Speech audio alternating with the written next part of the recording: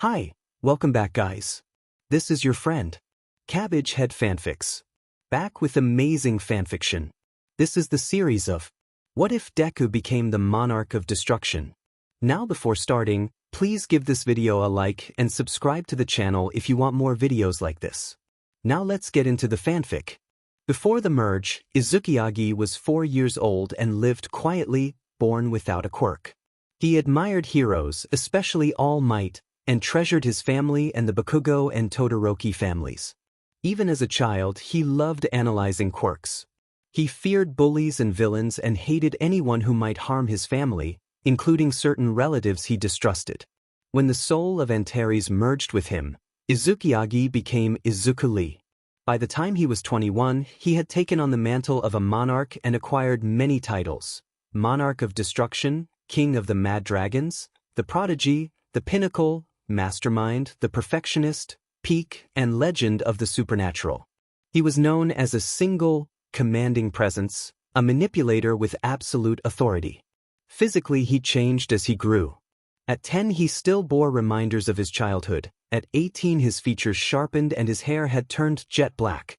By 21, he carried the bearing of someone both regal and dangerous, with a presence that made others take notice. Izuku cared deeply for his daughter, his grandfather, his newfound family and friends, and for those he saw as true heroes. He devoted himself to training, leadership of a dragon army, and running a company that supported his goals.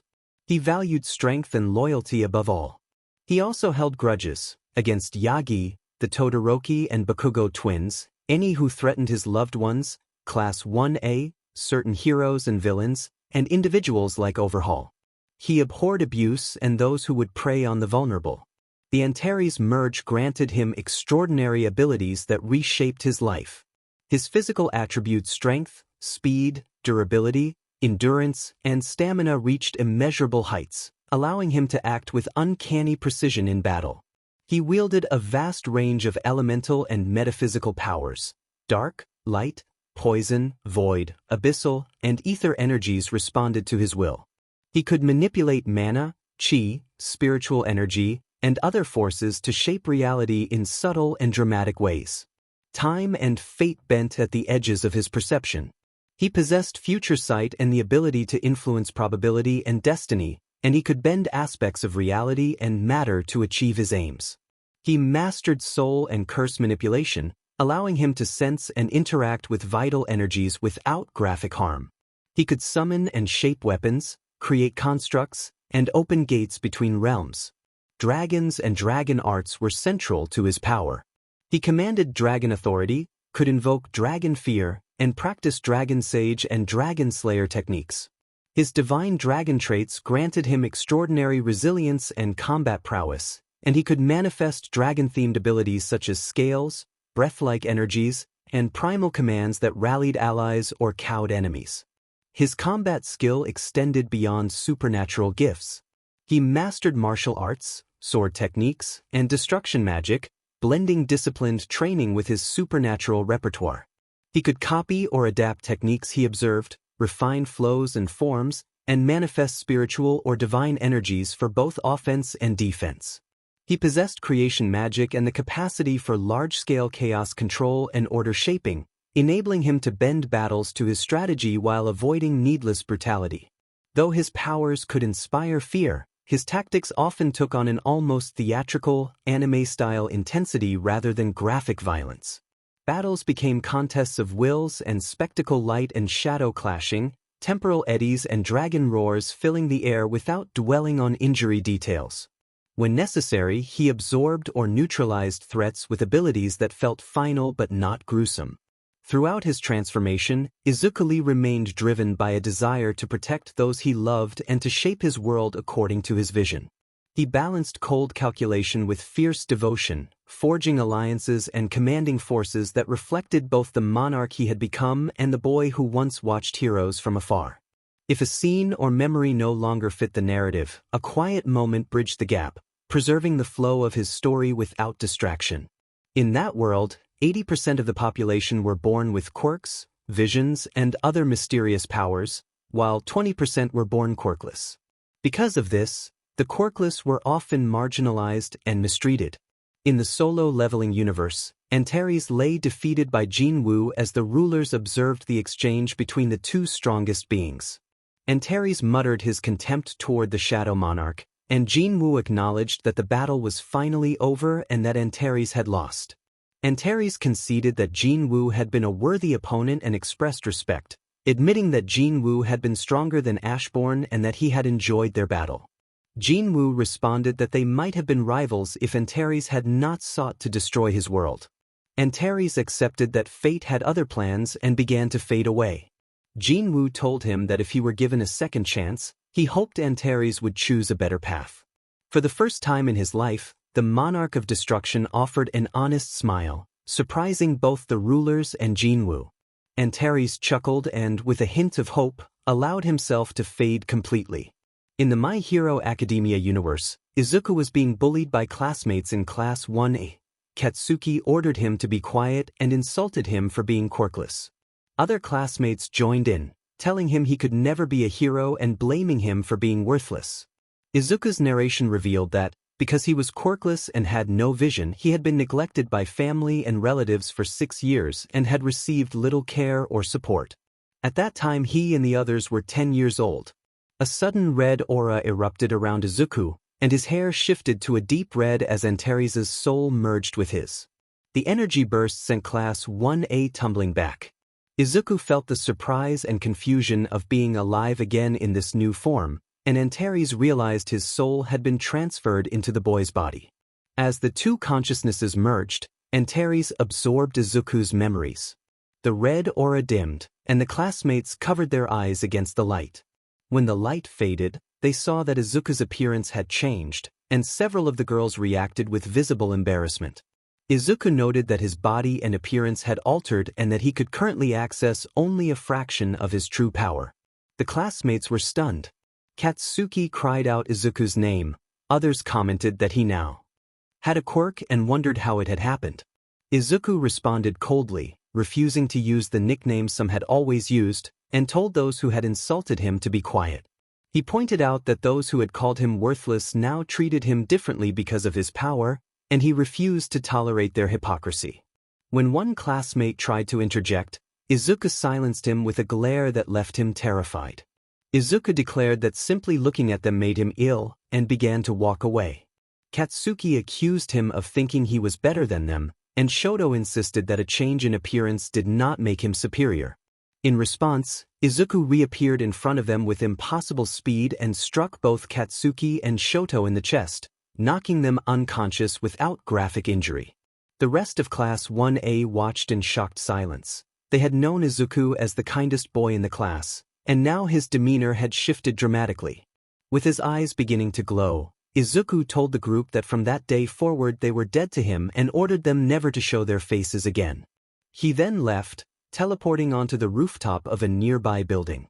From that height he surveyed the city, noting how beautiful it looked. He resolved to make the most of the second chance he had been given and to change the rotten society. He also realized that his new body could already contain a portion of his true power and considered starting his own company. As he explored his new life, a memory of a friend surfaced, a girl who had always supported him. He decided to visit her and soon arrived at her house. He examined the sizable home, then knocked at the door. A voice announced that someone was coming, and when the door opened, Rover looked up and immediately recognized him. Izuku confirmed that he was indeed Ryachan, the nickname he had given her, and the scene ended there. Narrator POV. Izuku arrived at Rover's house and stood on the doorstep. Rover was stunned by how much he had changed. She had expected the Izuku she remembered, but this Izuku looked older and more confident. Rover asked whether it was really him. Izuku confirmed that it was and noted that she must be surprised by his change. Rover remarked that he had been cute before but now looked more handsome. Izuku smiled and asked if he could come in. Rover stepped aside to welcome him. They entered to find Rover's parents in the living room. Izuku greeted them, and they were visibly shocked by his altered appearance. He explained that his looks had changed because he had unlocked his quirk. Later, Izuku and Rover went to her room. Rover asked whether his power was a quirk or something else. Izuku thought to himself that he could not reveal the full truth about being the king of dragons yet and that he would wait until they were older. He also recognized that, since merging with Izuku's body, he carried Izuku's memories and feelings, and he could see that Rover cared for him. Izuku then explained that his quirk was called Monarch and described its basic abilities. Rover listened in surprise and happiness, proud that Izuku had an extraordinary power. She told him she was glad and that she had always supported him. Izuku thanked her, remembering how much her support had meant.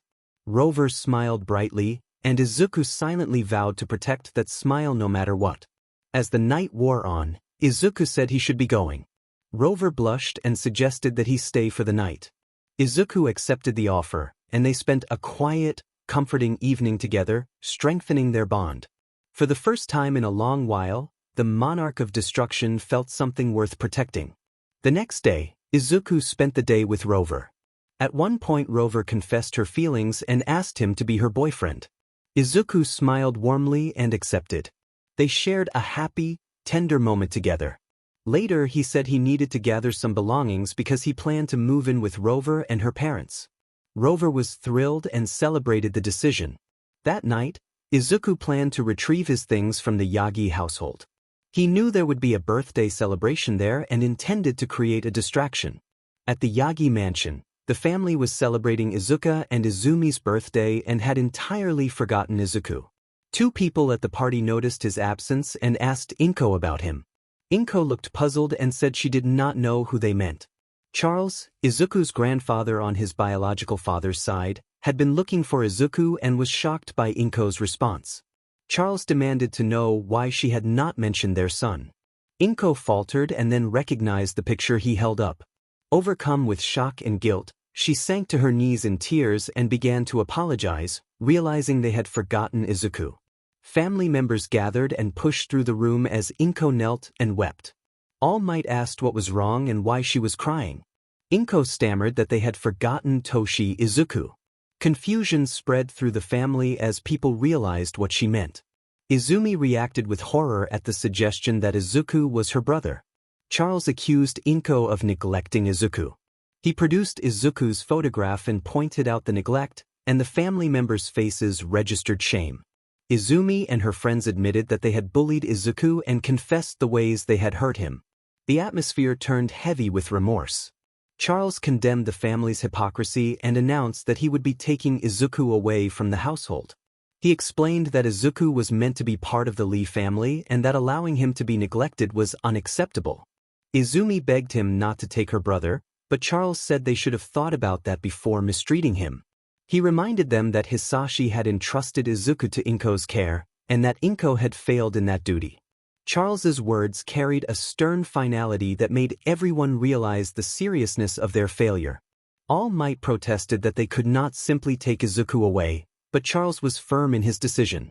Rei and others remained silent, and Izuma pleaded for mercy, admitting their wrongs and promising to change.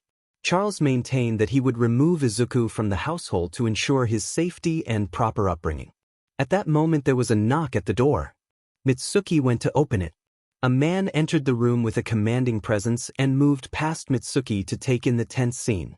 The room fell silent as Hisashi returned, radiating a dangerous, intimidating presence. Inko spoke his name shakily. Hisashi glared at Inko and demanded to know where his son was. Charles stepped forward and accused Inko of neglecting his grandson because he was quirkless, insisting that Izuku would not remain at the house any longer. Inko stumbled for words before Hisashi cut her off with a harsh command. Hisashi's aura tightened until the others felt compelled to bow their heads. He warned that he was restraining himself from lashing out and demanded to be told where his son was so he could leave. Inko told Izumi to fetch Izuku. Izumi went to his room and found no answer at the knock. When she opened the door, she was horrified by the scene and screamed. Everyone rushed upstairs and found the room stripped bare, only a mattress and some bandages left behind. Hisashi's anger flared as he stared at Inko and All Might. Hisashi demanded an explanation. Inko was too afraid to speak, and when All Might tried to intervene, Hisashi struck him hard enough to send him tumbling down the stairs. People hurried to help All Might while Hisashi and Charles made their way downstairs. Hisashi raged that his son had been missing and living like that for 10 years. Charles reminded Inko that he and Hisashi had regularly sent gifts and clothes for Izuku, and those things had apparently never reached the boy. Izumi stood frozen with fear as Hisashi accused her of giving away Izuku's things to another child. Enji urged Hisashi to calm down and warned that violence would only make things worse. Hisashi summoned a weapon surrounded by a purple aura and retorted, challenging Enji's threats, the atmosphere growing colder with each exchange. Hisashi warned that he would not hesitate to act and told everyone to be careful with their words. Shoka tried to defend her father, but Hisashi snapped at her, insisting the adults were talking. He declared that when he found Izuku, he would take him away from the house and he would never return. Inko protested that Izuku was her son, but Hisashi accused her of abandoning him when he needed a mother's love. He said he was certain she had failed to care for Izuku properly and that he had regretted letting her raise their son. The Class 1A girls rushed forward and pleaded with Hisashi not to take Izuku away. Hisashi rebuked them, saying they should have considered his son before participating in his bullying. Meanwhile, Izuku approached the Yagi mansion, sensing two powerful presences inside. He smirked and decided on a dramatic entrance. Suddenly the lights went out and footsteps echoed through the house as Izuku glided into the foyer with a confident, theatrical stride. Izumi and her friends froze in shock at his arrival, and Izuku surveyed the scene with a sharp glance toward Charles and Hisashi. He announced that they had visitors. Inko rushed forward to embrace Izuku, but he recoiled and stepped back, keeping his distance and speaking in a cool, controlled tone that made everyone take notice. He addressed Mitsuki and the others with a teasing comment about temper and choices, causing Mitsuki to flush and the adults to exchange uneasy looks. Izuku then turned his attention to the two men and asked who they were. Hisashi introduced himself as Hisashi Lee and declared that he was Izuku's father. Charles introduced himself as Izuku's grandfather. Izuku reacted with a mixture of relief and disbelief upon realizing that the man he had known as a father figure was not his biological father after all.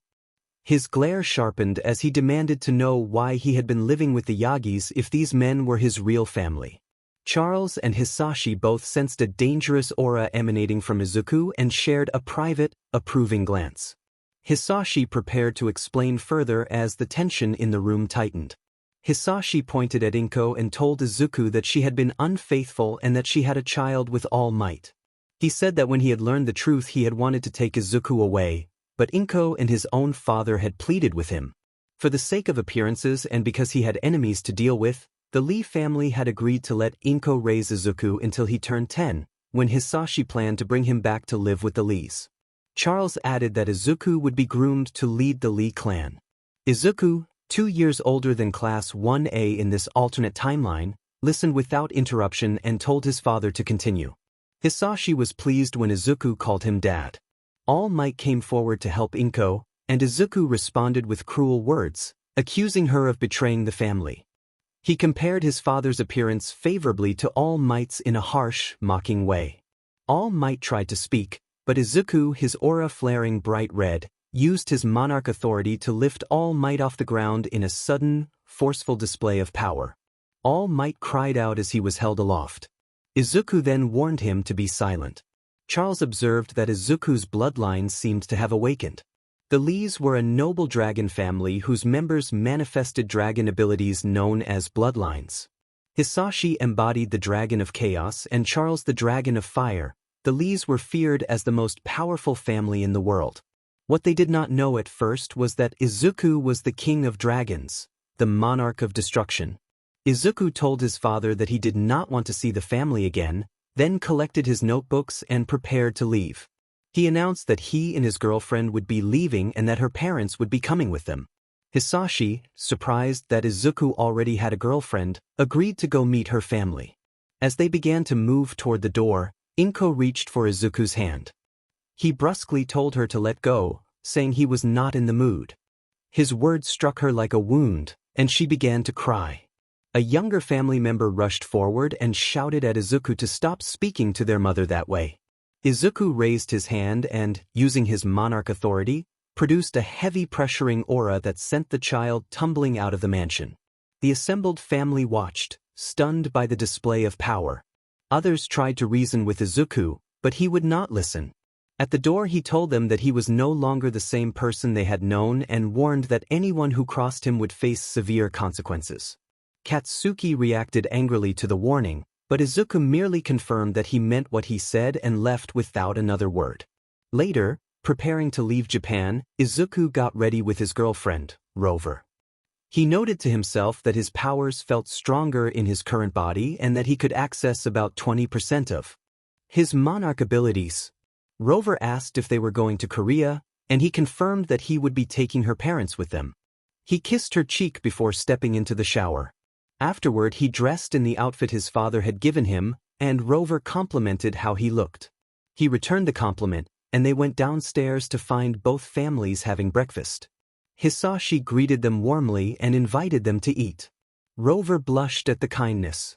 While they ate, Charles asked Izuku to explain his dragon abilities.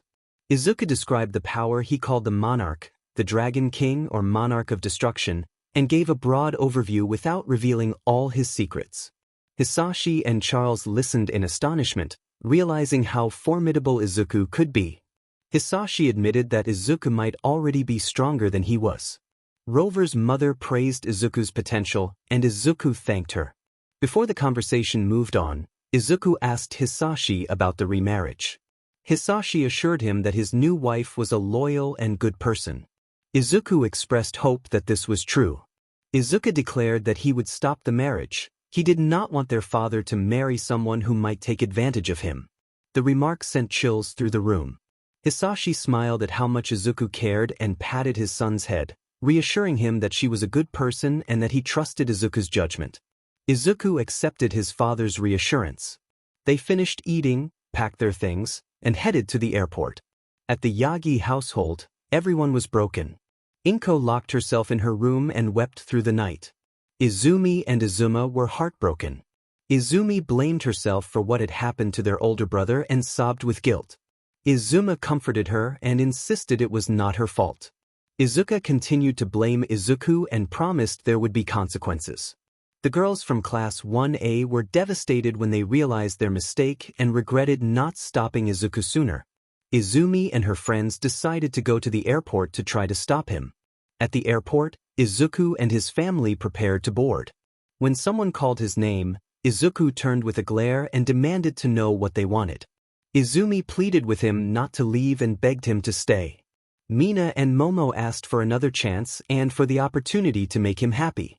Izuku refused, saying he would not give them another chance and that they were no longer part of his life.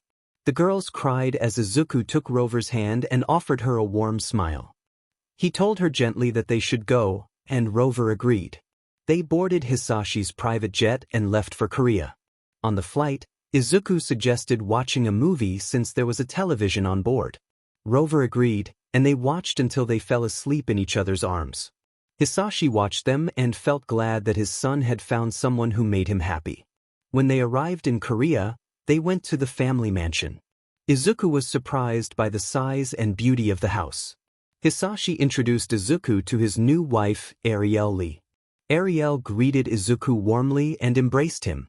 For the first time, Izuku felt the warmth of a mother's love and was moved to tears.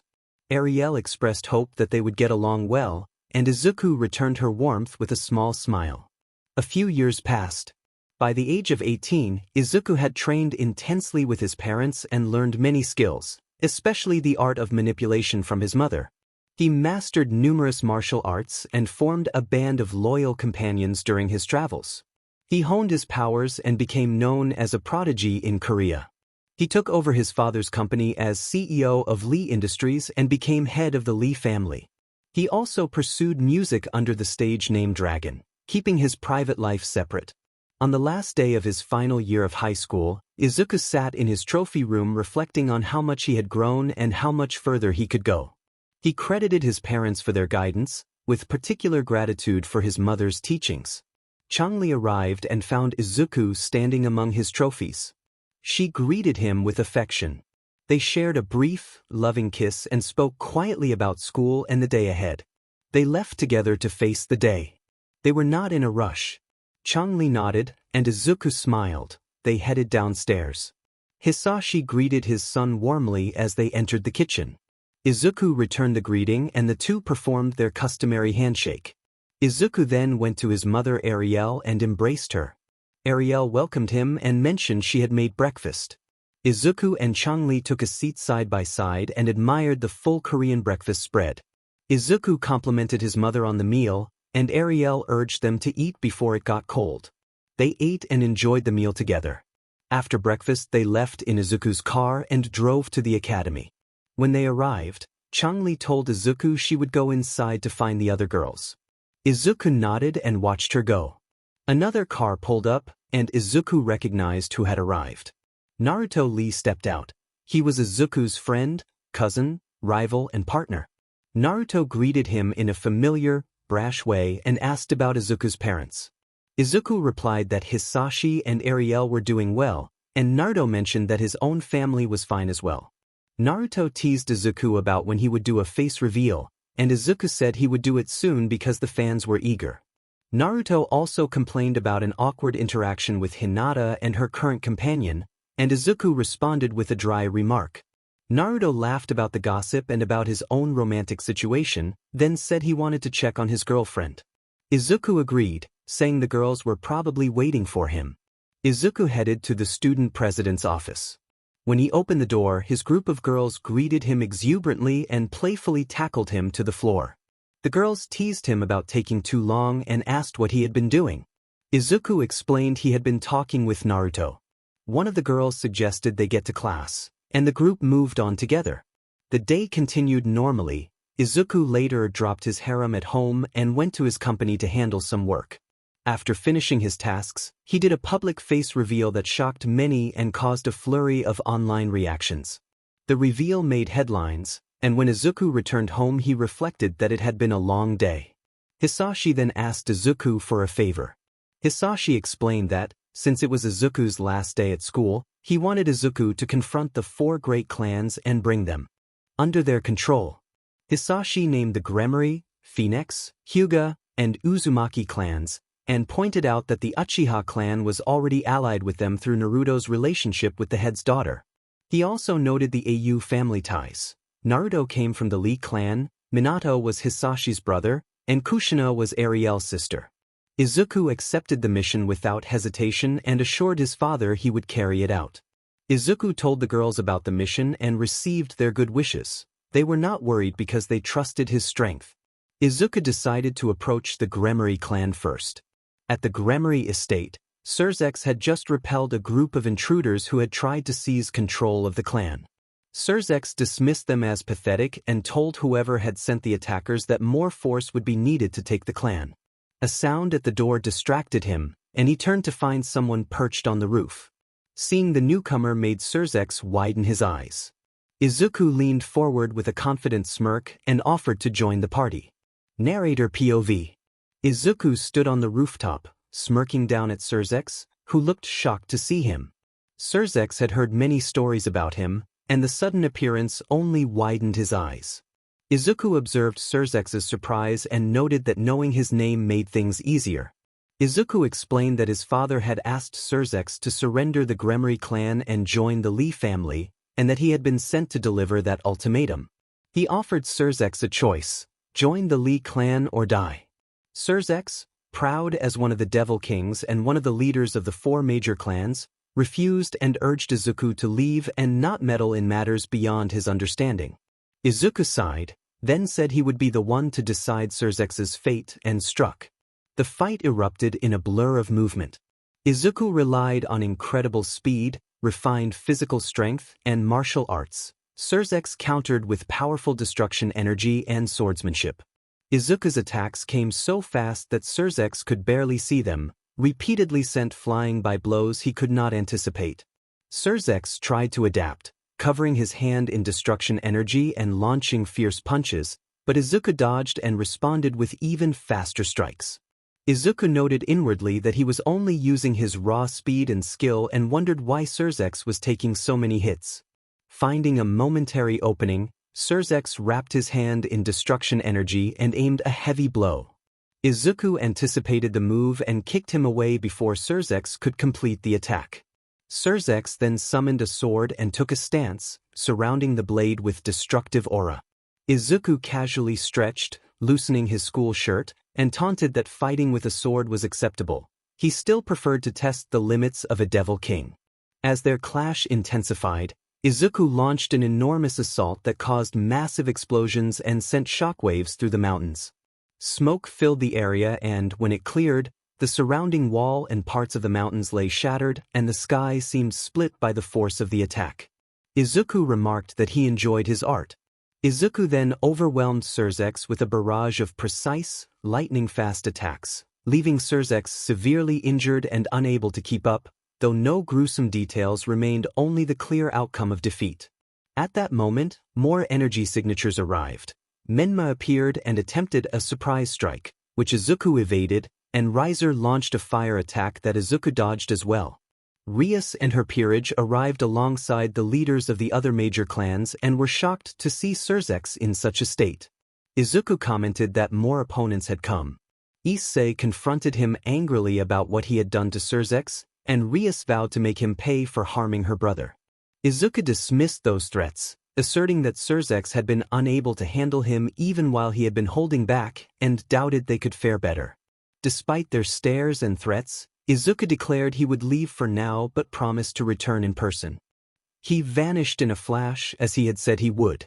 True to his word, Izuku went on to confront other Devil Kings and the Underworld's guards.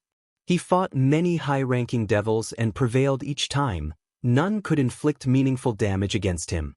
He looked over the fires he had set around the major clans' homes and allowed himself a small, satisfied smile, remarking that all of this could have been avoided if they had surrendered and joined the Lee family. Surzex lay on the floor, beaten and defeated. Izuku moved over him, taunting him and accusing him of being worse than his father. Izuku then announced that, before he left, he would take a reward. He took from Surzex a token of leadership and placed a binding seal upon him to prevent recovery. Izuku continued to the other major clans, defeated their leaders, and took a token from each, sealing their powers so they could not oppose him. The scene shifted to Menma, who lay on the ground after a one-sided fight and could not land a blow on Izuku. Izuku taunted him and reminded him that Naruto might have been better suited to challenge him. Menma accused Izuku of destroying his home. Izuku blamed him for inaction and, as with the others, took a token representing Menma's authority and sealed it away. Outside the Phoenix clan, Izuku leaned on his motorcycle after reducing the clan's base to ruins. He casually ate a sweet while watching an approaching army. He taunted the attackers as they charged, then moved through them with swift, stylized strikes. Each would-be challenger fell without scoring meaningful damage. That day Izuku swept through the underworld forces. Even ancient factions and legendary beings could not match him. He fought titans and otherworldly powers and emerged uninjured. Word spread. He had become known as the Peak, a one-man force who had achieved alone what others could not. His most infamous title became the Legend of the Supernatural. Later, Izuku sat atop the conquered battlefield with a smirk, already turning his sights to the next target. On another night, after finishing his campaign, Izuku headed toward Naruto's location. He found Naruto weary and battle-worn. Izuku noted that he had finished his work. Naruto confirmed that the enemies had been weak. Naruto possessed all his usual power and some additional abilities. Naruto asked what Izuku would do next. Izuku explained that with the major clans under their control, they would serve the Lee clan, and he planned to return home to see his companions. Naruto said he would do the same and likely head back to his partner. The two cousins exchanged a handshake and parted ways. Izuku detoured to the still smoldering remnants of the Phoenix clan's home to make certain the work was complete. Inside he found Riser, exhausted and wounded. Izuku reminded him that his home had been destroyed and said he had spared Riser's family so that Riser might live another day. Izuku mocked Riser's earlier boasts of strength, then, as he had done with the others, stripped Riser of his former status and left him unable to resume his role as a leader. Returning home, Izuku entered the living room where his parents, Hisashi and Ariel, sat.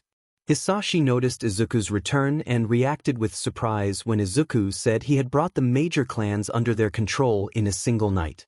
Ariel expressed pride in her son's accomplishments and kissed his forehead. Izuku smiled and told his parents he would go see his companions upstairs.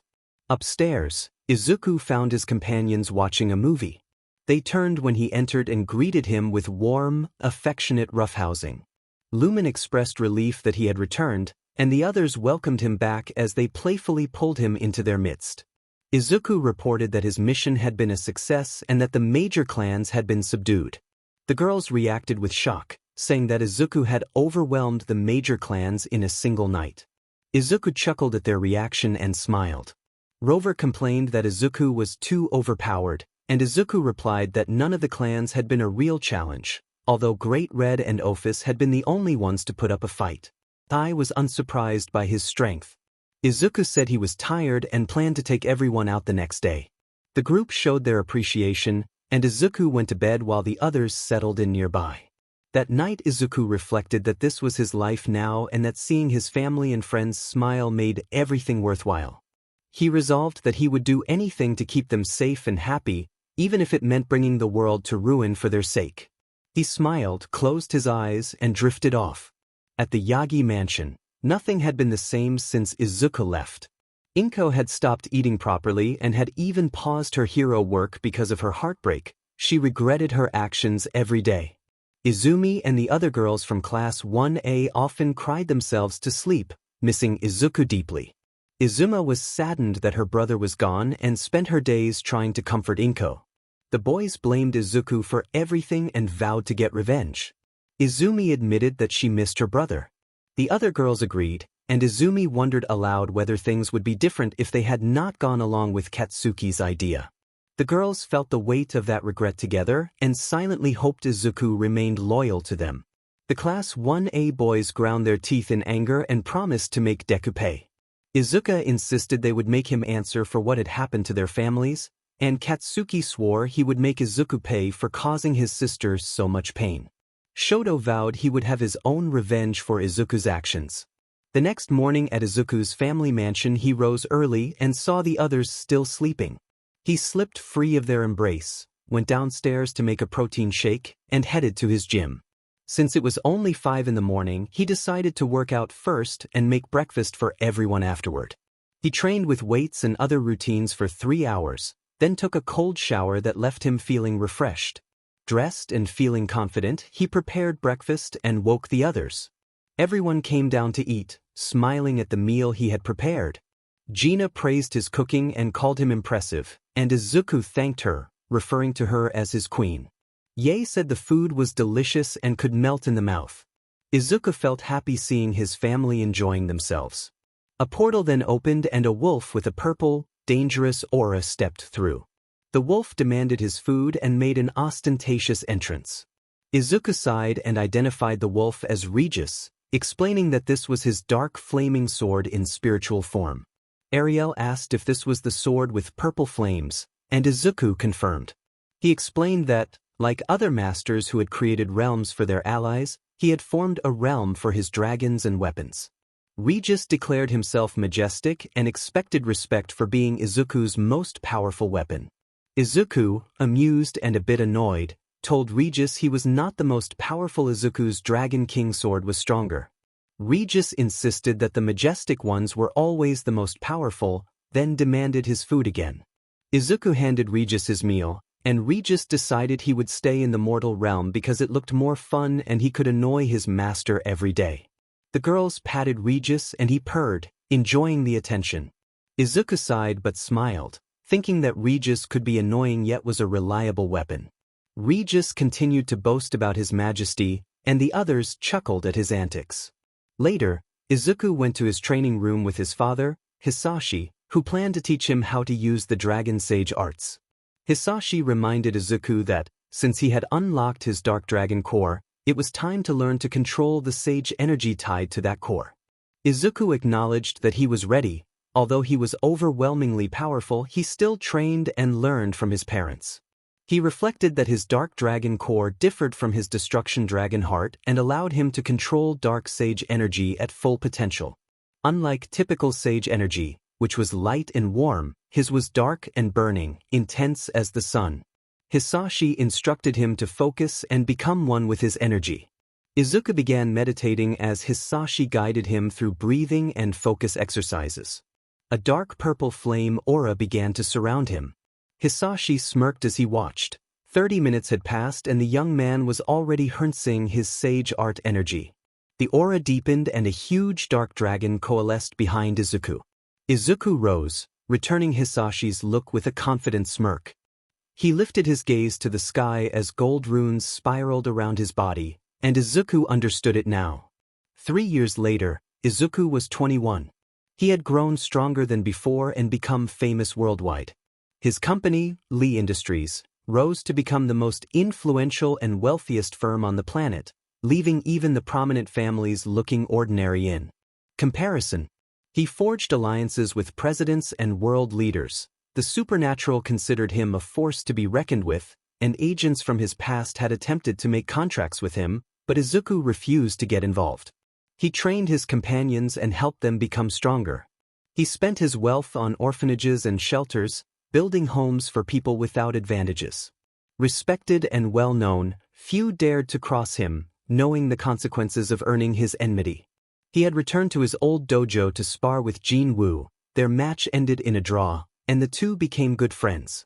Jin Woo had introduced Izuku to his family, and the two men kept in regular contact. One morning, after a refreshing shower, Izuku stood before the mirror. His red hair still framed his face, but he wondered about changing it. Regis, a small familiar who often accompanied him, popped his head up from Izuku's shoulder and suggested that he try pink. Izuku laughed and said he was not afraid to experiment. He decided to dye his hair pink. When he finished, he examined his reflection. Regis was momentarily speechless at how striking Izuku looked. Regis commented that a smile from him could make many hearts flutter. Izuku smiled at his own reflection, pleased with the new look, and wondered how everyone would react. Downstairs, the household was finishing breakfast and wondering where Izuku had gone. Arlecchino asked if anyone knew his whereabouts. Stella recalled that he mentioned taking a shower. Ariel suggested that Castor Ice check on him because the food was getting cold. Castor Ice moved to look for him, but Izuku announced his presence before she reached him. The girls turned and blushed when they saw Izuku's new hair. Their astonished expressions made his father, Hisashi, momentarily speechless. Ariel laughed and complimented the transformation, noting that he had another glow-up. Hisashi could not believe Izuku appeared even more regal than before. Regis and Hisashi both remarked that Izuku now possessed a charm that could captivate anyone with a single smile. Izuku sat in the center of the table between Arashikigel and Castor Ice. Arashikigel leaned against his shoulder in an affectionate, familial way, and the other girls responded with playful pouts. He reassured them that he would take them on dates when his schedule allowed. The girls brightened at the promise. Izuku gave each of them a quick, affectionate kiss on the forehead before they began breakfast together. After the family meal, Izuku prepared to go to the office to complete paperwork and attend a meeting. He kissed the girls again, then left for the garage and took one of his cars to the company. At the office, employees lined up to greet their boss. The female staff blushed at his new appearance. Izuku greeted everyone warmly and his assistant handed him the schedule for the day. The assistant explained that Izuku needed to complete some paperwork and had a meeting in an hour. Izuku nodded and began the paperwork, finishing quickly. Before the meeting, a message appeared from Stella. She asked if he was finished and said that she and the other girls missed him. They were bored at home.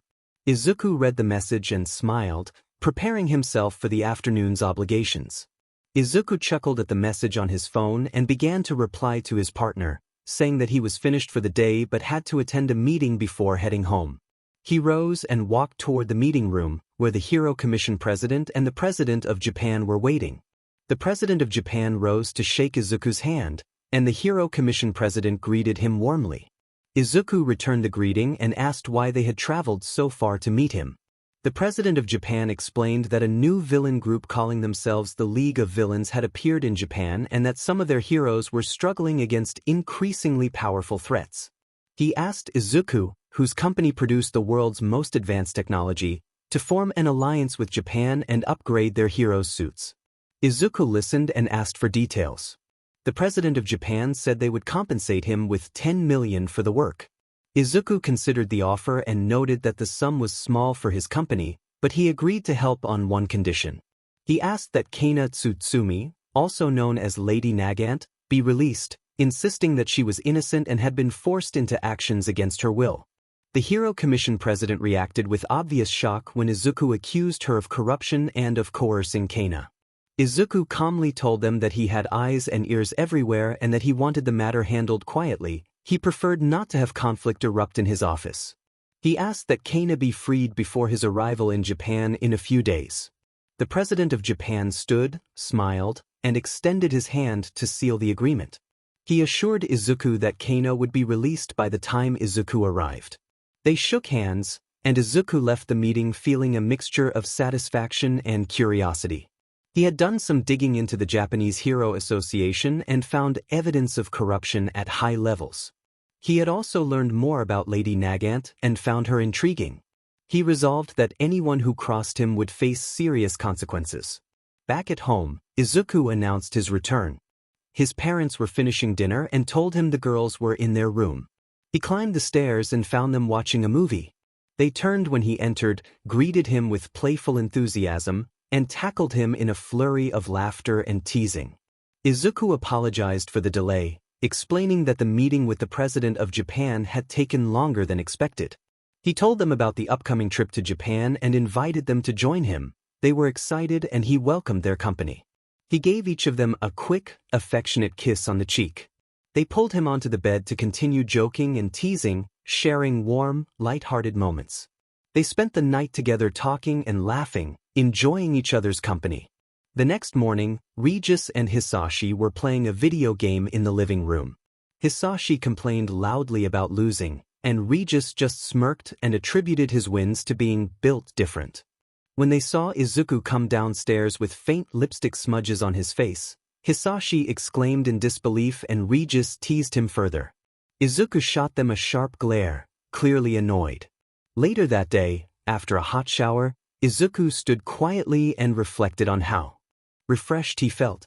His conditioning and discipline training had given him a physique that made it easier to draw in and absorb mana, strengthening him in ways that made him feel more capable and prepared for what was coming.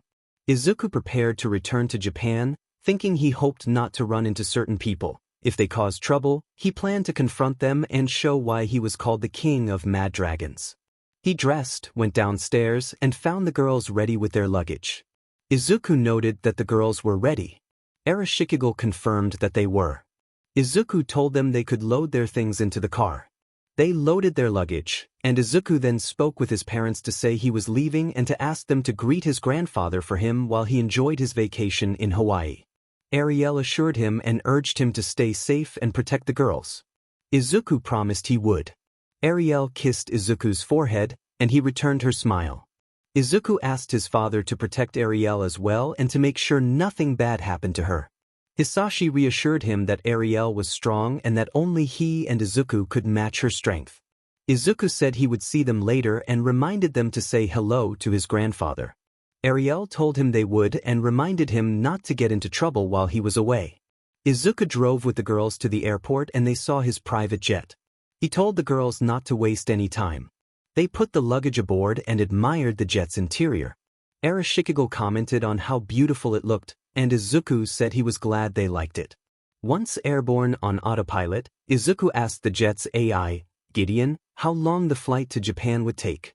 Gideon reported that it would be about 4 hours thanks to the jet speed. Izuku, who was very wealthy and whose company specialized in technology, had created his own AI. With 4 hours to spare, Izuku asked the girls what they wanted to do. They asked him to sing, saying his voice was amazing and that they had missed hearing him. Izuku agreed and retrieved a guitar from the storage compartment. He smiled at the girls and began to play, performing one of his hits, Fly Up. The song left the group quiet and moved. After Izuku finished singing, he chuckled softly and noted that the song still affected the girls. Rover affirmed that the song was emotional, and Gina praised his singing. Izuku returned the compliment and offered to sing something livelier, and the girls cheered. He laughed at their reaction and began performing a few more songs for them. The scene shifted to Japan, where Lady Nagant was unexpectedly released from prison. She was confused and asked why she was being freed, reminding the officials that she had been accused of killing the previous Hero Commission president. The president of Japan and the head of the Hero Commission entered the room. The head commissioner explained that their investigation had revealed the circumstances surrounding the president's death and that they were acting at the request of an important individual arriving in Japan that day. Kiana protested that she had many lives on her conscience, but the commissioner said that some of her actions had been committed under coercion and that the requesting individual believed in second chances. When Kiana asked who had intervened, the commissioner revealed the name Izuku Lee, a billionaire, K-pop star, and CEO of Lee Industries, known worldwide for his wealth and influence. Kiana received this news in stunned silence. Back in Japan, Izuku and his companions disembarked from their private jet into a crowd of reporters and fans. Izuku looked surprised by the turnout and realized he had posted his arrival earlier, which explained the attention. He put on a mask, told his companions they should go, and led them through the fans while his admirers called his name. His group responded with protective glares that quieted the crowd. At UA High, the students in Class 1A reacted to the news that Dragon, a famous singer and Izuku's stage persona, was in Japan. Jair became ecstatic at the idea of getting his autograph, and Momo and Mina recognized him as a well-known entertainer. The students compared looks and fame in light-hearted banter. Denki boasted about his own charm until he saw a photo of Izuku and fell silent. The girls in the classroom blushed at the sight of Izuku's image, and even the boys admitted that Izuku had an imposing presence. Mineta sighed, wishing he had more confidence. Uraraka found herself daydreaming about the possibility of meeting someone so accomplished. The narrator commented wryly on the students' fantasies, and the scene moved on. Izuku and his companions arrived at his mansion. Artoria and Gina admired the estate, and Izuku invited everyone inside because he had a meeting with the president to attend. The domestic staff greeted them warmly. The butler Alfred welcomed Izuku, reported that his daughter was a big fan, and said she would meet Izuku when she returned from being out with friends. Izuku asked Alfred to show the companions to their rooms while he went to his meeting, then gave each of his companions a brief, affectionate embrace and told them he would return soon. Izuku wandered through his garage, admiring his collection of cars before choosing one with an appealing design. He drove to the Hero Commission building and took in the grandeur of the place before heading inside. He encountered Hawks in the lobby. Hawks confirmed that Izuku was indeed Izuku Lee and offered to escort him to meet the Madam President. As they walked, Hawks asked what brought Izuku to Japan. Izuku explained that he had made an arrangement with the Hero Commission to update hero suits and provide technological support, since the commission had struggled with some recent threats. Hawks realized that Izuku was the one who had requested Lady Nagant's release, and they continued toward the meeting. Izuku admitted that he had done it, and Nagant asked if anyone had a problem with that. Izuku then glared at Hawks, and Hawks felt the atmosphere shift. He swallowed and fell silent. They stopped at Lady Nagant's office. Hawks indicated that this was the place and began to step away, unsettled by what he had just experienced. He thought to himself that the intensity had felt like being preyed upon by a dragon. When Hawks had met Izuku's glare, he had seen a predator. Izuku's body trembled with a fierce energy, and Hawks perceived, in his imagination, Izuku as a dragon about to strike. The moment left Hawks shaken. Izuku entered the office and found the president having tea, with Lady Nagant standing quietly in a corner. Izuku thought that Lady Nagant looked more beautiful in person. The president rose and greeted him warmly, extending his hand and calling him Mr. Lee. Izuku accepted the greeting and introduced himself as Izuku, noting that the president had fulfilled his request. The president asked when Izuku could begin designing hero suits. Izuku explained that since the entrance exams for UA were in 10 months, he would be going there and would bring his tech designer to take the students' measurements. The president agreed and said he would inform Nizu immediately. He glanced toward Lady Nagant with a smile. She blushed. Izuku told Lady Nagant that she was free to go. Before she left, she asked why he had freed her, reminding him that she had killed many people and carried their blood on her hands. She said people called her a monster. Izuku told her that she was not a monster and that he believed everyone deserved a second chance, with a few exceptions. He said he believed she deserved that chance and should not dwell on the past. He acknowledged that while she had harmed others, she had been forced, and he still believed she had a heroic heart. Lady Nagant began to cry. No one had called her a hero in a long time. Izuku smiled warmly and pulled her into a comforting hug, telling her it was all right to let it out. After several minutes she calmed down, and Izuku asked if she felt better. She nodded. Izuku then told the president that he would be taking his leave and that it had been a pleasure doing business. The president returned the courtesy. Before departing, Izuku issued a firm warning to the president that if anyone ever tried to harm Kana, he would ensure they would never be able to do it again and that he would see justice served. Later, Izuku drove Kana back to his mansion. He told her that she would be living with him and several close companions who all cared for one another. Kana reacted with surprise and a blush, and Izuku noticed and smiled to himself. She drifted off to sleep in the car, and Izuku quietly put his jacket over her shoulders to keep her warm. When they arrived at the mansion, Kana was struck by how beautiful the house was. Izuku introduced her to everyone inside, and she was treated with kindness and care. Alfred, however, looked worried. Izuku asked what was wrong, and Alfred, breathing heavily, explained that Mary had not returned and had been gone all day. She should have been back by now. Izuku asked Alfred for a picture of Mary and promised to find her. Seeing the photograph, Izuku noted how beautiful Mary was and reassured Alfred that he would find her. He then vanished from the mansion and reappeared atop a nearby building. He activated his Emperor Eyes and his Dragon Senses, summoning his absolute vision so he could scan the city. Two giant golden eyes formed in the sky as his vision swept the streets. The gaze fell on a warehouse where Mary was being held, bound to a chair and watched by several guards. Izuku marked the location and disappeared, arriving on the warehouse roof. From above, he observed the scene and considered why Mary had been kidnapped. Inside the warehouse, Mary began to come to after being knocked out. A man in charge greeted her and addressed her as a young woman, while Mary, groggy and disoriented, tried to understand where she was and who was speaking. A man introduced himself as a mafia boss while several men confronted Mary. Mary asked what he wanted. The boss responded with a cold smirk. Izuku, watching everything through absolute vision, lowered his gaze toward the warehouse and released his aura. The pressure of that aura chilled everyone to the bone. As the guards who had emerged asked who he was, Izuku declared that he would be their end. He opened a portal, produced a sword from his inventory, cloaked it in destructive energy, and struck in a single, decisive attack that overwhelmed the guards and left the area clear. The scene shifted back to the classroom confrontation. Izuku glared at the faces around him, his eyes glowing with a dangerous light. He made it clear that he was not in the mood for games. Izumi asked if he was really her older brother.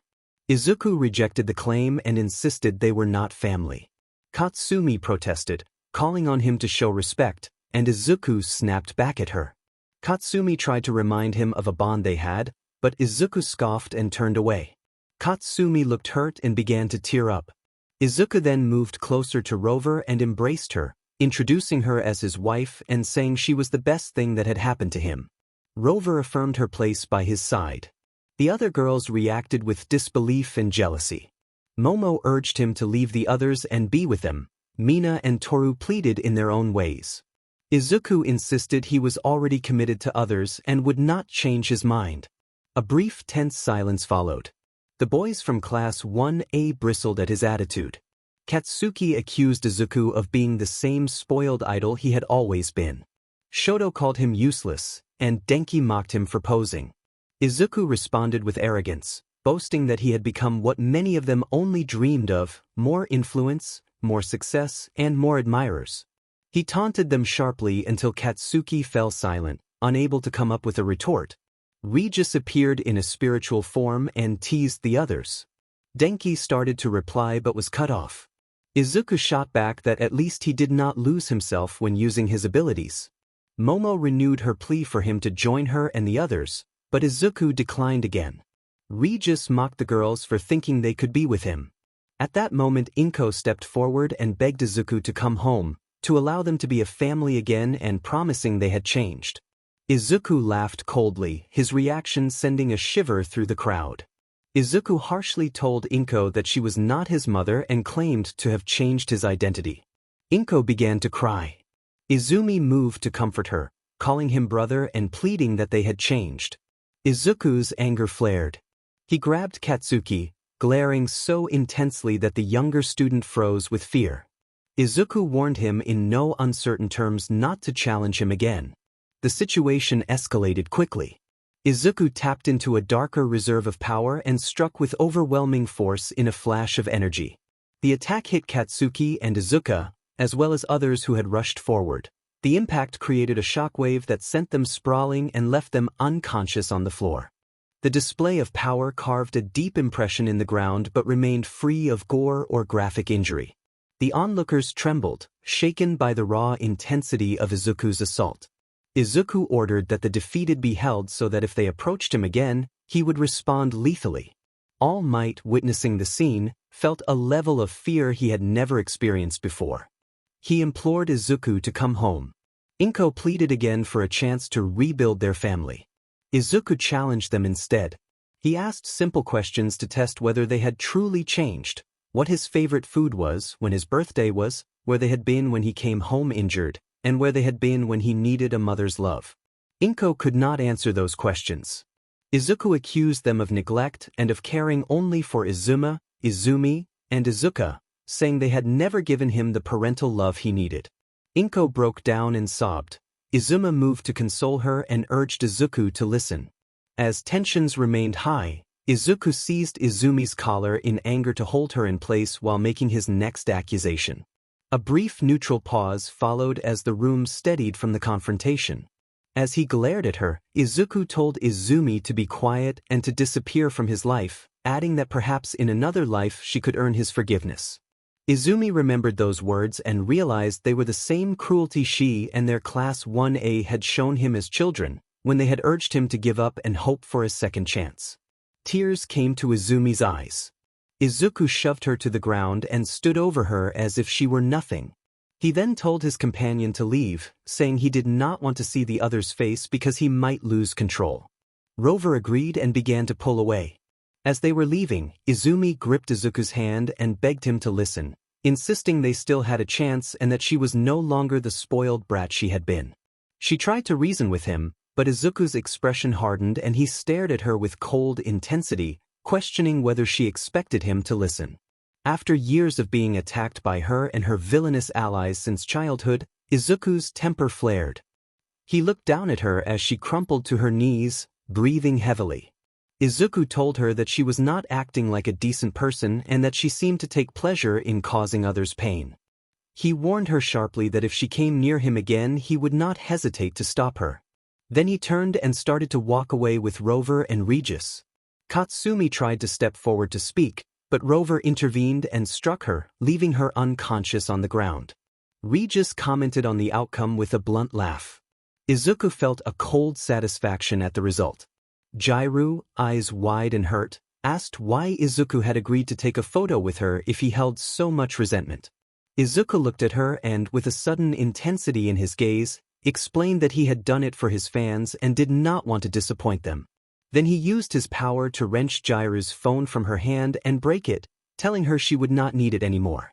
Jairu began to cry. Mina moved as if to retaliate, but Izuku shoved her hand away forcefully, leaving her shaken. Uraraka recoiled in shock and demanded to know how he could treat another like that. Izuku dismissed her protest and said he treated everyone the same. He believed in equality and did not make exceptions. Before leaving, Izuku's expression darkened and an unsettling aura surrounded him.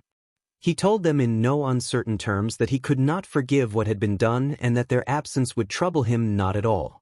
Then he left with Regis and Rover. The girls broke down, each struggling to process what they had just witnessed. Izumi admitted quietly that they had made a terrible mistake and feared he would never forgive them. Momo said he didn't seem to care about them at all. Katsumi murmured a plea to Izuku. Jiru whispered that it felt like so much hatred had built up between them. Izuma wondered what had happened to change Izuku into someone so distant. Across the school, the boys of Class 1A grumbled among themselves about Deku and talked about showing him his place, their voices full of resentment. Later, the girls learned more about the confrontation from Rover, who explained that Izuku had nearly lost control and that he had been extremely dangerous. They worried that others had been trying to get close to him, and the tense conversation turned to concern over how to handle the situation. At home, Izuku came out of the kitchen eating an apple and greeted the others warmly, exchanging friendly embraces and smiles. He told them he was going to take a bath at the hot springs and asked if anyone wanted to join. They agreed. They went to the hot springs and later returned. That evening, Gina suggested watching a movie. Izuku agreed and said he would change into pajamas while the others set up for movie night. He put on a white bathrobe and his phone rang. The caller was Naruto. Naruto checked in and asked how Izuku was doing and how things were in Japan. Izuku described the earlier confrontation and how close he had been to losing control. Naruto mentioned that someone named Hinata kept trying to reconcile with him, and Izuku teased him about it. Naruto said he would be coming to Korea soon after finishing his work and told Izuku that he had dealt with a troublemaker named Riser by removing him from the situation. Izuku agreed that they could not tolerate weakness among their ranks. Naruto also mentioned hearing about a new group in Japan led by a person known as All for One, someone who could steal and transfer quirks. Izuku said that sounded intriguing. The call ended with Naruto confirming he would see Izuku in a few days. After hanging up, Izuku spun his phone in his hand and smiled at the thought of meeting this new leader. Later, with the group settled, Izuku and Regis relaxed in the living room on a day off while the others were out shopping. Regina picked up the remote and began searching for a movie, and Izuku scrolled until he found Black Panther. Regis expressed enthusiasm for the film, saying the character Killmonger had been a favorite. Izuku agreed and offered to make popcorn before they started the movie. Regis agreed to bring snacks. Izuku sighed, went to the kitchen to get snacks and drinks, then returned to the living room, and he and Regis began to watch a movie. The girls returned from shopping carrying bags. Lumen announced that they were back. Izuku stood to greet them warmly, kissed them affectionately, and asked how their shopping had gone. EI reported that it had gone well and that they had bought many clothes, including some custom pieces made for him. Izuku thanked her. Zani asked what he and Regis had been doing. Izuku explained that they had been watching a movie on Netflix. Ereshkigal asked which film. Izuku said it had been Black Panther and praised it. Gina and Artoria agreed with his assessment. The girls discussed what they wanted to do now that they were home, and Arlecchino suggested single dates so each of them could enjoy time individually. Izuku agreed. The group teased him playfully until he excused himself to get dressed, and the girls giggled at his reaction. They all enjoyed the light-hearted moment together and then prepared for their outings. Izuku took each girl on dates to restaurants, carnivals, and festivals. They had fun and romantic evenings, he sang to them, and he spoiled them with thoughtful gifts. The narrative now focuses on Zani's date with Izuku. Izuku dressed in his finest clothes. Stella admired his appearance, Arlecchino joked that it should be illegal to be that handsome, and Kira complimented how well he carried himself.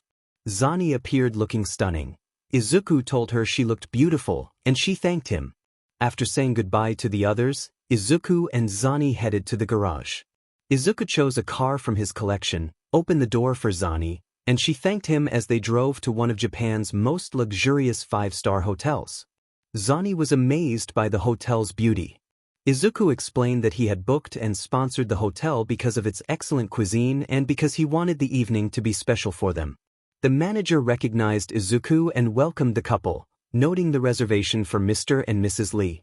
Izuku followed the manager to a beautifully arranged, romantic table and praised the presentation. The manager thanked them and presented the menu. Izuku pulled out the chair for Zani. She smiled and thanked him. They ordered their meal and enjoyed each other's company, talking and laughing as they dined. Izuku felt happy to see Zani smiling and quietly resolved to do his best to keep her that way and to protect her from anyone who tried to hurt her. Izuku reflected that Zani had been bullied as a child and called a monster for her horns and tail, but he had never treated her differently. Instead, he had told her she was beautiful as she was and treated her with kindness and care, always standing up for her when needed. Later, Izuku noticed a piano and walked over. Several patrons reacted enthusiastically to his presence, calling out and cheering. He invited Zani to the small stage. The nearby guests were curious about her. Izuku kissed her hand and smiled as she sat beside him. He explained that, since he had sung for the other girls on their dates, he had prepared a song for her as well, one he had written called Just the Way You Are.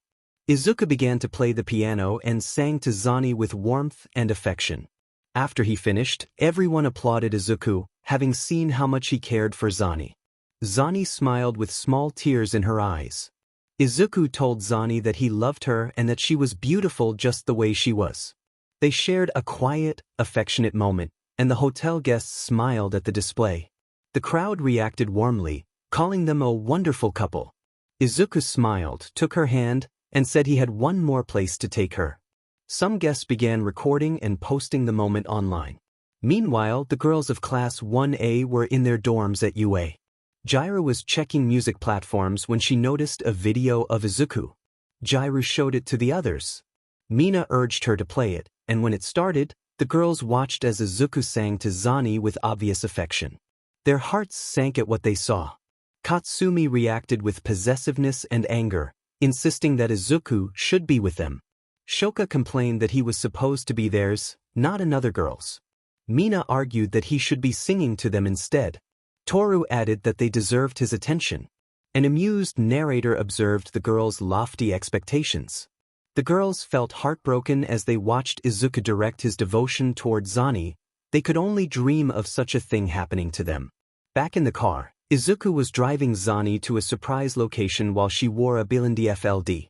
Zani asked where they were going, and Izuku assured her it was a surprise. When they arrived, he removed her BLND FLD. Zani exclaimed at the beauty of the view and thanked him for sharing the place. Izuku explained that he came there often to work on his music because it was peaceful. Zani expressed gratitude, and Izuku told her that he thought there was something even more beautiful. Zani blushed at his compliment. Izuku pulled her close and told her that he loved her and that she was the best thing that had happened to him. Zani returned the sentiment and said she was glad he had come into their lives and had changed them for the better. They shared a quiet, affectionate moment together. They watched the stars over the peaceful view. Izuku reflected that he was glad he had been given a second chance. Once driven by thoughts of destruction and chaos, he felt he finally had a purpose, to protect the people he loved. He thought of Jin Woo's words about finding a purpose and true happiness.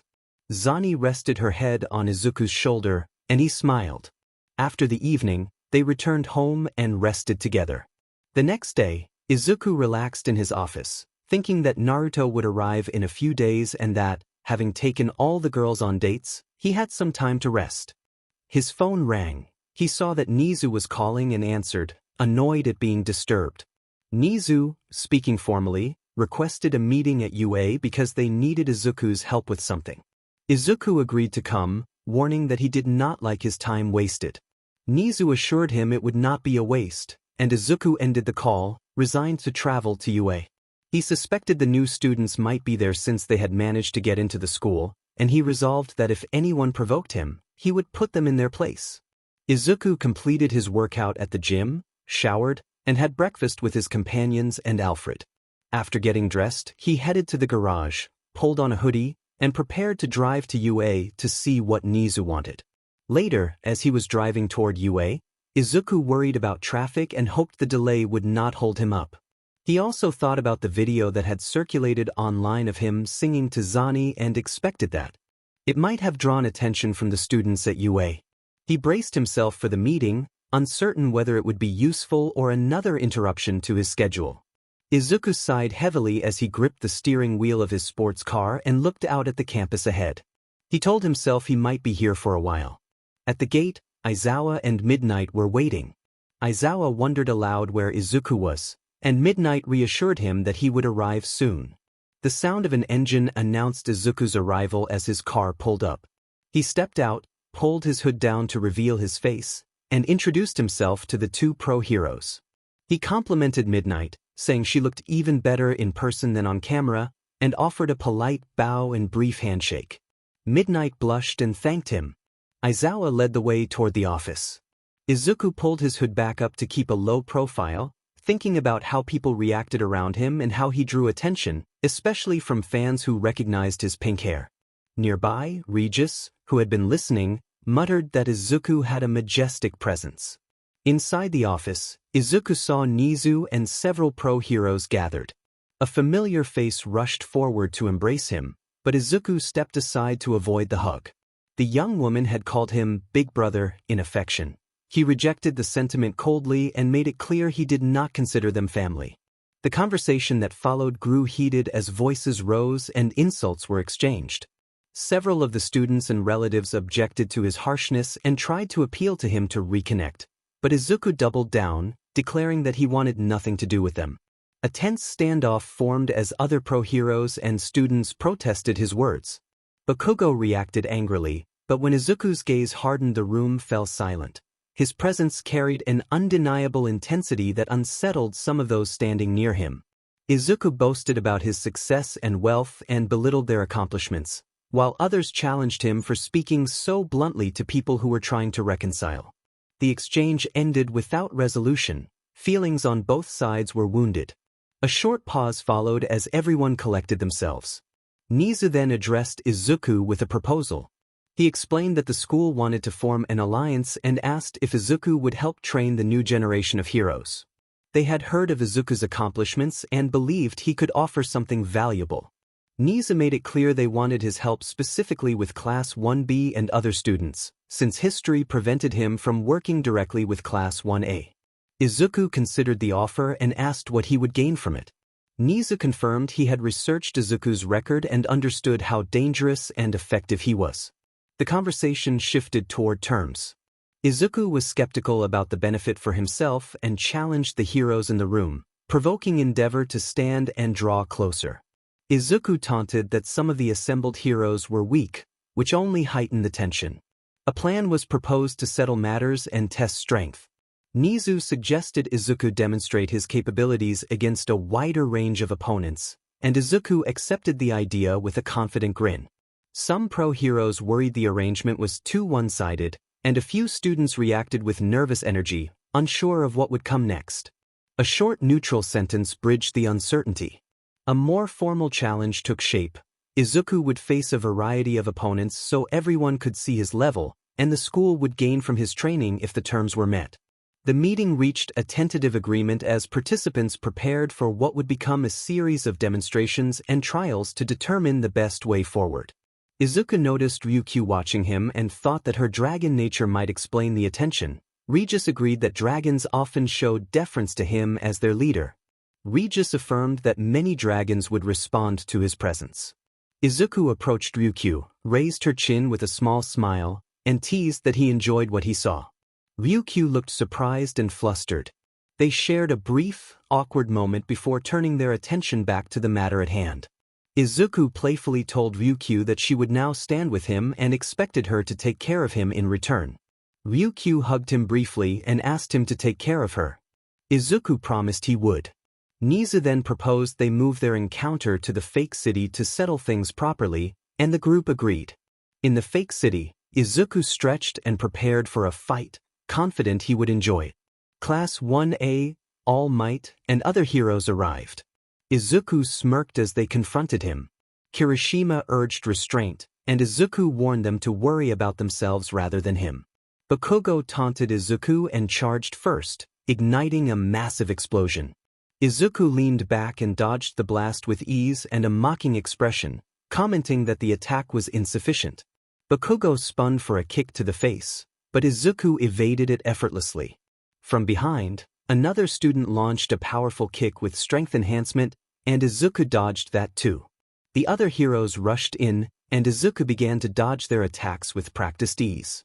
All Might tried to land a punch, but Izuku moved faster than expected and delivered a swift kick that sent him skidding back. Izuku taunted that their efforts were weak compared to his strength. He then followed with a decisive strike that left All Might coughing and reeling. Mirko stepped forward and challenged him. Izuku accepted, parrying and countering with precise strikes. Mirko staggered and was forced to back away. Endeavor ordered Mirko to reposition, then unleashed a powerful flame attack. Izuku stood his ground and absorbed the force of the blast. When the smoke cleared, he remained standing, and Endeavor was visibly shaken to see his most powerful attack had not stopped him. Izuku mocked the display of power and announced that it was time to get a little more serious. Before Bakugo could finish his retort, Izuku appeared directly in front of him and kicked him hard, sending Bakugo flying. Izuku then slammed another opponent to the ground, leaving him dazed. Mina launched an acid attack that Izuku dodged. He sent her tumbling into a nearby wall. Aizawa moved in and attempted a kick, but Izuku avoided it and countered, leaving Aizawa staggering. All Might rushed in again, but an invisible barrier intercepted his punch and halted him mid-strike. Izuku followed with a rapid combination that sent All Might airborne. Inko approached and tried to use her abilities to intervene, but Izuku pushed past her and knocked her down. She was out of the fight and unconscious. He then moved behind Ryukyu, struck her in a way that rendered her unconscious, and quietly carried her back to the observation area before reappearing to confront Bakugo again, slamming Bakugo down and leaving him out cold. One by one, the pro heroes and students who had attacked rushed in and were met with quick, efficient counters. Izuku used hand-to-hand techniques and martial skill to neutralize opponents without graphic injury. They were rendered unconscious or incapacitated, not described in detail. When the dust settled, only his past adversary and Endeavor remained standing, both breathing heavily.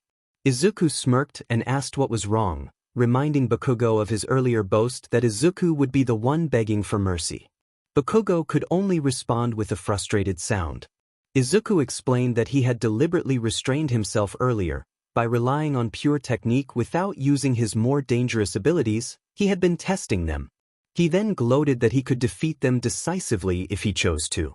Izuku readied himself to escalate the confrontation further, preparing to demonstrate just how far he would go to achieve his aims and to prove his superiority, and the scene ended with the tension hanging in the air as everyone braced for what he would do next. Narrator POV. Izuku stared into memories of his past with a grin, thinking aloud that he would enjoy defeating them. Katsuki snapped back angrily, insisting they would show Izuku he was weak. Izuku released a surge of aura that forced the others to their knees, trembling, and his eyes glowed red with cold dominance. He coldly told Katsuki that he could only speak when permitted, then vanished and reappeared behind him, grabbing him by the collar and lifting him up while promising to show him his place. Regis cheered him on, urging him to make Katsuki feel broken like a villain from a dark tale. Izuku approved of the idea without hesitation. Izuku covered his leg in mana and struck Katsuki with a powerful knee to the back, forcing him to cry out in pain. He slammed Katsuki to the ground and knocked him into a wall. Katsumi watched in horror and cried out that the man was her brother, but Izuku dismissed her, saying the man was not his brother and naming Naruto Lee as his true friend and rival. Ida protested that Izuku's behavior was not heroic, but Izuku moved faster than Ida could follow, kicking him into the air, appearing behind him to seize his collar, and slamming him down. He unleashed a rapid flurry of strikes and slammed Ida into a wall repeatedly, using relentless combos and driving the attack forward until Ida could barely stand. Turning to Izuku, Izuku grabbed his face and smirked that he was next. All Might tried to intervene, but Regis intercepted with a sudden, brutal strike that wounded All Might and left him staggering in pain. Izuku praised Regis for the move. Izuku struggled against Izuku's grip but could not break free. Izuku insisted that he was going to make him pay. Inko used her quirk to shove Izuku into a building, forcing him to release Izuku and creating distance between them. Izuku emerged from the rubble, dusted himself off, and coldly commended Inko for saving her son. Inko begged him to stop and pleaded that none of this needed to happen. Izuku stepped forward and ordered her to be quiet, claiming that distance only mattered in a fight between equals and that such distance meant nothing between them. The rest of Class 1A rushed at Izuku with their quirks activated, determined to make him pay for what he had done to Ida and Katsuki. Kirishima and Denki launched a combined assault backed by the girls of the class. Izuku regarded the approach as pathetic, then channeled mana into his hand until a dark, dangerous aura flared and dragon-like scales formed around his fist.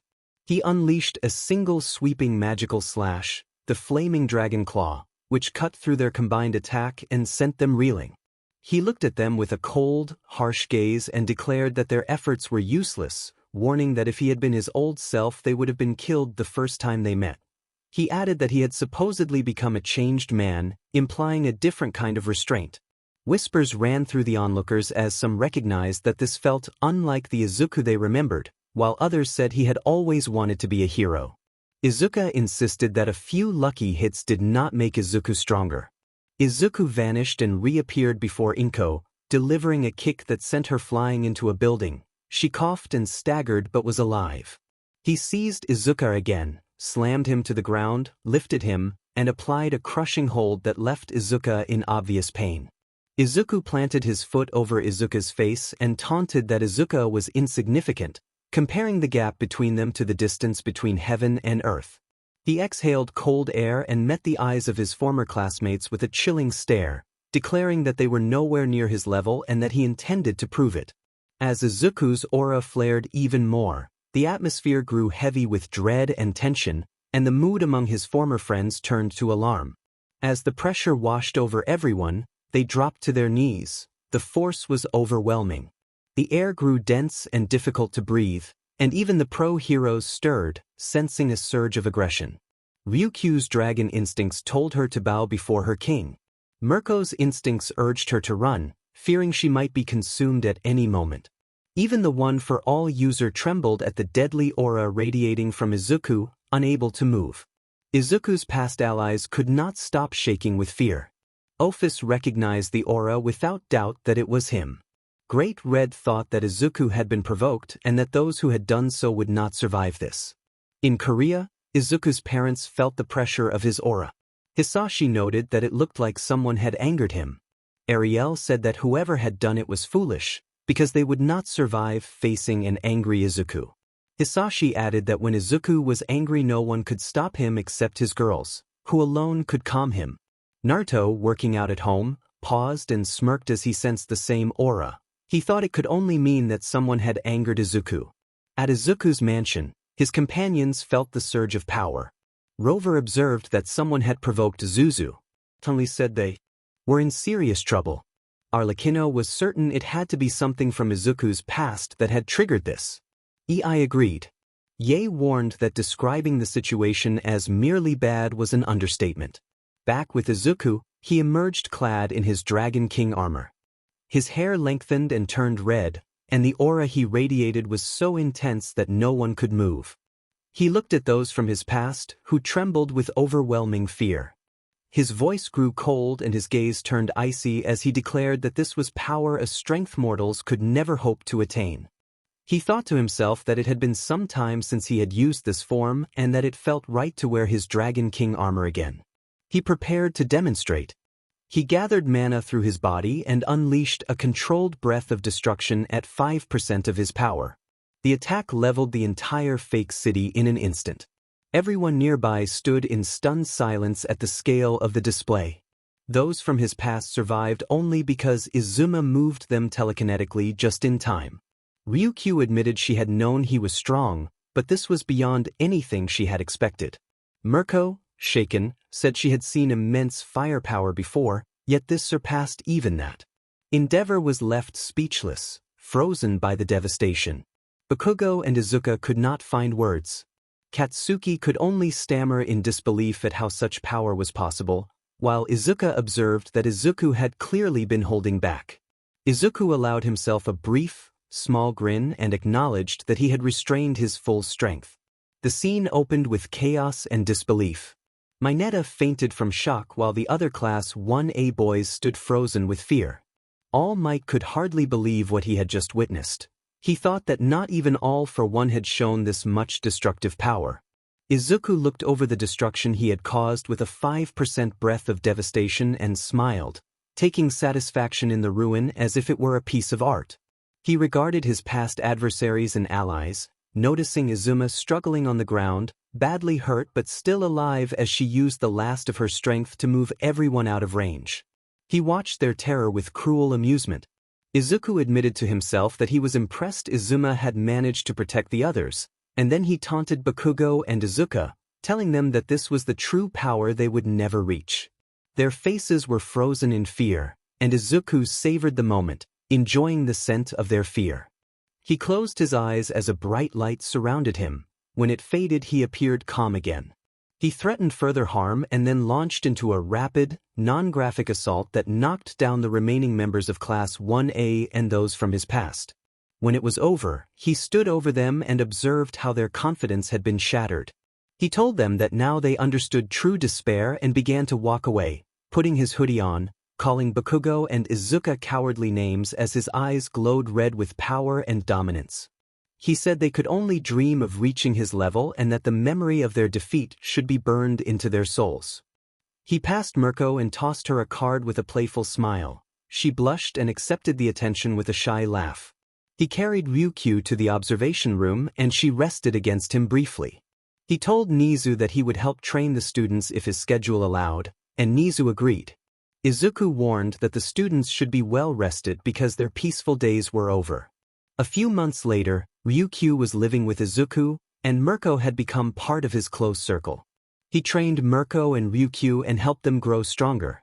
The scene opened with Izuku in the gym, pushing through a long workout, nearly 1,000 push-ups followed by heavy lifting and sit-ups, keeping at it for 3 hours.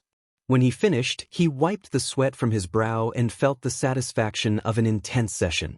Alfred entered and informed Izuku that the others had made breakfast and were waiting. Izuku said he would join after a shower. His phone rang. Naruto was on the line and said he had arrived in Japan and hoped Izuku could pick him and Kiyomi up at the airport. Izuku agreed and promised to be there shortly. After a cold shower and a quick change, he dressed and headed downstairs. At breakfast, the household greeted him cheerfully. Ryukyu asked for a morning kiss, and Izuku laughed and gave her a quick, affectionate peck on the forehead that made her smile. Mirko settled close to him and leaned against him. Izuku teased her gently and called her cute, which made her protest with a small, good-natured huff. They began to enjoy the simple meal together, sharing quiet conversation and comfort before the day's plans. The group discussed plans for the day. Ryuko explained that she and Mirko would be going to UA for a meeting.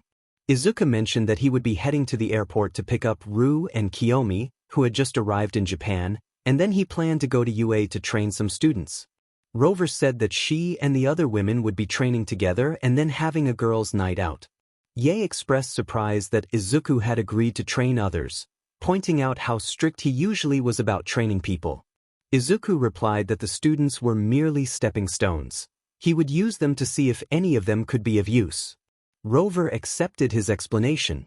Izuku added that he had allowed someone to gather information about him on purpose, knowing that person would eventually ask for his help, and that he would use the situation to his advantage.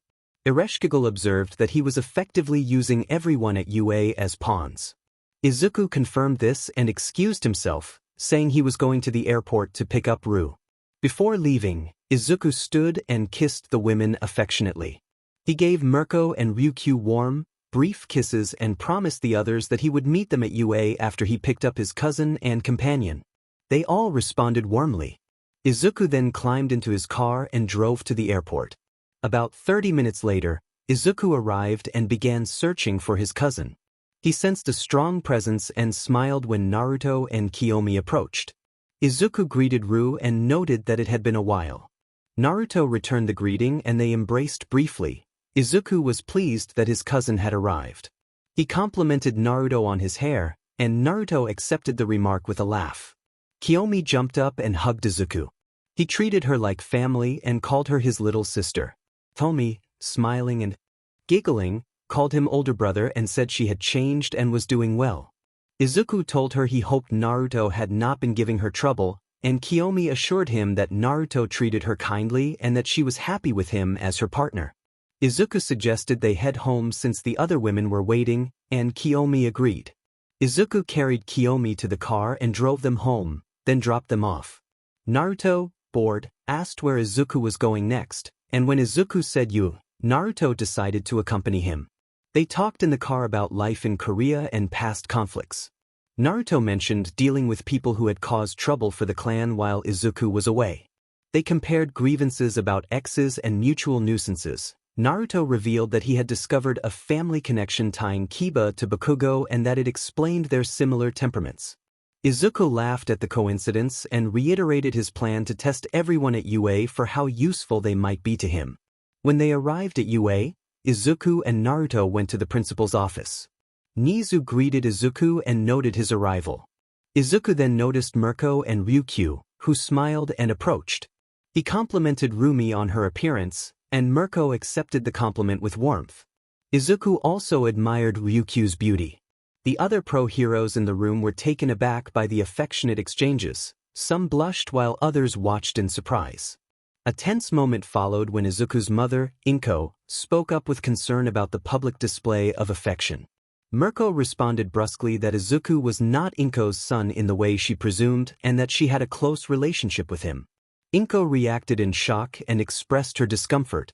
Izuku's expression hardened and he spoke sharply, telling Inko to stop interfering in his personal life. His tone was much harsher than usual, and Inko recoiled. All Might intervened, admonishing Izuku for speaking to his mother that way. Naruto stepped forward defensively and explained that Inko was not his mother and clarified his own family ties. Izuku coldly stated that his priority was his own peace and that he would not be swayed by others' expectations, making it clear that he did not feel obliged to meet everyone's demands. Mirko reacted with surprise at the intensity of the exchange. Inko began to cry at Izuku's indifference. The situation escalated when All Might, angered by Izuku's words, rushed forward and threw a punch in the heat of the moment. The movement was swift and dramatic, like a scene from an intense action sequence. Naruto stepped in to block the blow, standing between the two and preventing physical harm. The confrontation left the room buzzing with tension as everyone processed what had just happened. Naruto sneered that All Might was pathetic and not worthy of being called the symbol of peace. He gathered destructive energy in his hand and landed a decisive strike that forced All Might to stumble and revert to his weakened, skinny form, leaving everyone in stunned silence. Hawks noted the shock that came over the crowd at how quickly All Might had been taken down. Naruto mocked All Might as insignificant. All Might collapsed, returning to his ordinary appearance. The onlookers' eyes widened in surprise at how suddenly the fight had ended. Hawks commented on the speed and force of the attack. Naruto continued to belittle the fallen hero. Izuku agreed with the assessment and made a dismissive remark about the spectacle. Naruto agreed that All Might's behavior had been nothing compared to the show of power. Nizu explained that Izuku would be teaching the Big Four and Class 1B, and that Fuyumi would be joining UA as a third year, becoming part of the Big Three, so the top group would now be the Big Four. Izuku asked who the class teacher would be. Vlad King introduced himself as the class teacher. Izuku noted that his cousin would be helping and said he would decide if the students were worth his time. He nodded to Izuku and led the group to Class 1B. As they entered, Vlad King called for attention and announced that 2 people would be training the students and helping them improve their quirks and hand-to-hand combat.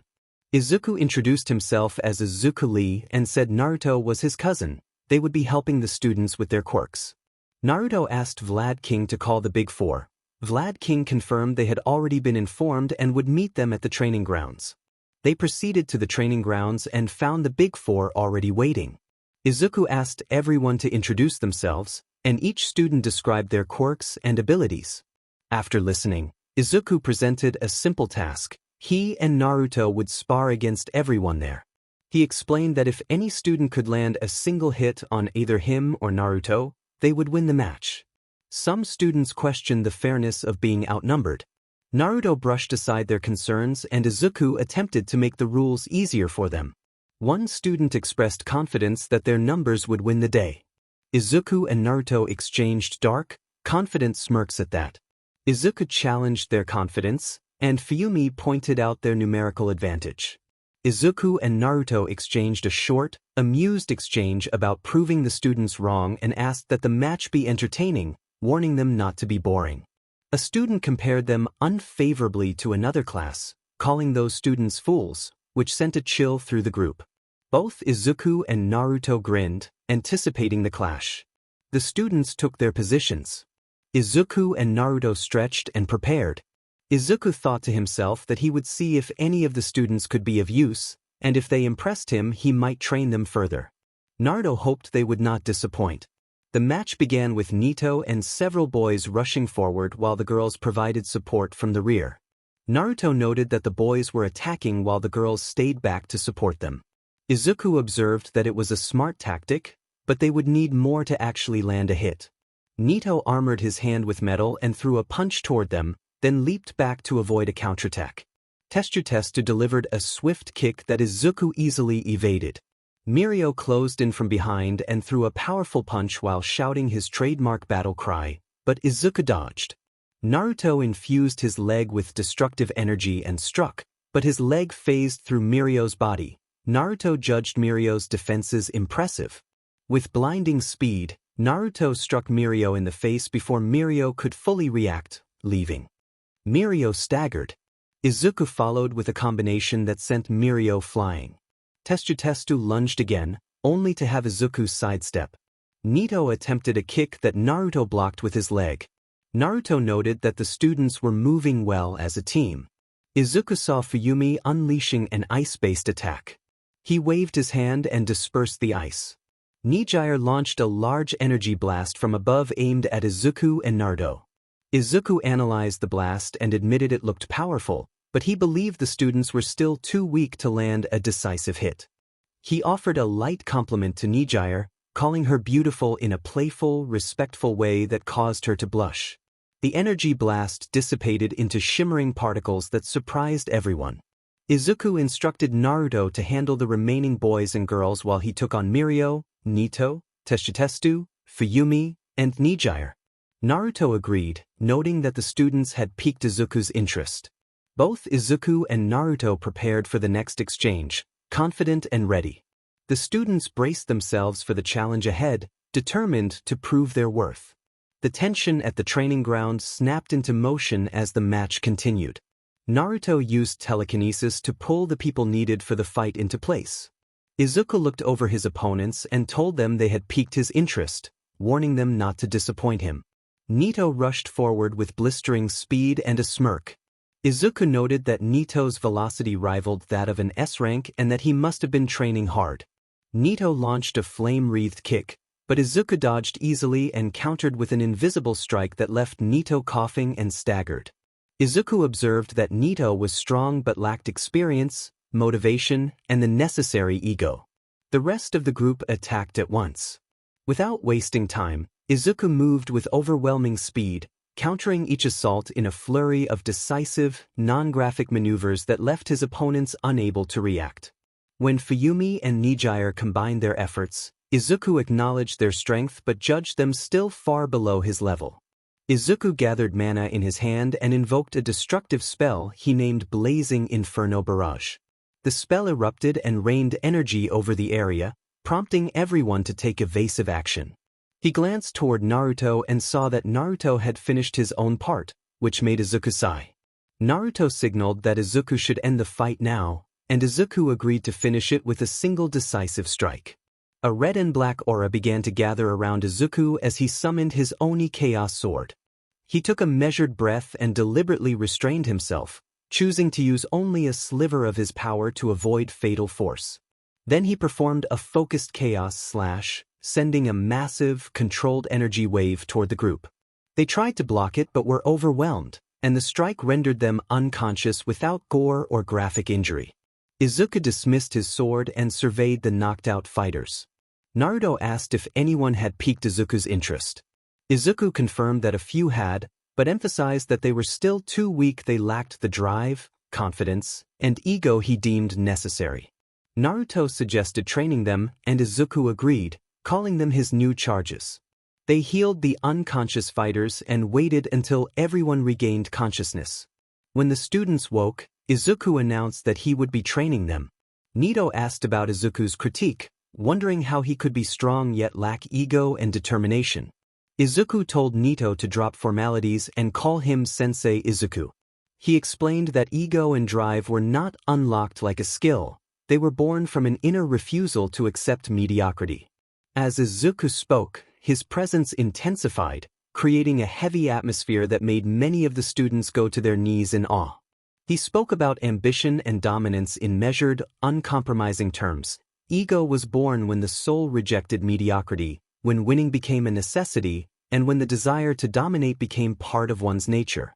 He contrasted that with the more conventional ideal of fighting to protect others, stating that he and Naruto fought to assert their dominance and claim the top for themselves, with each pushing the other as rival monarchs. He declared that he had resolved never to bow to anyone and that his pride and honor demanded relentless pursuit of the top. His words echoed through the group and left them shaken, then electrified.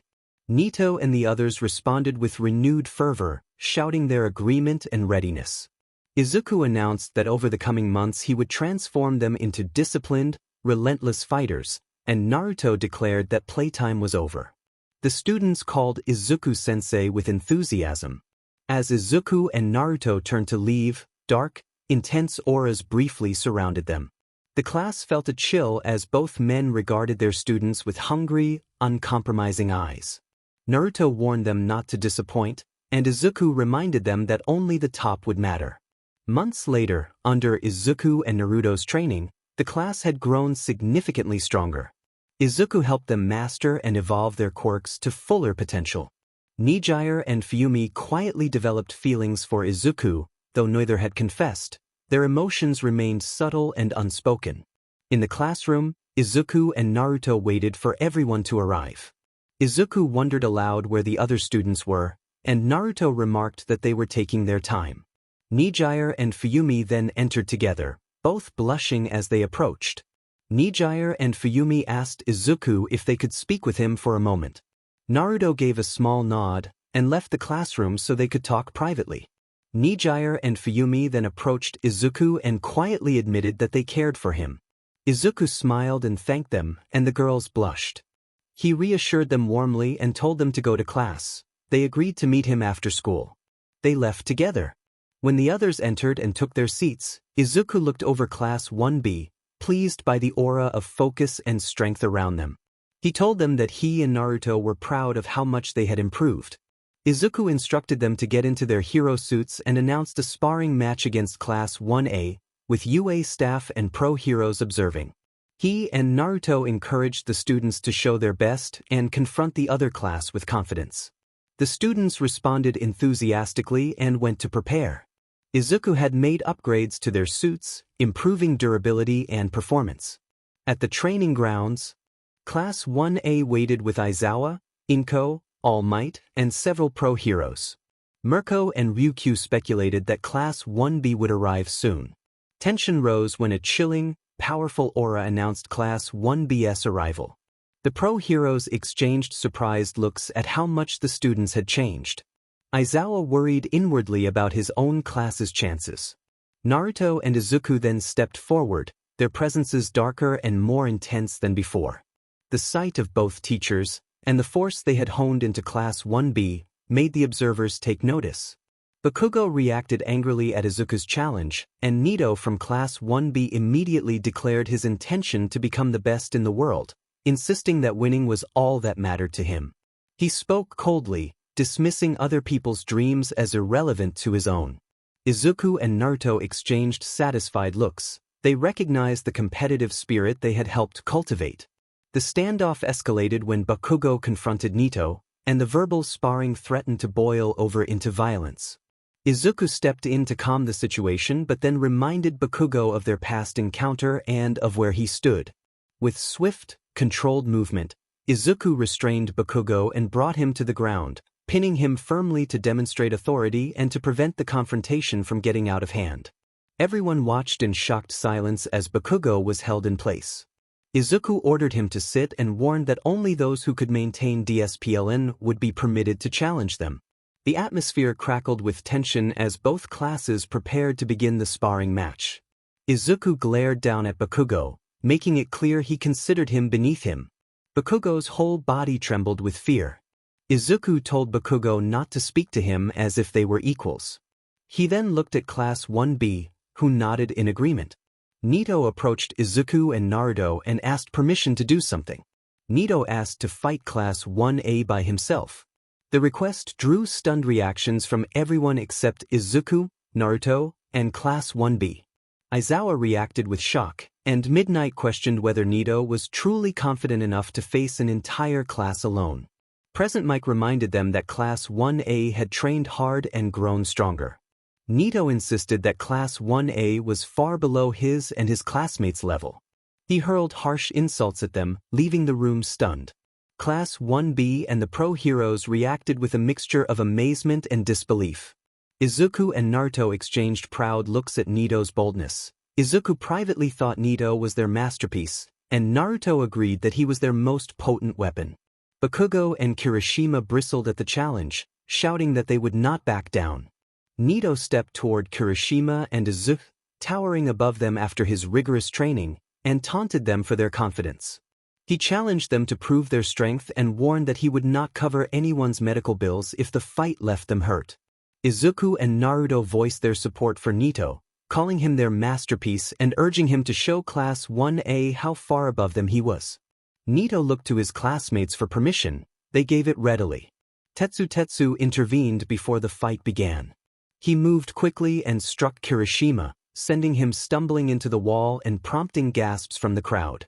Tetsu then scolded Kirishima harshly, saying that Izuku had revealed things that made it clear Kirishima did not fit the image he claimed to embody. Kirishima was humiliated and shaken. Izuku announced that everyone should move to the observation room to watch. Class 1A and Nito headed into the mock city for the match. Nito warmed up, stretching as he prepared to face Class 1A, and taunted them about showing them their place. Mina vowed that they would make him regret challenging them. Nito offered a smug reply. In the observation room, Izuku sat close to the lady, who blushed at his attention. Izuku teased her gently in a playful, confident way. Kamui Woods bristled at the sight and declared that lady was his, but Izuku kept up his light teasing, prompting further irritation from Woods. Lady asked them to stop and suggested they focus on the fight. Izuku agreed and settled in. He used his presence to draw Mirko and Ryuko close. They rested their heads on his shoulders as he watched the match unfold. The match began. Nito moved with precision, dodging the initial attacks that Class 1A launched and taunting them for the effort. His words were cutting, aimed at undermining their confidence. Bakugo responded with a powerful explosion, but Nito evaded and launched a swift counter that incapacitated him, leaving Bakugo shouting in pain. Another student attempted a kick, but Nito slipped aside, secured the leg, and threw the attacker off balance in a dramatic display of control. An ally of Class 1A used a quirk to hurl a large boulder, but Nito summoned a blade and deftly deflected the attack, making it crumble harmlessly. He smirked, dismissing their tactics as unimpressive. Katsumi screamed at Nito to die, and Nito shot back that they were both blondes. Katsumi launched an explosion at him. Nito dodged, kicked her, and sent her tumbling. He then appeared in front of her and executed a rapid flurry of strikes before evading an attack from Shoko. He grabbed Shoko's hand, used an Aikido technique to flip her, and followed with a spinning kick that slammed her to the ground. Nito glanced up to see the Class 1A boys rushing toward him and smirked, thinking he was going to enjoy the challenge. Nito charged and began to take them down with precise, controlled moves. Izuku and Naruto watched and cheered, proud of their student. After several minutes, the Class 1A boys were incapacitated and scattered across the area. Nito seized Mineta by the leg, sneered that he found him repulsive, and slammed him to the ground, knocking him out. He then looked toward the girls and announced, with a mocking grin, that his hands were no threat to them and that he believed in equality. He rushed at the girls and subdued them as well. When the skirmish ended, Nito made his way to the observation room while Izuku and Naruto praised him for his performance. Izuku congratulated Nito and said he would be heading home with his companions now that things were settled. As Izuku and his group prepared to leave, Inko reached for Izuku's hand. Izuku glared at her, and she recoiled. His temper rose. His eyes began to glow with a quiet intensity. Izuku demanded that Inko let go of his hand. Inko tried to plead, but Izuku cut her. He accused her of wanting him to return to the family and declared that would never happen. Inko begged him to listen and to believe that they had changed and could be a family again.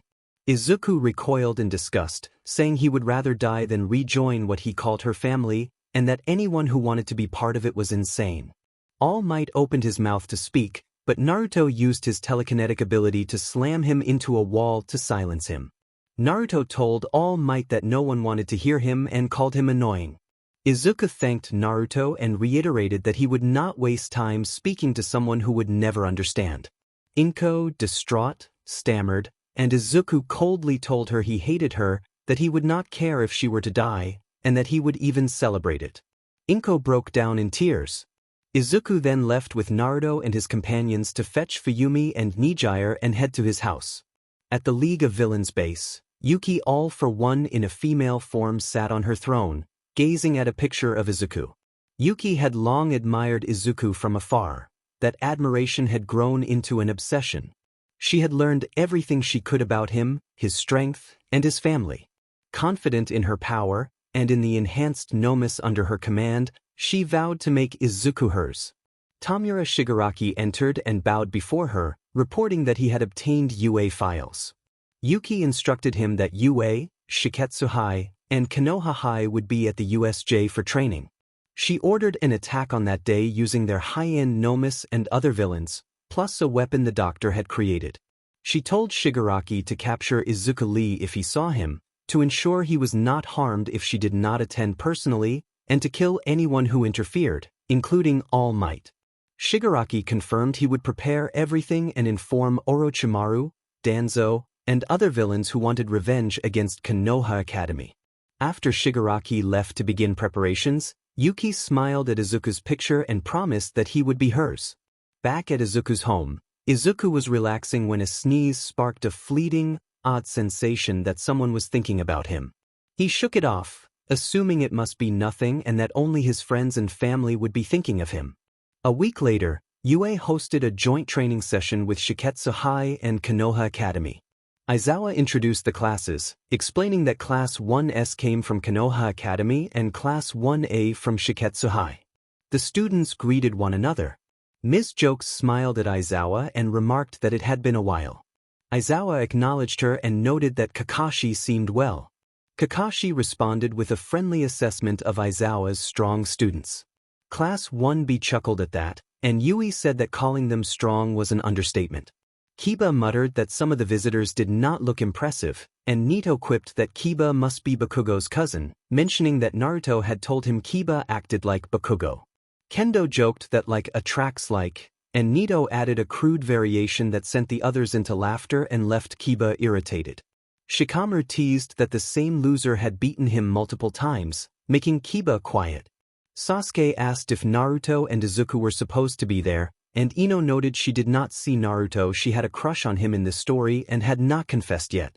Sasuke's phone buzzed with a message from Naruto, which said that Naruto and Izuku would not be coming and that they were staying home instead.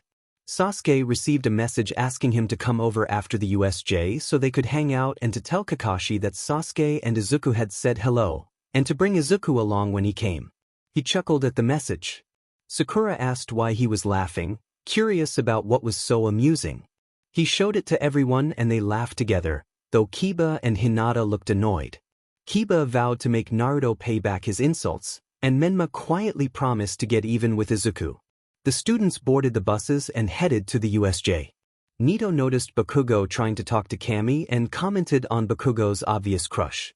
Mina explained that Bakugo had been trying to win Kami over since he first met her. Nito grinned and sent Izuku a picture of Kami with a teasing message about Bakugo's crush. Izuku smirked at the picture and thought about the reaction he might get if he interfered, then decided to watch and see what happened. At the same time, Izuku stayed back from the USJ with a few friends to relax. Firefly rested with his flaming head in Izuku's lap while she gently ran a hand through his hair and asked if he had skipped the USJ because he was tired. Izuku confirmed that he had and that he didn't want to deal with the usual annoyances. Naruto, who sat nearby with Kiyomi leaning against him, agreed that some people could be trying. The girls gathered and teased their partners about skipping the trip, and Izuku suggested they all pick a movie and relax together. He and Ru went to prepare snacks while the others chose a film. After about 20 minutes they returned with snacks, settled into the home theater, and began watching Spider-Man: No Way Home, Content and Cozy. At the USJ the students arrived and marveled at how much larger it was than the original. All Might and Inko were present, as was Izuma. A guide explained the attractions, but a sudden shift in the air made Sasuke, Nito, and Kakashi tense. A portal opened in the middle of the USJ and Shigaraki stepped through with an army of high-end Nomu and other powerful creatures. Shigaraki announced that the heroes' days might be numbered. A black barrier then spread over the USJ, emanating a dangerous aura. Nito and others discovered they could not use their quirks. Shigaraki revealed that inside the barrier only the villains could use their abilities. 2 more portals opened and more villains stepped out, including Danzo and Orochimaru. Kakashi and Sasuke glared at them in disbelief at their unexpected arrival. Danzo and Orochimaru taunted the heroes, gloating that the Uchiha and others were powerless within the barrier. All Might reacted strongly to the threat, and Shigaraki smirked at the challenge, preparing to move against the gathered heroes. The situation was suddenly tense as the heroes braced for a difficult fight without their usual powers. The heroes tried to hold the line while the villains taunted them, claiming the heroes could not rely on their quirks. Shigaraki boasted that outside the barrier they had over 100,000 villains defending the USJ and that no hero would get past them. He added that the attackers were heavily armed. Fear and disbelief spread through the heroes as another portal opened and a woman stepped through, radiating a dark, oppressive aura that made it difficult for everyone to breathe. All Might's face went pale as he stared at the woman, unable to hide his shock. All Might thought that it could not be, struggling to comprehend her presence. The woman smiled and mocked him, calling him by his given name and taunting him for appearing weak. She told him she was not there to play and revealed she was searching for Izuku. The declaration reverberated across the field and caused more shock among the gathered fighters. Nito asked why she was looking for their mentor. The woman simply assumed Nito must have been trained by Izuku and teased that he should be strong even without a quirk.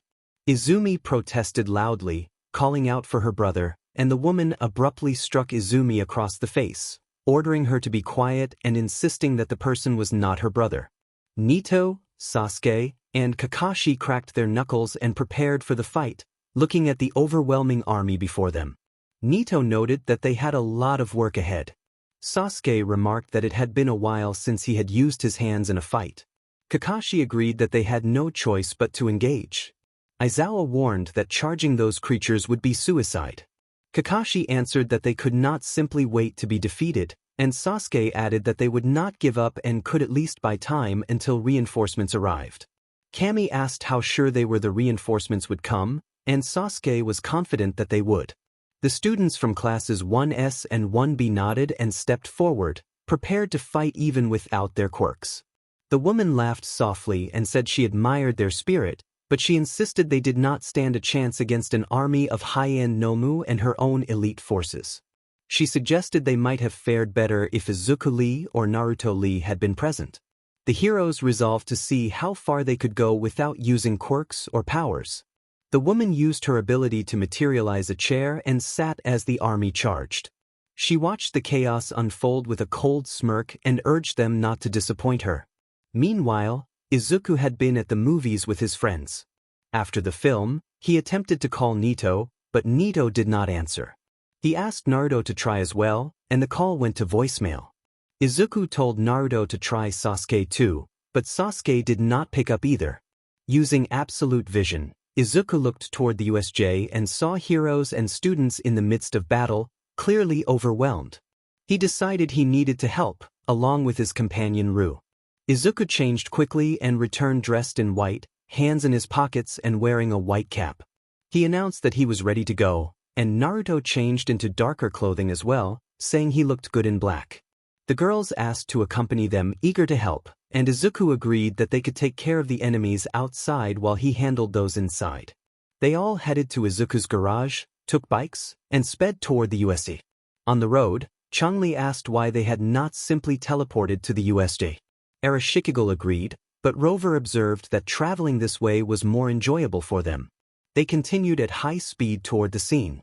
Back at the USJ, The heroes and students were exhausted from fighting wave after wave of villains and Nomu. Nito admitted that the attackers seemed endless. Sasuke acknowledged how prepared the enemy had come, and Kakashi confessed his own surprise. The defenders braced themselves to continue the fight and to hold on until reinforcements could arrive. Nito observed that they had really thought this through. He noted, half amused, that villains were often underestimated. Kakashi and Sasuke were engaged with Danzo and Orochimaru while Nito and others had subdued the rest of the villain force. Yuki watched with quiet approval at how effectively they had handled the threat. Yuki commented that even without their quirks they had still managed to defeat an army of villains. Nito credited his training, saying his sensei had taught him well and that he was expected to be strong. Narrative perspective shifted to the confrontation where Izuku faced All for One and an army of Nomu. He assessed the assembled forces and noted the strong presence emanating from them. Yuki was pleased that Izuku recognized the strength of her troops and, with a casual air, invited him to be informal and call her simply Yuki. Izuku returned the politeness and acknowledged the intensity of her presence and aura, thinking that her power and bearing ranked at the level of a monarch. He allowed himself a private, wry grin beneath his mask. Regis, speaking telepathically, suggested that Yuki might become interested in Izuku. Izuku replied to Regis internally with mild amusement. Regis pressed the point more insistently, and Izuku responded with a short, knowing laugh. Yuki signaled her Nomu to attack. The Nomu charged, and Izuku moved with astonishing speed. He dispatched them in a flurry of precise, high-speed maneuvers, neutralizing the attackers in a sequence of dynamic, anime-style actions. Observers watched in stunned silence at how quickly he subdued foes that had previously been considered nearly unstoppable. Mina expressed disbelief at the sight. Denki remarked that it should not be humanly possible to overcome creatures with strength compared to All Might. All Might himself wondered aloud at the source of Izuku's power. Members of the Yagi family and others agreed that the level of strength on display seemed unreal. Nito reminded them that Izuku's mentor had been extremely powerful and hinted that some of Izuku's past deeds might explain his current abilities. The class remembered the earlier demonstration of Izuku's power and realized he had not even been taking the contest seriously. Sasuke acknowledged, with quiet respect, that Izuku remained formidable. Kakashi quipped that Izuku was a monster in human form. Shikamaru commented on how unreal the level of strength appeared. Yuki conceded that such prowess was expected from a legend. Bakugo, Shoto, and Izuka ground their teeth at the sight, each thinking that they should possess that kind of strength themselves. Orochimaru and Danzo reacted with alarm. The Nomu had been described as capable of taking on All Might in his prime. Orochimaru wondered how Izuku could be so powerful, and Danzo could hardly reconcile it with what he knew. Yuki then explained Izuku's reputation. She identified him as Izuku Lee, the so-called legend of the supernatural, the son of Hisashi and Ariel Lee, a prodigy known across Korea as a perfectionist.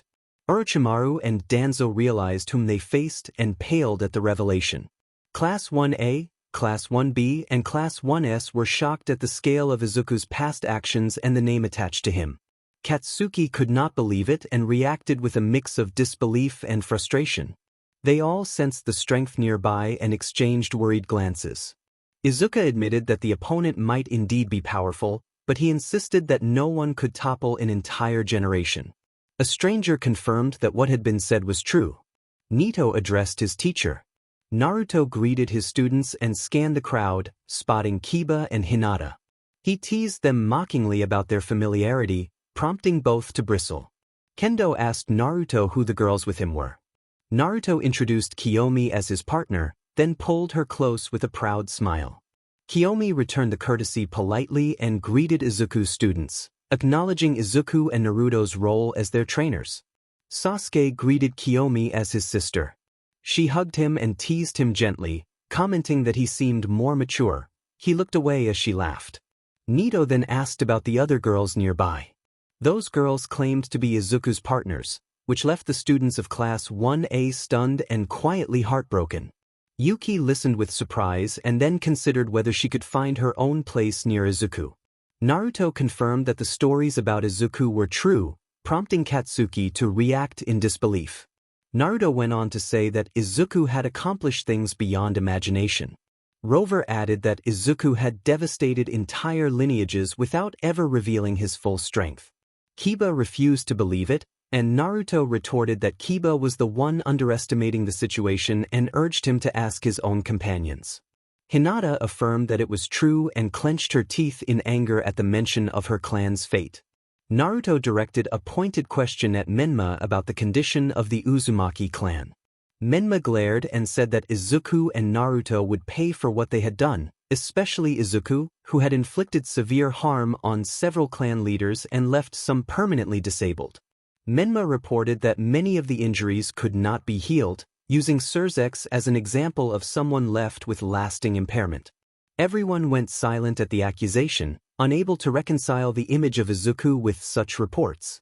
Naruto and Izuku's companions exchanged cold smiles, which sent a chill through the crowd.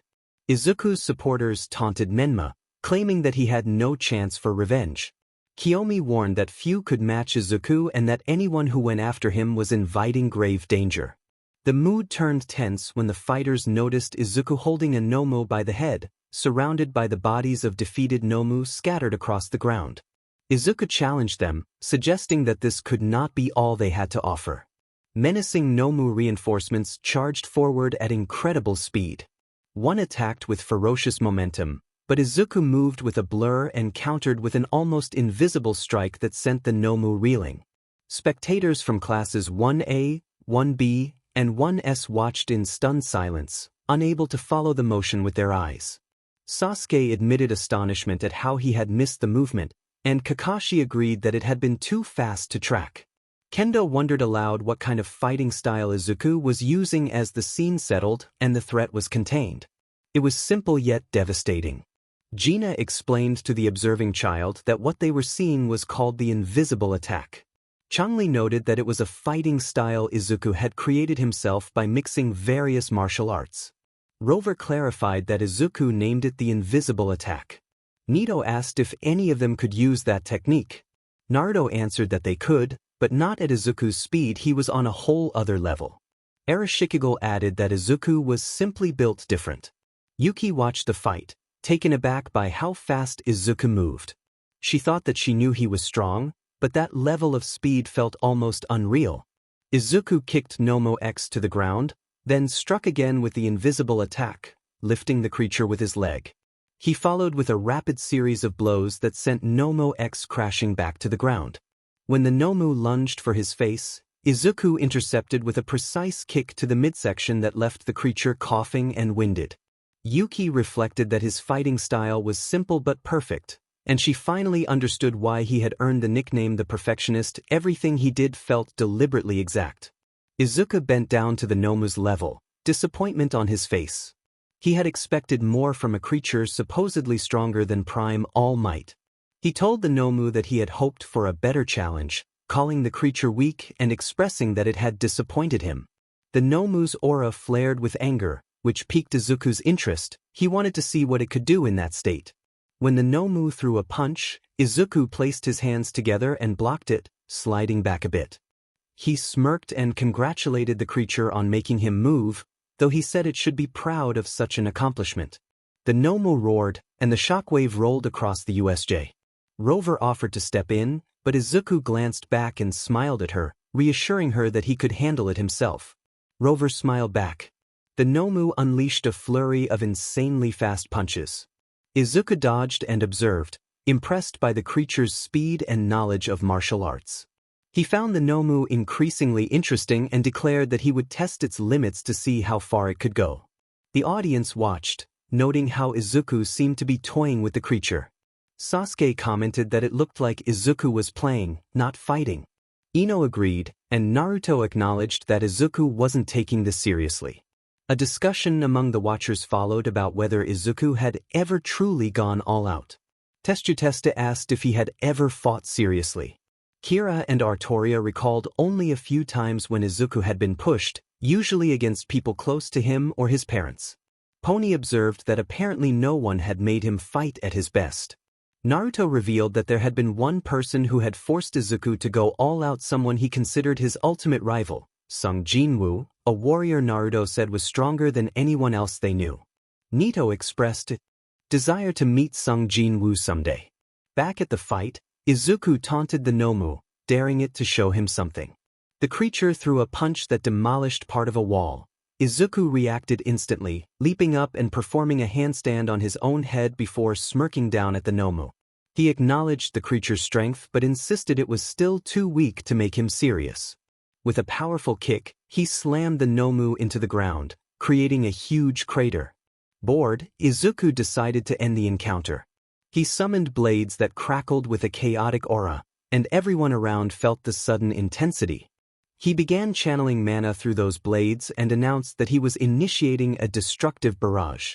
In an instant he vanished and moved with incredible speed. The Nomu was overwhelmed by the onslaught of precise, cutting strikes and was neutralized. Izuku turned to Yuki and smirked, confident that the ultimate creature had been destroyed and asking if she would surrender now. Yuki, however, was not finished. She snapped her fingers and opened a portal that released stronger Nomu into the arena. The spectators widened their eyes in shock and surprise, everyone except Izuku, who only smirked and remarked that these were even stronger than the first ones. Yuki stated that she had more creatures prepared. Naruto noted her resources with a rueful observation about how much time she must have had to create so many. Nito suggested they should help Izuku, assuming he was tired. Gina, and Arlecchino dismissed the worry, confident he would be fine. Orochimaru and Danzo took positions beside Yuki with smirks, and Shigaraki taunted that even if Izuku was strong, he could not face an entire army of Nomu.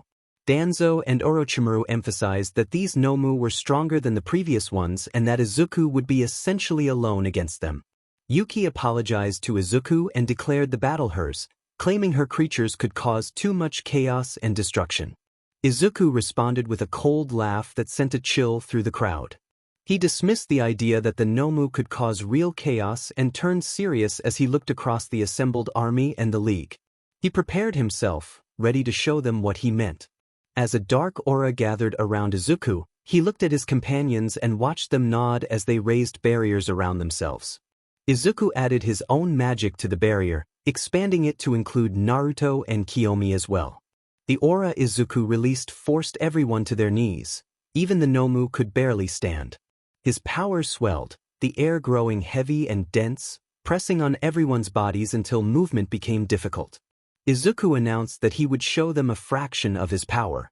Dark red portals began to open, leaking menacing energy. He inhaled and exhaled as temperatures rose and the pressure mounted, sending most of the fighters crashing to the ground. Only Izuku's companions, Naruto, and Kiyomi remained steady. He turned his glowing eyes toward the League of Villains and their army of Nomu. They trembled with fear. Izuku pointed and smirked, declaring that he would display destruction and chaos at its finest and that their understanding of devastation was nothing compared to what he was about to reveal. He warned them that they were about to witness destruction at its peak. Later, as the scene continued, dragons poured from the portals Izuku had opened. He allowed himself a small, confident smile while most present stared in stunned silence, save for his companions, Naruto and Kiyomi, who had expected something like this. Izuku observed that they apparently had not seen an army like his before. Class 1A, along with students from 1S and 1B, stood speechless, unable to believe what they were seeing. Nito could only stammer that their sensei, Izuku, had just summoned dragons. Tetsu found himself without words, utterly astonished. Kendo, voice quiet with awe, admitted that he had suspected Izuku's power ran deeper than anyone had realized. Sasuke looked at Naruto and the others and observed that they did not seem shocked. Naruto explained that they had known about this for a long time. Gina said they should not be surprised since they knew Izuku's powers. Changli added that these displays were minor. Izuku had not yet shown his full capabilities. Artoria noted that if Izuku had taken things seriously from the start, none of their enemies would still be alive. Rover suggested he could have finished everything in one strike. Ino asked why he had not done so. Rover smiled at Ino and, looking toward his partner, said that Izuku preferred to enjoy a fight. Firefly added that Izuku liked to give opponents a chance and let them believe they could win, even when they could not. Lumen commented that Izuku liked to break his opponent's spirits and remove their hope. The villains were speechless and terrified as the dragon's aura washed over them, leaving them barely able to stand. Orochimaru admitted that he had known Izuku was strong but had not expected this. Danzo noted the dragon's aura was deadly. Shigaraki concluded that they were finished and doubted the Nomu could withstand such forces.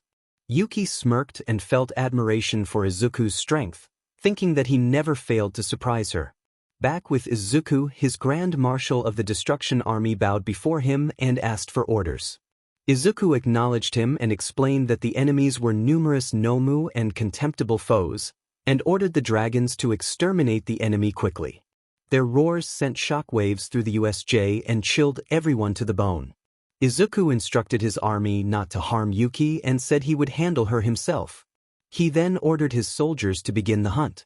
The dragons surged forward, and dark flames gathered around Izuku as his eyes glowed gold. He told them to show what true destruction looked like. The dragons swept through the area, overwhelming the Nomu with huge, decisive strikes. Izuku covered one hand in dark flames, moved with startling speed, and appeared behind Yuki, briefly grabbing her before throwing her to a distant spot. He glanced at his allies. Naruto and Kiyomi nodded in agreement. He told his army to make sure everyone saw what true destruction looked like, stating that he intended to test all for one. Draco, his Grand Marshal, pledged that it would be done. Izuku then flashed in front of Yuki. She realized she had not seen him move and thought he was testing her. She resolved to prove she was strong enough to stand by his side. She rushed him with incredible speed. Izuku, impressed by her swiftness, watched as she ignited black flames on her hand and struck. He countered, and the impact created a massive shockwave. Both of them showed rare smiles. Izuku acknowledged her strength. Yuki thanked him and said she had more to demonstrate. She kicked. Izuku blocked with a finger, surprising her. She amplified her strength and speed with her quirks and threw another flame-touched punch. Izuku blocked it and noted her growth. She manifested a sword with her creation quirk and slashed. Izuku dodged and disarmed her. They closed in for close combat, exchanging strikes while smirking at each other. Izuku observed that she was strong and skilled in hand-to-hand combat, and he found himself enjoying the challenge. Yuki thought she had not enjoyed a fight like this in a long time and felt a deeper bond to him for the moment. She kicked toward his face. He leaned back to avoid it and countered with a punch to her midsection. She staggered and caught her breath, then grabbed his arm and kicked him in the chest, sending him sliding backward. She fired an energy blast. Izuku used his hand to block it. Yuki declared the clash a worthy battle, and they resumed at even higher speed. She pressed with kicks and energy attacks while Izuku dodged with agile movements. Izuku noted that her energy attack had been predictable and challenged her to show why she inspired such fear. Yuki appeared with her sword and slashed. Izuku summoned Regis in sword form to block and teased that she had tried a sneak attack. She attempted another strike. He evaded.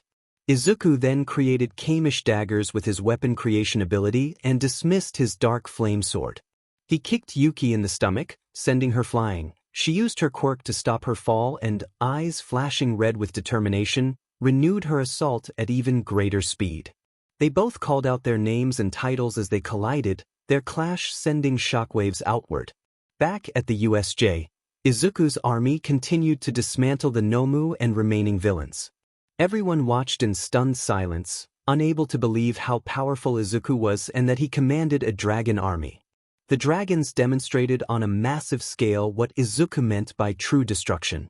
Katsuki wondered how someone who had once been called a Deku could now wield such overwhelming power. In his presence, Katsuki felt insignificant, convinced he could never reach that level. The students of Class 1A realized how close they had come to disaster and silently acknowledged that the attacker could have killed them at will. All Might and the other teachers at the USJ were stunned. None of them had seen such destruction before. All Might questioned how Izuku had gained so much power. Inko remained quiet and alarmed. Kakashi admitted that he had known Izuku was strong but had not expected this. Sasuke remarked that Izuku could have wiped out the whole world if he had wanted to. Shockwaves rolled through the area, drawing the attention of the group of companions nearby. Gina smiled and observed that he seemed to be enjoying the fight. Arashikage noted that the Yuki girl must be impressive to make Izuku truly relish a battle. Lumen said she was simply glad he was having fun. Ino and the others were far less surprised. Naruto and Kiyomi explained that they had seen what Izuku was capable of and this level of power no longer shocked them. Naruto approached Ino and held her close in a tender moment. He expressed affectionate feelings for her, and she responded with warmth. Kiyomi stepped forward and joined the brief, affectionate exchange as well, and the three shared a quiet, loving smile before returning their attention to the fight. Back on the battlefield, Izuku and Yuki clashed at incredible speed. Izuku laughed aloud, saying he had not had this much fun in a battle for a long time. Yuki returned that he was the only one who had been able to push her that far. Their blades sent shockwaves across the landscape. Mountains crumbled under the pressure of their weapons and the energy they radiated. Izuku acknowledged Yuki's speed and admitted he was enjoying the fight. He began to tap deeper into his power, moving faster than before. He used a swift, precise maneuver to disarm Yuki and followed up with a combination that sent her flying. She recovered quickly and launched a punch cloaked in dark energy, but Izuku evaded and countered with an invisible strike that staggered her. She crashed into a mountain, and the clash of their forces shook the ground.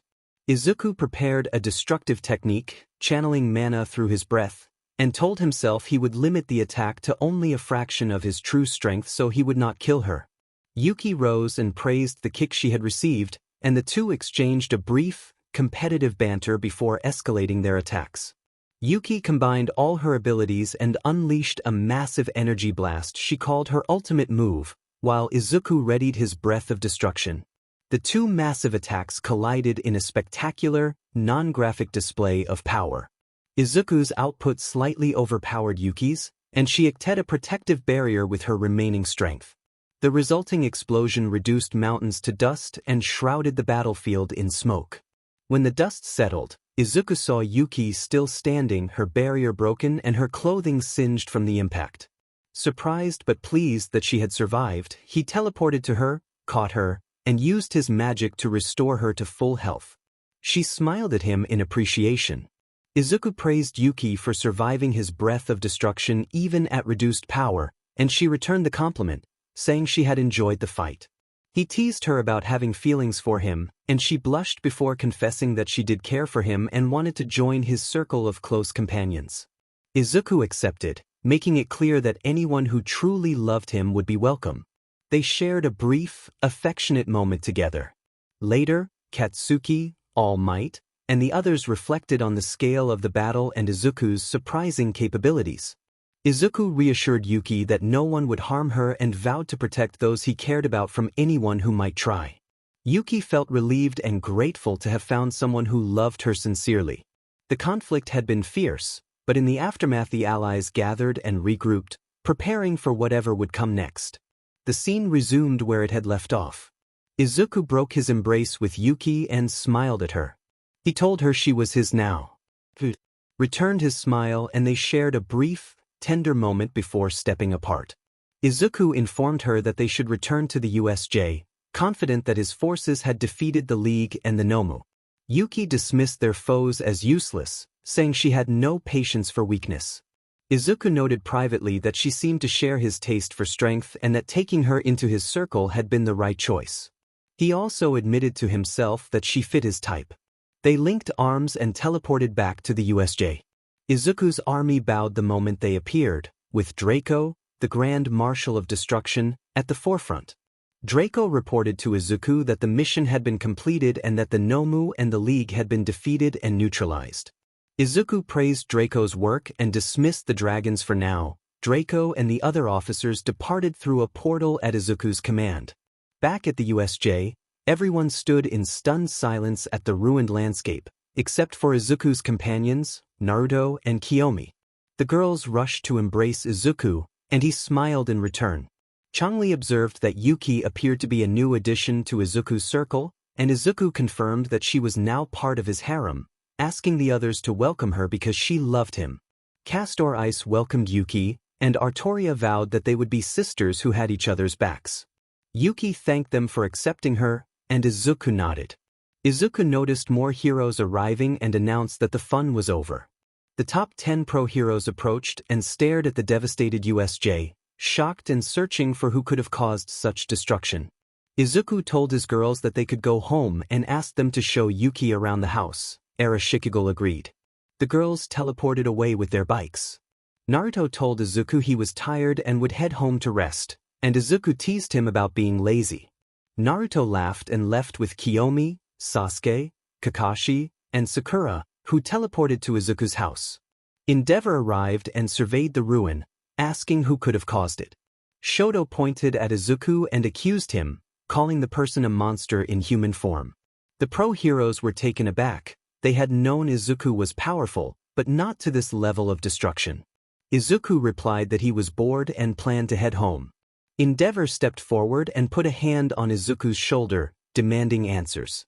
Izuku shoved his hand away and fixed Endeavor with a cold, chilling gaze.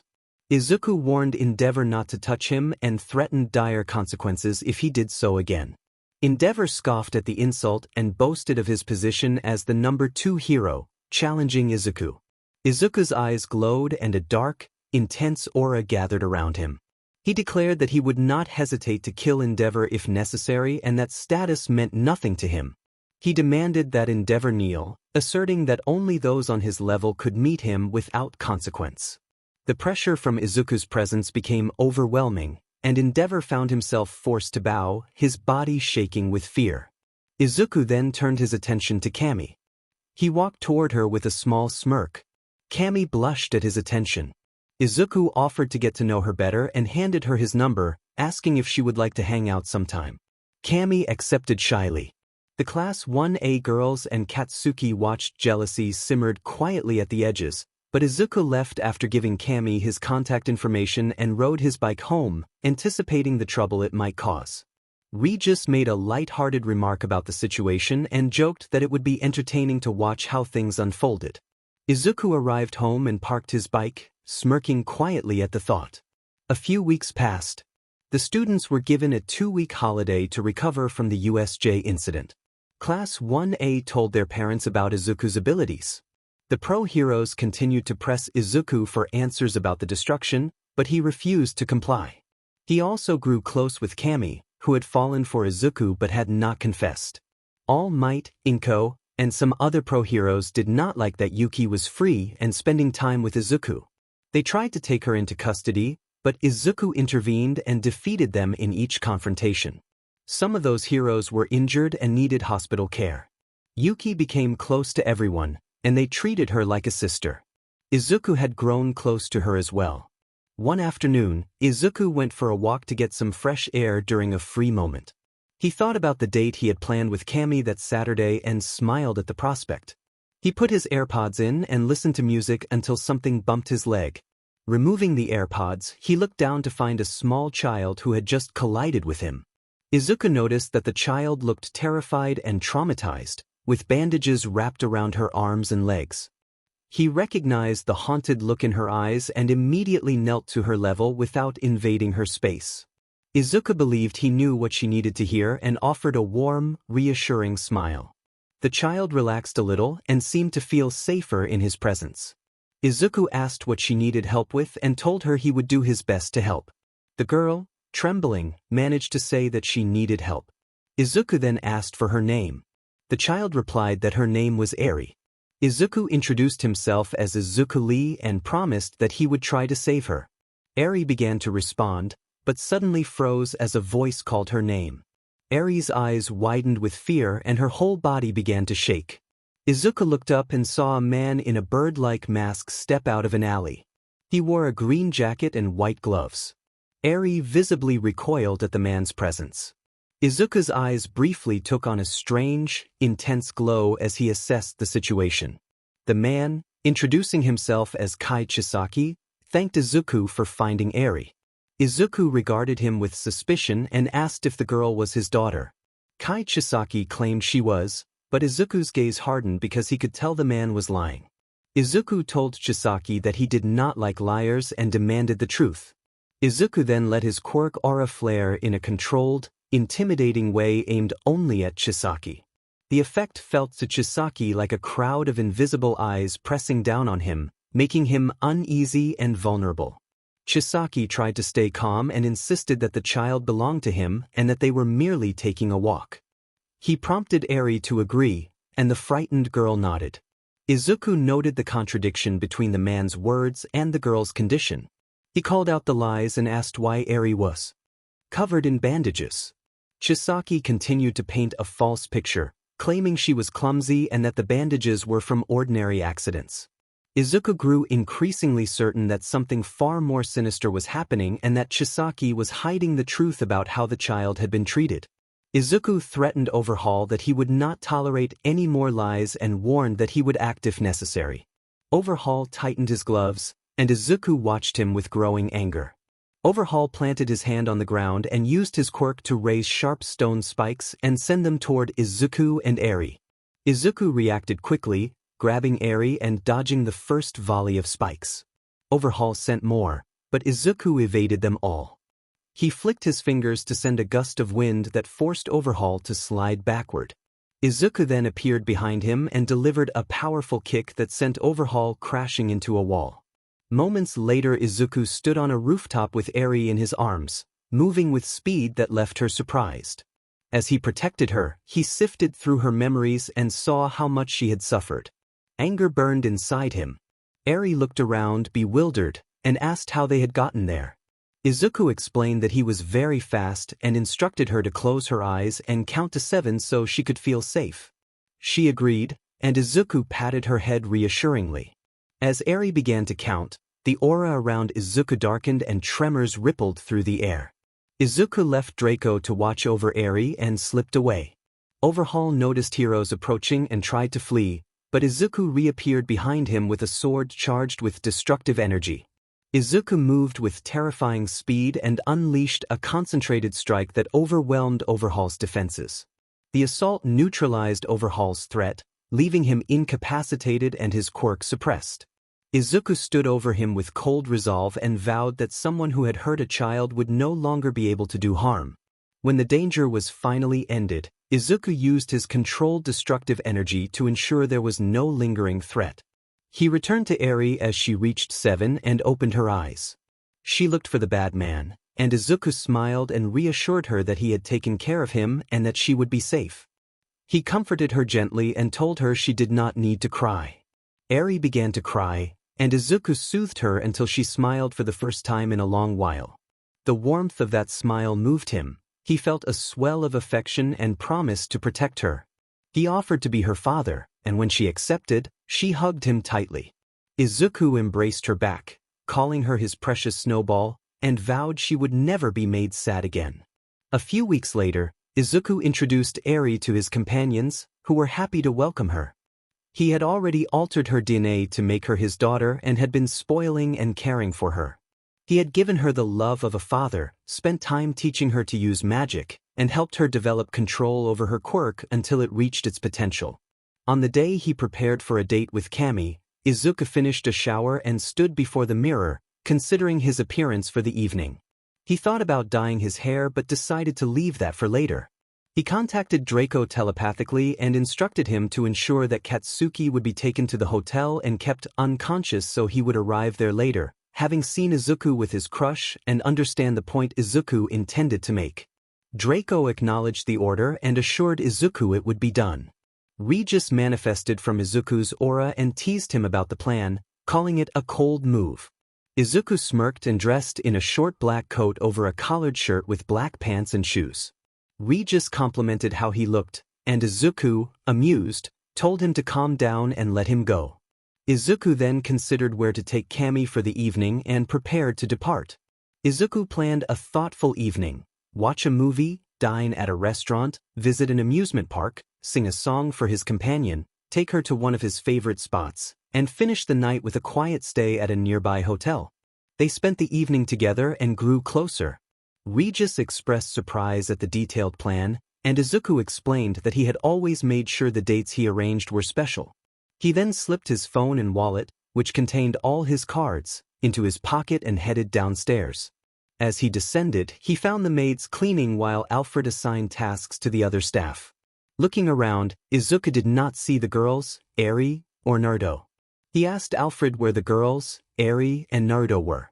Alfred turned when he heard him and greeted him as young Master Izuku. They took Eri shopping and said they would be back soon. Alfred noted that Naruto had gone to drop Kakashi and Sasuke at the airport because they were leaving for Korea that day. Izuku listened, sighed, and smiled, pleased that his friends cared for Eri. Alfred then noticed Izuku all dressed up and asked if he was heading out somewhere. Izuku explained that he would be taking Kami on a date. Alfred mentioned the girl from Shiketsu High, and Izuku confirmed it was her. Alfred wished him fun, and Izuku smirked and reassured him that he would. Izuku walked to his garage and admired his collection of sports cars. Regis stepped forward and suggested one to take. Izuku chose a sleek car and called Kami to tell her he would arrive soon. She agreed to wait, and Izuku drove the hour to her house. When he arrived, Kami stood outside looking stunning in her outfit and blushed at the sight of him. Izuku complimented her, and she thanked him shyly. Izuku then took Kami to see a movie. He then brought her to a restaurant where they ate and talked and got to know one another better. After dinner they went to an amusement park, rode the attractions, ate ice cream, played games, and Izuku won Kami a number of prizes, including a teddy bear. He even sang a song for her, and Kami was genuinely happy, enjoying the attention and the kindness he showed. Izuku clearly knew how to make someone feel special. Later, Izuku led Kami to one of his favorite spots. He kept her eyes closed until they reached the top floor of a building with a sweeping view of the city. Izuku told her she could open her eyes now, and Kami gasped softly at the beautiful sight. Izuku smiled and told her he knew something even more beautiful. He put his coat around her shoulders and pulled her close. He admired her hazel gray eyes while she looked at his light brown eyes. Izuku expressed that she was more beautiful than the view, that her smile had made his day, and that she was unique, kind, strong, and important to him. He told her he would do anything to see her smile. Kami teared up a little and responded that she loved him too.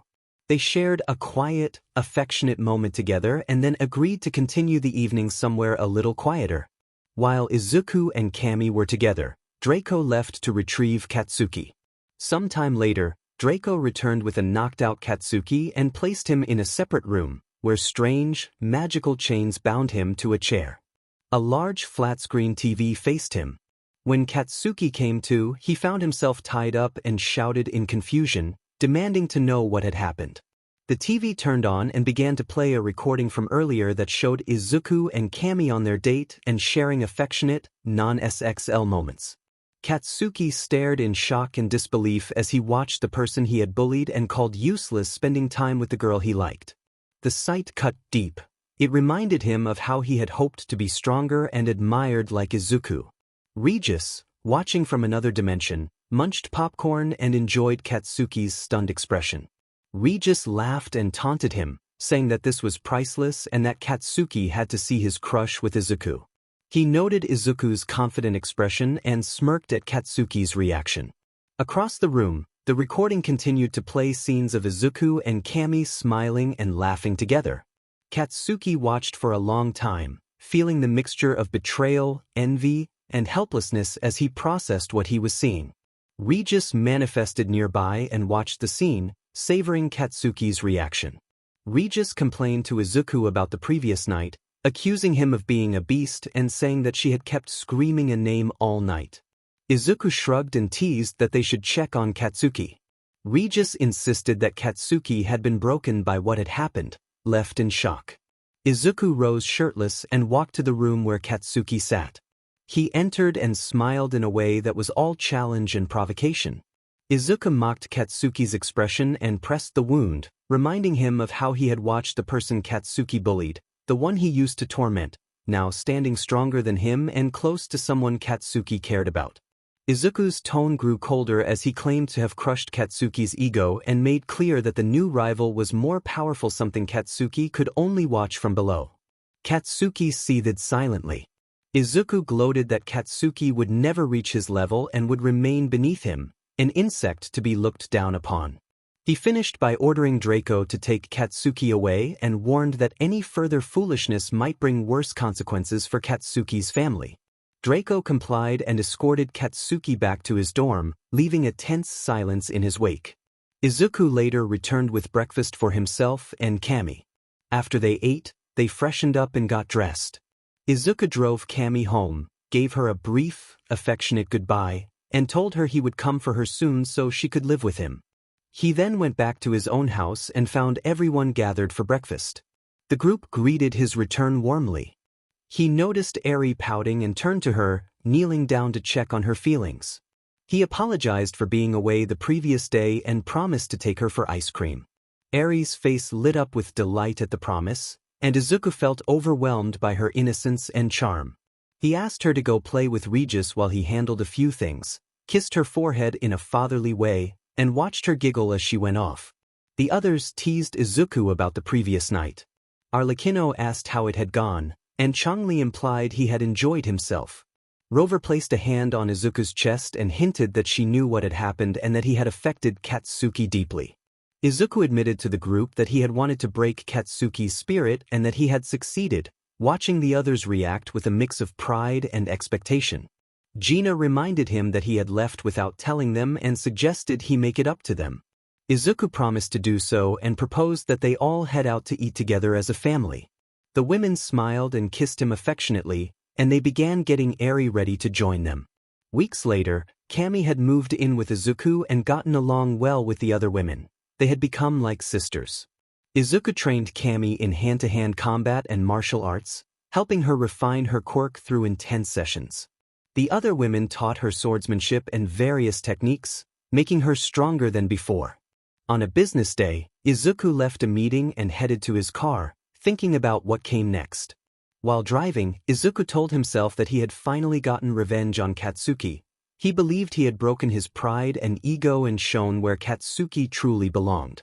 He considered his next moves for Katsumi, Shoka, and the other students of Class 1A. He already had a plan for Izuka, since he had learned from his sources that Izuka liked Messala Shield and did not know that Izuku was acquainted with her and with David Shield, whose company Izuku supported. Izuku thought Messala might have a crush on him because she blushed whenever she saw him, and he admitted to himself that this situation required more thought. Then he saw Mitsuki walking on the sidewalk carrying groceries. He recognized her as Katsuki's mother and wondered why she was alone. Izuku pulled his car closer and rolled down the window to call to her.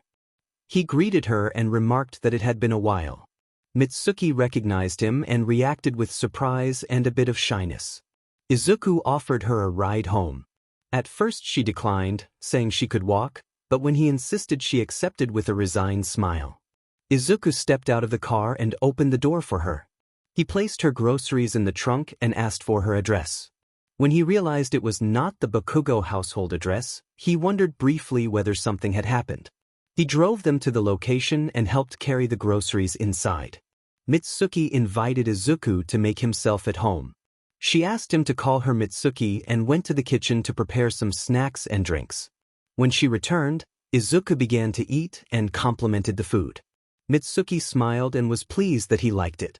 Izuku asked Mitsuki how life had been treating her. As they talked, Mitsuki decided to explain why she was no longer living in the Bakugo household. She said that her husband had been unfaithful, that he had come home late and drunk, and that he no longer spoke to her the way he used to. Izuku asked for clarification about how their relationship had changed. Mitsuki told him that she had also endured mistreatment from her husband when he was drunk, and she could no longer tolerate the situation. She explained that she had left and divorced him, and because he was intoxicated she had been able to secure his signature on the papers. Mitsuki began to cry, asking if she had been a bad mother and wife and whether she had failed in her roles. Izuku stood up and sat beside her. He hugged her gently. She felt warmth and reassurance from the embrace and began to calm down. Izuku told her that she had done her best as a mother and wife and that the fault lay with those who had failed to fulfill their responsibilities. He patted her head and encouraged her to let it out, assuring her that he was there to listen. After several minutes, Mitsuki wiped her eyes and smiled faintly. She thanked Izuku for being there and said she felt better.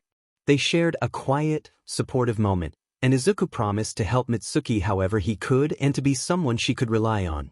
He gently wiped away her tears and told her he did not want to see her in pain. They talked a little longer about practical matters and what Mitsuki might need going forward, both agreeing to take things one step at a time. Izuku told Mitsuki not to cry again because it would ruin her pretty face and asked her to give him a smile. Mitsuki smiled brightly at him, and the sight made him happy. Izuku then asked Mitsuki if she would like to come and live with him and the other girls. Mitsuki reacted with surprise and delight and said she would pack her things right away. She kissed Izuku on the cheek and headed upstairs to prepare. Izuku smiled, then suddenly felt dizzy and fainted briefly. When he came to, anger quickly replaced the confusion as thoughts about who had hurt Mitsuki flooded him. Back at Izuku's mansion, the other girls felt the change in the air as an intense, concentrated aura began to gather. Rover noticed the atmosphere growing heavy. Artoria remarked that it could mean only one thing: Izuku was angry. Changli added that for the air to feel like that, Izuku's mood had to be more than ordinary irritation. Mirko recognized the signs and confirmed that he was very upset. Inside, Izuku seethed and thought about how those who had made Mitsuki cry would have to answer for it. The rising energy made the surroundings tense, and Izuku forced himself to breathe deeply and remain calm because he did not want to risk hurting anyone or damaging the house while Mitsuki was still inside. He steadied himself until he heard her footsteps coming downstairs. Mitsuki announced that she was ready to go. Izuku welcomed her warmly and they left together. At home, Izuku introduced Mitsuki to the other girls and to Eri. Everyone had no problem with her, and Mitsuki spent time getting to know the household. The girls welcomed her with kindness and care. The next day, Izuku stood in the bathroom looking at himself in the mirror and decided to dye his hair black. He applied the dye and, when it was done, admired how the darker color suited him. He mused that any color seemed to fit his look. The girls went shopping later with Eri, and Naruto offered to carry the bags. Izuku imagined how surprised they would be when they saw his new style. While Izuku lingered, Regis stepped through a portal from his own dimension and paused at the sight of Izuku's new hair, clearly taken aback. Regis commented that Izuku had changed his hair again and was impressed at how the black suited him. Izuku laughed and said he would call his personal fashion designer to prepare some new clothes to match the look. Regis praised Izuku's flair and style in his usual playful way. Izuku contacted his designer to arrange fittings and new outfits. After a few hours, the group returned from shopping with Naruto looking worn out from carrying the bags. Naruto complained about being the one to lug everything, and Kiyomi reminded him that he had agreed to help. They began to wonder where Izuku might be, since he had volunteered to take Eri and one of them to watch the sport festival. When they entered the living room, they found Izuku there with his designer taking measurements for the new clothes. Everyone's eyes widened in shock at his transformed appearance. Even Eri looked surprised. Naruto stood silently, stunned at how different Izuku looked. Naruto admired the transformation from red to pink and now to black, saying that the new look was truly majestic. Kiyomi teased her big brother, marveling at how striking he appeared. Their father beamed at him. Izuku smiled and gently ruffled Eri's hair as she giggled. He then shared a warm, affectionate moment with the others that made them laugh and brighten. Changli commented on how handsome Izuku had become, and Rover noted that the black hair gave him a whole new presence. Kana and Kira added light-hearted praise, all clearly impressed by the change. Izuku thanked them and asked who would accompany him and Eri to the sports festival. Artoria said she would go with him. She dressed in new clothes, and the three of them drove to UA together. When they entered the staff room, they found Principal Nizu watching the sports festival on a screen while drinking tea. Nizu welcomed them and invited them to sit with his well wishes for the day. Artoria sat beside Izuku and placed Eri on her lap, smiling and touching the child's cheek in a tender, motherly way. Izuku watched the screen and felt a proud smirk when he saw Class 1B and Class 1A competing. Izuku thought his students were poised to dominate the festival, proud because they had been trained well. Nizu agreed. Elsewhere, in a different dimension, a man carried a heavy, dark aura that felt like a presence of death. He paused and smiled as his eyes glowed purple. An unseen voice told him that an old friend and he would meet again soon, leaving a cold sense of inevitability. Back at the festival, the obstacle race was underway. Nito led the pack, and Izuku watched with pride at how far the young man had come. He thought that Nito had grown stronger and had begun to master Izuku's destruction techniques. Eri cheered enthusiastically for Uncle Nito, her excitement lighting up the area. Artoria and Izuku exchanged smiles, enjoying the moment. Nito drew his sword and faced a line of zero-pointer opponents. He moved with blinding speed, imbuing his blade with destructive energy. Before unleashing a powerful technique he had been trained in the first form, Chaotic Draconic Slash. The energy swept forward in a dramatic anime-style burst that knocked aside the zero-pointers and cleared the path, leaving onlookers stunned. Izuku felt proud that his student had mastered such a difficult move, even if it was not yet as strong as his own. Artoria noted how demanding Izuku's techniques were to learn and praised Nito's effort. Eri's eyes sparkled with admiration at the display. Izuku smiled and gave her a brief, affectionate gesture as she giggled. Artoria leaned her head on his shoulder in quiet support. The race continued and Nito finished in first place. Class 1B erupted in cheers, celebrating the victory, while Testu and Kendo took third. Class 1A reacted with frustration at not taking first. Later, in the cavalry team battle, Nito's team won once more, further cementing 1B's dominance. During the break, Izuku suggested they get something to eat. Eri quickly requested candy apples, and Izuku agreed, calling her his little princess. Artoria kissed his cheek briefly before they left. Izuku carried Eri as they made their way toward the cafeteria, drawing glances from students and causing a few to blush at his presence. They joined Class 1B at a table after asking to sit with them, and Artoria and Eri settled in. Izuku went to the lunch counter to order candy apples and tacos. The lunch lady prepared the food and returned promptly. Izuku thanked her and carried the plates back to the table, where the group shared a relaxed meal and conversation. Outside the festivities, the presence with the purple eyes lingered, a quiet reminder that other forces were stirring beyond the bright, bustling day at Yua. He handed Eri her candy apple and sat with Artoria, sharing tacos while watching Class 1B. He smiled with quiet pride at how strong they had become and at their steady progress. Izuku praised them for their effort and told them how proud he was. Kendo thanked him, calling him Big Brother and crediting him for their strength. Yui agreed, adding that without him and teacher Naruto they would not be where they were. The students of Class 1B regarded Izuku not only as their teacher but as a caring, protective older brother, and Izuku cared for them deeply.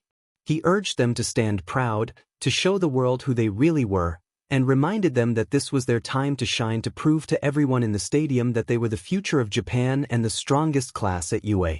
The class cheered loudly, and Izuku smirked, glad to see them energized. They then relaxed into their break, joking and laughing together.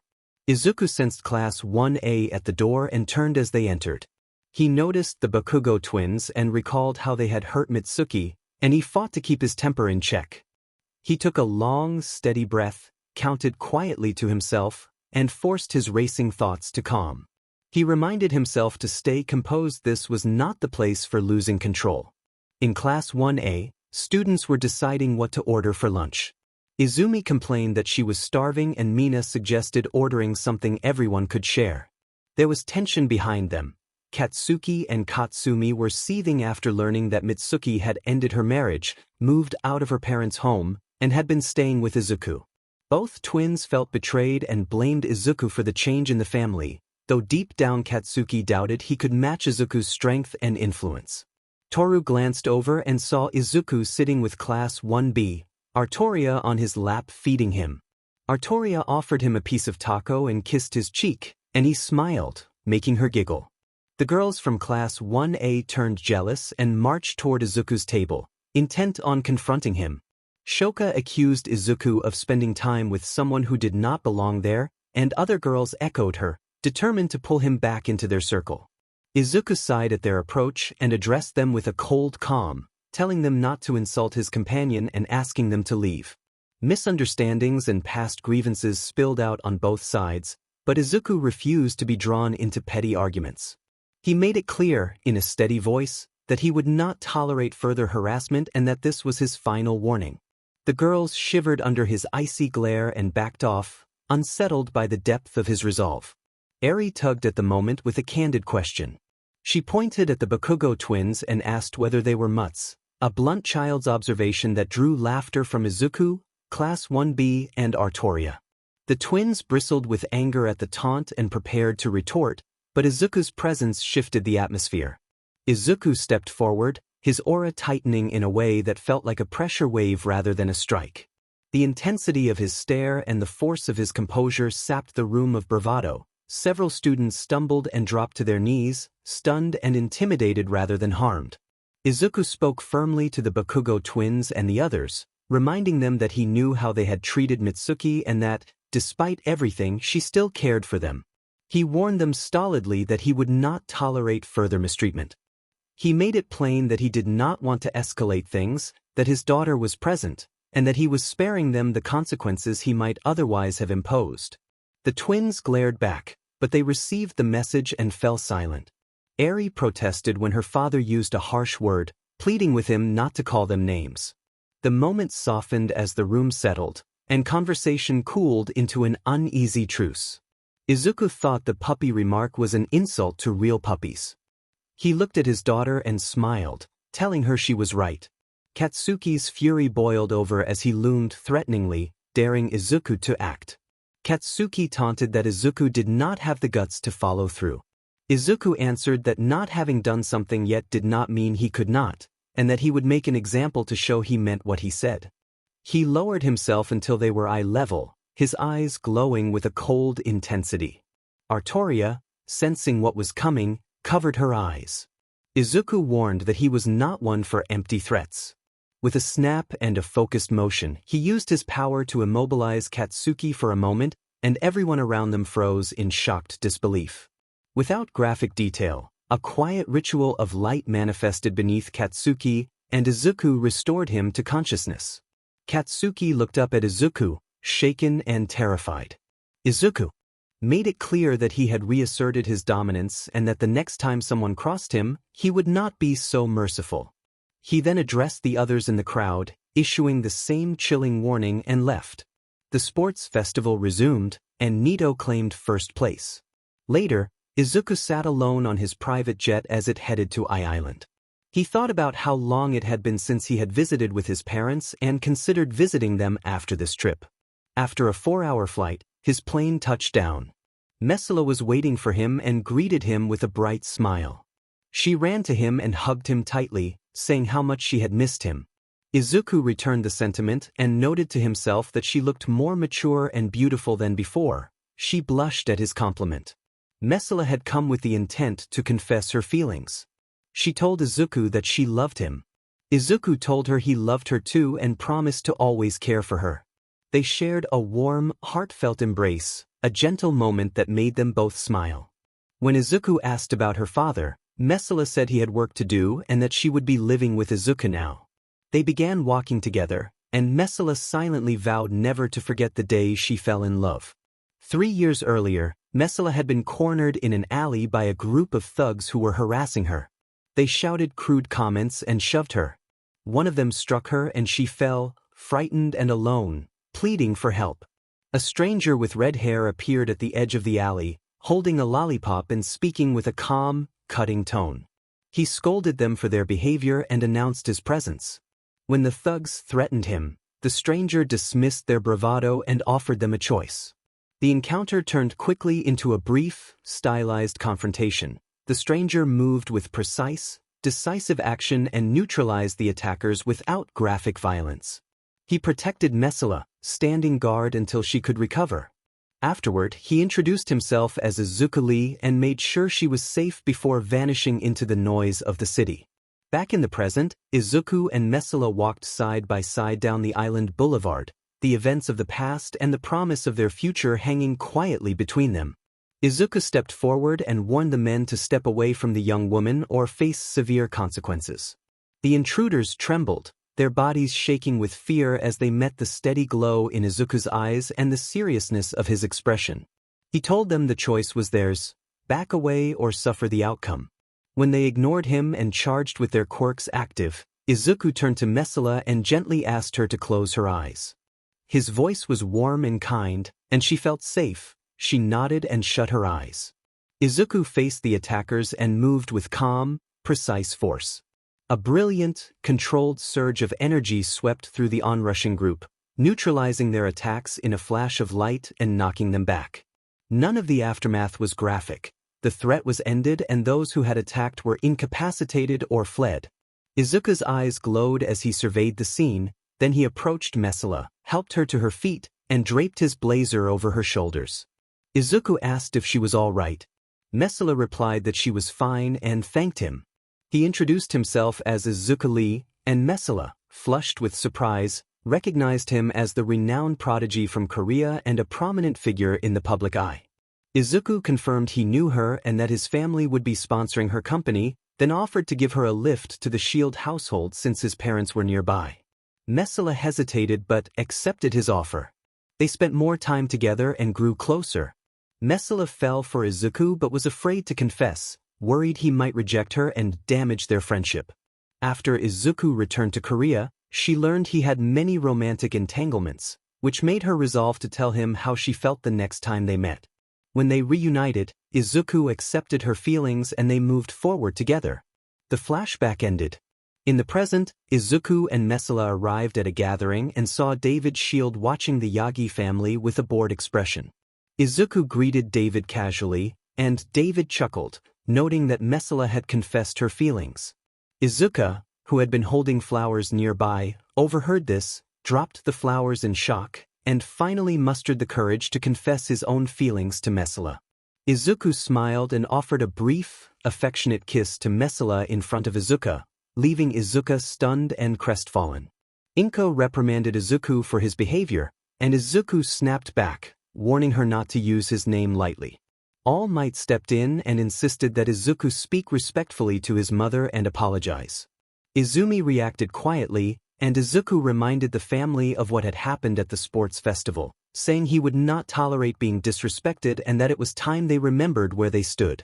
The atmosphere tightened as Izuku's presence grew intense. His aura darkened and even the weather seemed to shift as his resolve hardened. The Yagi family fell to their knees, visibly shaken and struggling under the pressure of his intimidating presence. Izuku warned them that if they ever spoke to him in that way again, there would be dire consequences, and he ordered them never to say his name or act against him. He gave a stern second warning and then deliberately withheld further action, sparing them for now. The Yagi family nodded quickly, terrified, and Izuku let his presence recede. David addressed the Yagi family afterward, warning them never to approach Izuku. He could tell from Izuku's demeanor that the danger was very real and they should be grateful he had held back. David then left. Later that night a party was being held. Mesela waited near the entrance in a beautiful dress, anxious for Izuku's arrival. She wondered where he was and worried he was taking his time. When Izuku finally appeared, she felt her heart race. He moved with a composed, magnetic presence, and in person he was even more striking than the photographs she had seen. The evening continued from there. Mesela admired Izuku, thinking everything he wore suited him and that he made even the simplest clothes look good. She blushed and told him he looked handsome in the suit. Izuku returned the affection gently and suggested they head out. They were about to enter the room with everyone when the alarms suddenly went off. As expected, Wolfram attacked and seized David's device. The narration skipped the earlier chaos and moved to the confrontation between Izuku and Wolfram. Wolfram had obtained David's device and his quirk had been supercharged. Izuku and the Yagi family, along with David and Mesela, watched as the fight began. Wolfram boasted that he was stronger than All Might and that Izuku stood no chance. Izuku chuckled and found Wolfram's confidence almost endearing, mocking the idea that a power boost alone made him invincible. He pointed out that matching All Might did not automatically mean true strength. Angered, Wolfram manipulated the metal and steel around them and launched huge chunks at Izuku, shouting that he would prove who was weak. Izuku sighed, dismissed Wolfram as pathetic, and activated his power. His eyes glowed red and the incoming metal crumbled to dust. He drew the Destruction Oni sword from his inventory and took a stance as dark purple flames enveloped him and the ground cracked beneath his feet. He warned that he had no time for weaklings and intended to end the fight in his next attack. The air around them grew dense and tense. Wolfram, fearful, hurled a massive slab of metal with all his might. Izuku answered with a rapid, precise assault called the Destruction Technique's sixth form. He moved with impossible speed, cutting through the incoming metal and appearing behind Wolfram to strike from multiple angles in an instant. Wolfram was overwhelmed by the swift, coordinated strikes and, in a burst of energy, was decisively defeated and dispersed. Izuku created a sheath of mana for his sword and sheathed it, exhaling cold air as the battle ended. Everyone was stunned that Izuku had ended the fight so quickly. David noted that the device had powered Wolfram and made him as strong as Prime All Might. Messala and David both wondered just how strong Izuku truly was. David reminded them that Izuku was the son of two powerful figures, Hisashi and Ariel Lee, so such strength was not entirely surprising. After the confrontation, everyone received medical attention for their wounds. Izuku accompanied Messala, and she asked David to stay with them for a while. With his business in Japan concluded, Izuku prepared to move back to Korea with his companions and family. Before leaving, he ensured that Mitsuki's ex-husband could no longer pose a threat to them. Some time later, Izuku relaxed at home, reading quietly while Eri spent time playing with her grandparents Ariel and Hisashi. The house was peaceful and most of the others were out. Izuku reflected on how calm it had been when he suddenly sensed a powerful, deadly aura. He rushed outside to investigate and saw a portal forming that radiated that same ominous presence. A tall, familiar man stepped through the portal accompanied by his wife, their son, and several close companions. His eyes glowed with a faint purple light. Izuku smiled at the sight of his old friend Jinwoo and greeted him warmly. Jinwoo returned the greeting and hugged Izuku. The two rivals and friends embraced before stepping back.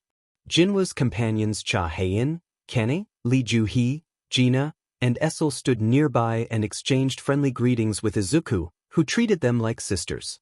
Suho, the young boy, excitedly called out to Izuku and tackled him, causing Izuku to ruffle his hair with a proud smile. Suho told Izuku he had been practicing the destruction techniques Izuku had taught him, and Izuku expressed pride in his progress. Jinwoo asked where everyone else was, and Izuku explained they were out. Jinwoo said he had come both to visit and to discuss something important. They went inside, where Izuku prepared snacks and sat down with Jinwoo. Jinwoo placed his hand on the table and warned that what he was about to reveal would be shocking. Izuku leaned in, intrigued, and Jinwoo began to speak about the matter he had brought with him. Izuku stepped out of the room wearing a black suit with an S symbol on the chest. The suit fit perfectly and the cape caught the cold breeze. He knelt, breathed deeply, then launched himself into the sky and flew toward space at incredible speed.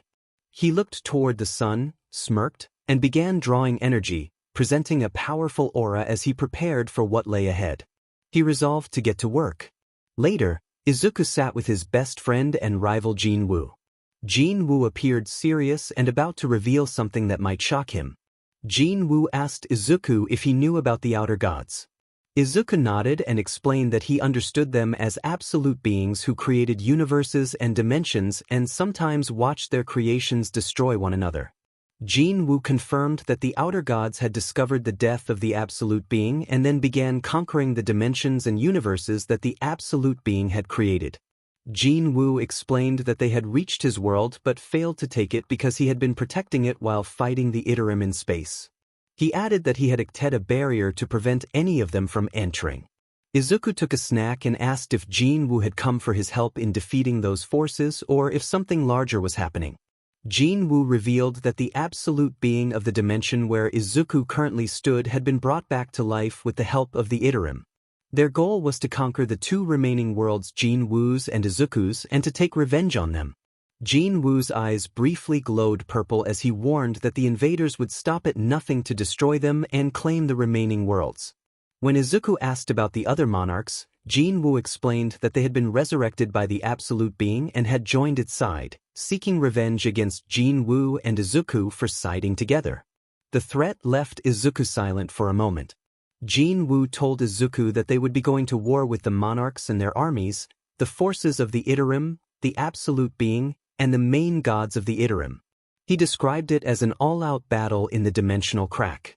Izuku acknowledged that they could not afford to lose and pledged to join the fight. He made it clear that he had many people in his world he loved and wanted to protect, and that, as Jinwoo's best friend and rival, he would not let him face this alone. Jinwoo smiled and agreed that they were like brothers, and the two of them bumped fists. Izuku asked what would happen to their worlds while they were fighting. Jinwoo explained their plan to merge the two worlds using their reality and time manipulation abilities combined with the Cup of Reincarnation, since the rulers would be on there. So, Izuku recognized the logic of the plan, but Jinwoo warned of a grave consequence. Merging the worlds would create a new timeline and reality, and everyone in the merged reality would forget them. All the memories they had shared with loved ones would be erased, as if they had never existed. Izuku asked about their parents. Jinwoo confirmed that their parents would no longer remember them, though they would remain their children in a practical sense. Izuku absorbed the weight of that cost in silence and then asked how much time they had before the war in the dimensional crack. Jinwoo admitted that he did not know. The enemy could appear at any moment and they had to be ready. They agreed that preparations were urgent and that they should depart for the dimensional crack soon. Jinwoo reminded Izuku that creating the merged world would establish the new timeline and reality. Izuku worried about how to tell the people they cared about, fearing that the news would be too much for them. Jinwoo confessed that he had not told his loved ones yet and wondered how they would react when they learned the truth. Izuku thought of Eri and the others as they finished their conversation, both men preparing themselves for the coming conflict and the sacrifices it would demand.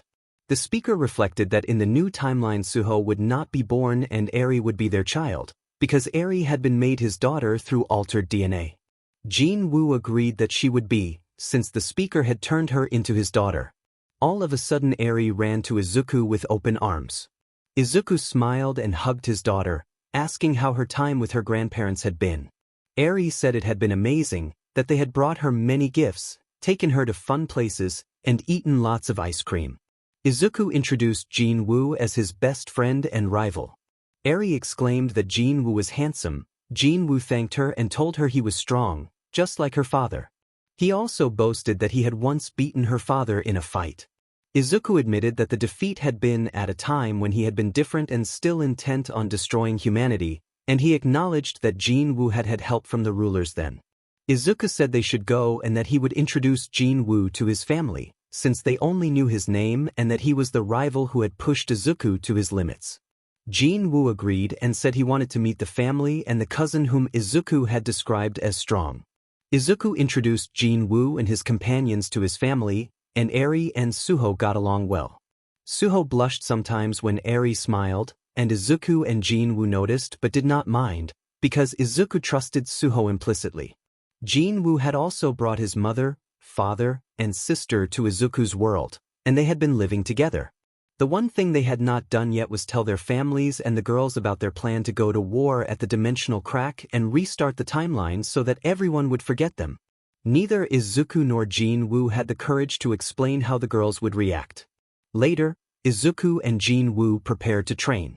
Izuku informed his parents and the girls that he and Jinwoo would be training and would return later. Their family told them to stay safe and not to go overboard. Izuku hugged his daughters. Jinwoo exchanged respectful greetings with Naruto and his parents and offered affectionate farewells. Then they teleported away.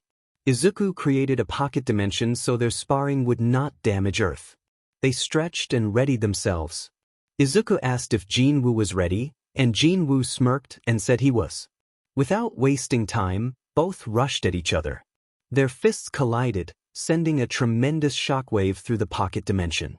Izuku used a swift, barely visible technique to strike, and Jinwoo countered with powerful slams and flips.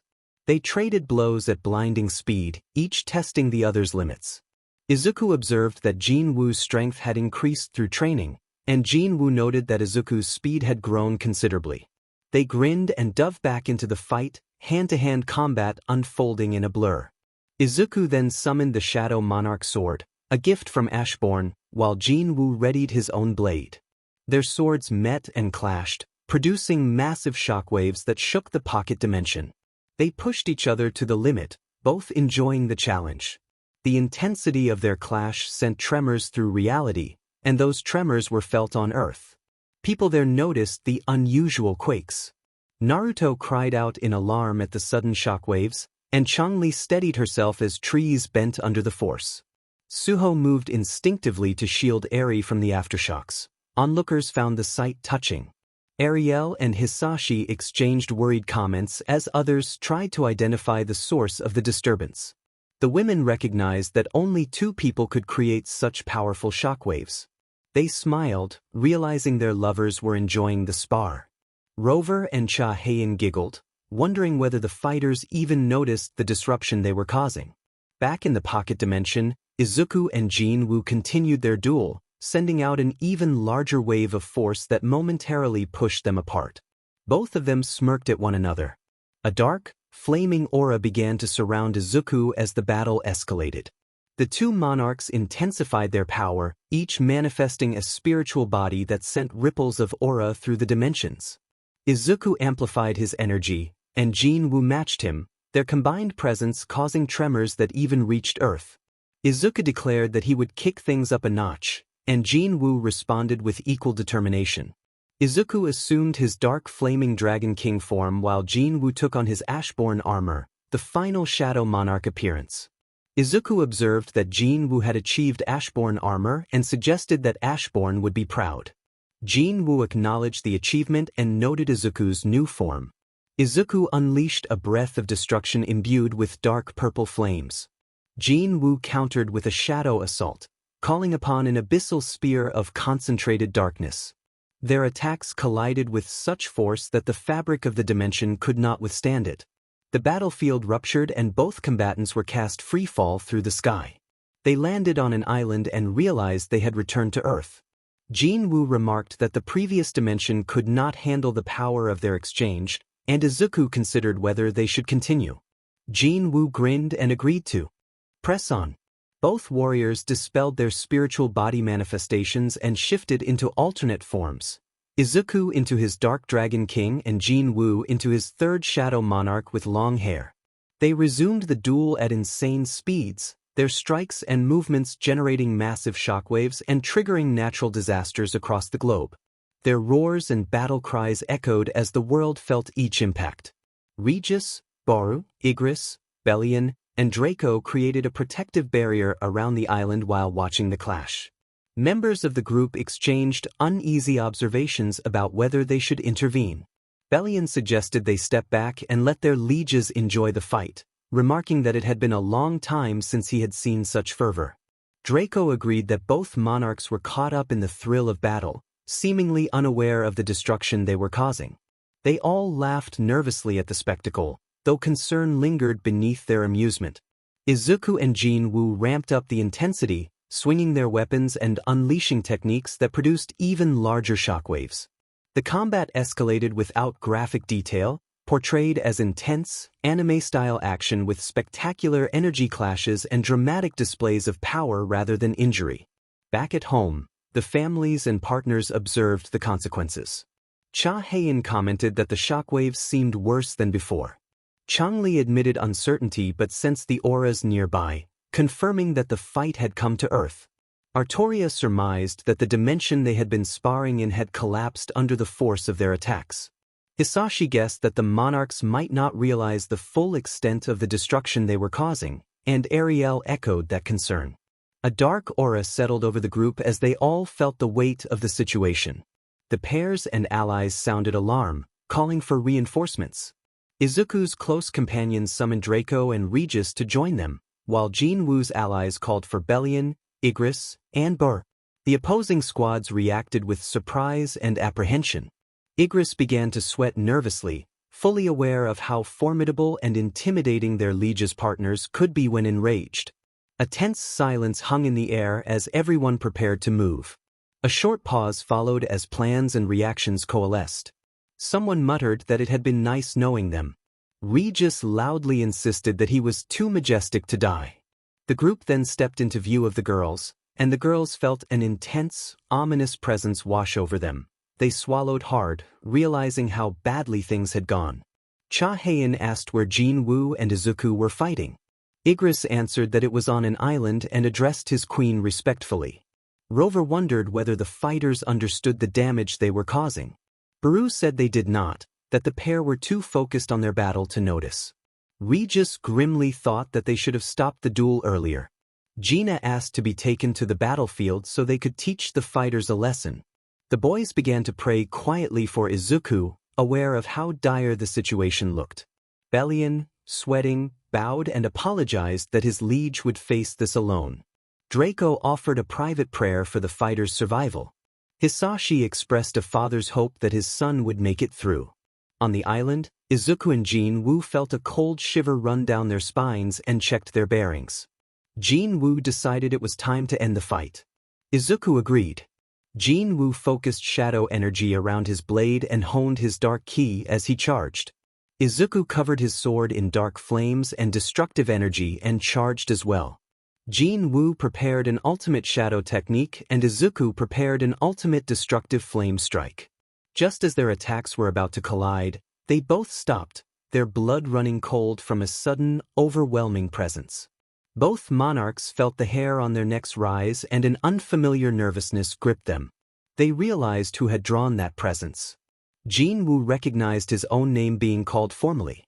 Izuku's companions recognized Izuku Lee being addressed by his full name. One of Izuku's group warned that when a girlfriend or wife used a full name like that, it meant serious trouble. The two men exchanged panicked thoughts about sleeping on the couch that night as the implications sank in. Both turned to face their partners and the assembled women, swallowing hard. Izuku awkwardly greeted his wives, while Jin Woo complimented the women, saying they looked as beautiful as ever. Jin Woo spoke affectionately to Cha Heian, telling her that she was very important to him. Cha Heian replied that Izuku and Jin Woo's flirtation would not save them. Kana accepted the compliment politely. Essel thanked them but reminded them that kind words would not prevent the consequences they were about to face. Izuku checked his watch and noted the time. Jin Woo did the same, and both explained that they had a business meeting to attend. The countdown began. Izuku announced that there were 10 minutes. Jin Woo told the girls that they would see them soon. As they prepared to teleport away, their eyes widened in fear when they found they could not move. Izuku wondered why he could not teleport. Kane coldly informed them that they were not going anywhere. Cha Heian smiled sweetly but with a chilling edge and invited Jin Woo to go home to talk. Gina smiled warmly and told Jin Woo that they had much to discuss. Jin Woo felt unsettled by the smile. Yuki returned the unsettling smile and suggested that Zuzu come home for a conversation. Izuku noted how frightening the expression was. Jin Woo and Izuku exchanged a determined nod. Izuku called out that it was every man for himself, and Jin Woo agreed. Izuku urged them to run as if their lives depended on it, and Jin Woo answered with resolve. Both of them channeled mana into their legs and surged forward at incredible speed, bursting through the barrier in a dramatic anime-style rush. Kane and the others demanded that Jin Woo come back, while Izuku's group shouted for him to stop. Both men called out a dramatic farewell as they ran off. Izuku told the girls he loved them, and Jin Woo waved and said he would see them later. The girls sighed and then smiled. Cha Heian observed that those boys were quite a handful. Lumen smiled and agreed that their antics were part of why they loved them. Kane called them idiots in an affectionate tone. Ereshkigal giggled in agreement. Gina warned playfully that the boys would be in trouble when they returned, and the others echoed her sentiment with laughter. Izuku and Jin Woo felt a chill pass through them as they walked away. Jin Woo asked if Izuku had felt it, and Izuku confirmed. They shared a nervous laugh and hoped nothing bad would happen. Far across other dimensions, 7 revived monarchs gathered in secret to plan their revenge. Quaratia asked how they would proceed. Rakan insisted they must take revenge on Sung Jin Woo, the second Shadow Monarch, and Antares as well. Ciliad cautioned that it was easier said than done. The Shadow Monarch and the Monarch of Destruction were powerful for a reason. Baron agreed that while they had grown stronger, their enemies surely had as well, and they needed to be careful.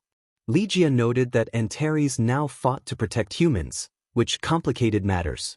Yogamd wondered whether the two could actually wipe them out, given the forces required. Terink said they would not let their guard down. Thanks to the absolute being and help from the Iterum, they had acquired new power and strength and believed it might be enough. The monarchs exchanged determined looks and vowed to take down Izuku and Jinwoo at any cost. In a different hall, the gods of the Iterum met and prepared plans of their own. One god asked if everyone understood the plan to attack Earth. Another affirmed that they would claim the pitiful planet. When one of the gods looked to the absolute being for support, the absolute being agreed, revealing a personal desire to see Sung Jinwoo and Izuku Lee defeated. The gods turned their attention to Izuku's home world. As they focused, divine auras surrounded them and a blue energy passed through a globe showing the planet. One god promised that the world would soon be theirs and ordered the preparation of forces to begin the invasion. Back on Earth, Izuku and Jinwoo apologized to their partners for the damage caused by recent battles. They took the women out on dates to make amends and spent quiet, private time together afterward. Using their abilities, Izuku and Jinwoo repaired much of the destruction across the world. They trained relentlessly and grew stronger. As the Iterum began opening dimensional gates, Izuku and Jinwoo made sure each gate they found was cleared quickly and discreetly, so the world would remain unaware. When time was short, they sent soldiers to finish the job. One afternoon, the two of them sat outside a cafe and discussed the next, more difficult step. Izuku told Jinwoo that it was time to tell their partners everything and begin the plan to merge their worlds. He said he felt the monarchs leaving their dimensions and suspected they were already moving. Jinwoo agreed that the monarchs, the Iterum, and the absolute being were likely preparing an invasion of Earth. They both agreed the world could be shaken if the existence of the gates became public, so secrecy was essential. Izuku expressed concern about how their partners and parents would react. Jinwoo joked that his own family would be furious, and Izuku admitted his own family would react similarly. They finished their drinks, stood, and exchanged a hopeful fist bump. Jinwoo said they would face this war together, and Izuku smiled and affirmed it. On the walk home, Izuku reflected on what he had gained: a family, love, and a daughter. He vowed to protect them at all costs. He resolved that no matter how many enemies awaited in the dimensional crack, he and Jinwoo would stand against them and defeat them to keep their loved ones safe. Jinwoo shared the resolve, promising they would show why they were among the strongest monarchs. A calm, determined aura settled around them, Jinwoo's shadow presence and Izuku's destructive power both stirring as they prepared for the conflict ahead. They warned their enemies that they would be hunted and that the strength of the two monarchs would not be underestimated. The two walked on, ready to face whatever came next. Narrator perspective: Izuku and Jinwoo arrived home to find the house being decorated by their family. Izuku asked why they were decorating the house. Zani reminded him that it was Eri's birthday and that they would be celebrating that evening with a party. Izuku admitted he had forgotten, explaining that he had a lot on his mind. Changli observed that Izuku never forgot birthdays, and Artoria asked whether something was bothering him. Izuku reassured them that he was fine and said that he and Jinwoo would go and get a gift for Eri. He and Jinwoo then left to buy a present. The women exchanged worried looks.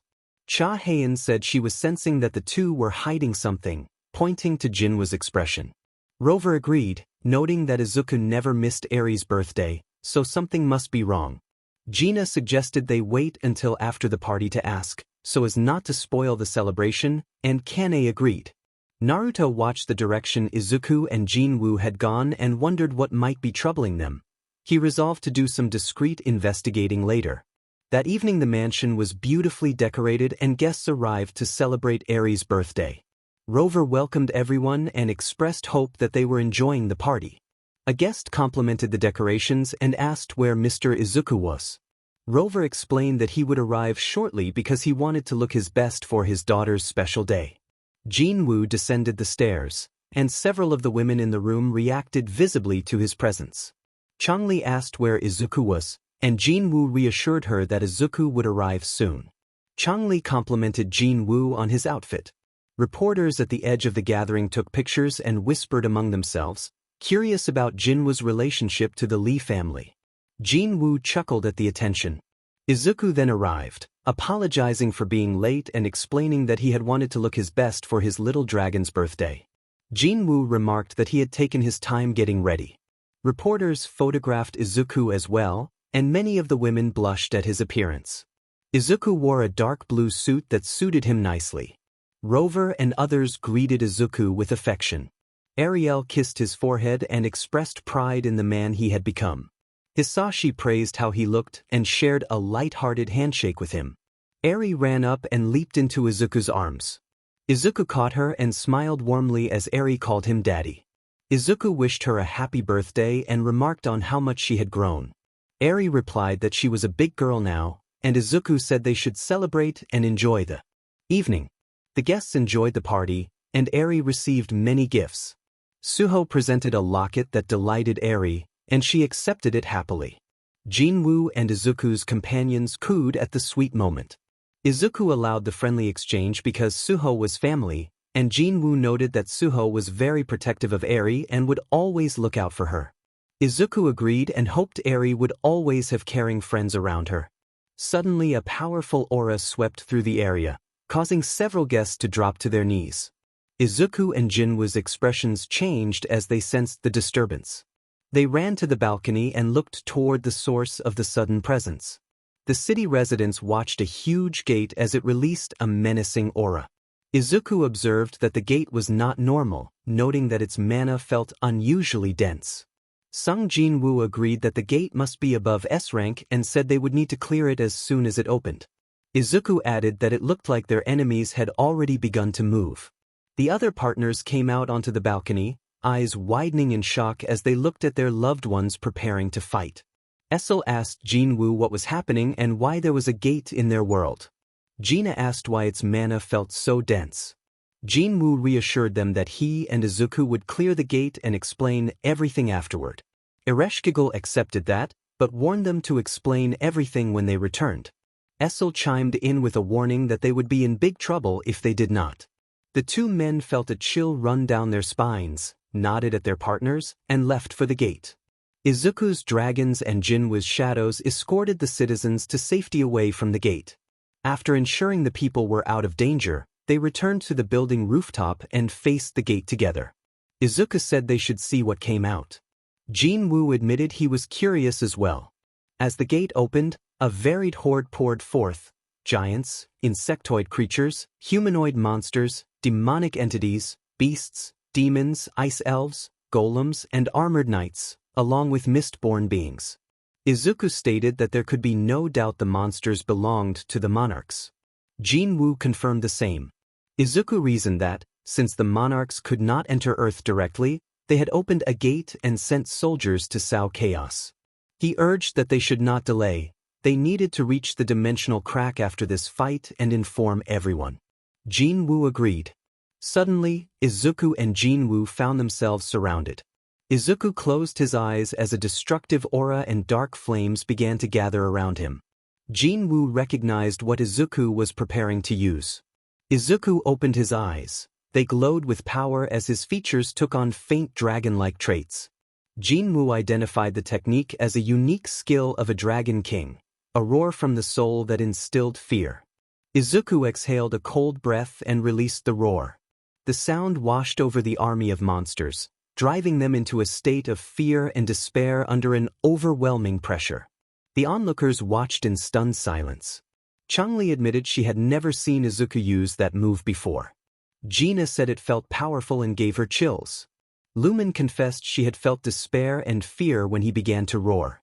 Naruto commented that Izuku had looked imposing while using the move. Hisashi said his instincts had told him to bow. Ariel remembered Jinwoo calling the move Dragon Fear. Facing the monsters, Izuku made it clear he had no time for delay and ordered his forces to destroy the threat. Multiple red portals erupted around him and in the sky, releasing dense energy as his dragon army emerged. Jinwoo extended his shadow forces, which formed into rank behind their king. Izuku told the dragons to kill every monster in sight and to stop anyone who got in their way. Draco pledged his obedience. Jinwoo commanded the shadows to run wild and demonstrate their power. echoed Jinwoo's command to destroy the enemy. Draco rallied the forces to show the invaders what the army of destruction could do. Both armies surged forward. In swift, decisive maneuvers resembling an intense anime-style battle, Izuku's dragons and Jinwoo's shadows overwhelmed and dispersed the invading creatures without graphic detail. Izuku joined the fight, summoning his daggers and fighting alongside his forces. The portals closed as the last of the enemy forces were routed. A portal then opened and the rulers emerged, standing before the two strongest monarchs. The first ruler addressed Sung Jinwoo and Izuku Lee, explaining that it was time to merge the worlds because the monarchs, the Iterum, and an absolute being were already heading to Earth. The second ruler affirmed their decision and bowed to the great monarchs. The gathered partners, family members, and Izuku's father arrived and looked at Izuku and Jinwoo in disbelief. Rover asked Izuku what was going on and what the rulers meant by merging worlds and a dimensional crack. Izuku admitted they could not hide the truth any longer and, together with Jinwoo, explained the situation. The partners and family members were shocked. Tears formed as they listened. Rover asked if there was another way and pleaded for an alternative. Cha Haein also asked if there was no other option. Kane struggled to finish her sentence. Lumen begged Izuku to say there was another way. Izuku shook his head, indicating there was none. He hugged Lumen and smiled warmly, promising that he would make sure she would remember and that he would find them and restore their memories. Kana asked for the promise, and Izuku affirmed it. Jinwoo and Izuku embraced each of their partners warmly in farewell. They then walked to their parents. Ariel and the others expressed pride and embraced Izuku in return. After saying goodbye to all their loved ones, the rulers summoned the Cup of Reincarnation, also known as the Tool of God. The rulers asked Sung Jinwoo and Izuku if they were ready. Both men nodded, ready to proceed. They looked at their families and loved ones one last time. They smiled warmly at the group. Izuku told the girls it was not a goodbye but a see you later and that they would find them and be remembered. The two then used their time manipulation, reality alteration, and the Tool of God. A bright light spread across the earth as the timelines and worlds merged into a new reality. Izuku awoke in his childhood room. He realized he had become a child again and smiled at the success. Ariel called that breakfast was ready. Izuku went downstairs and saw his father working at a computer, and his mother laying out food.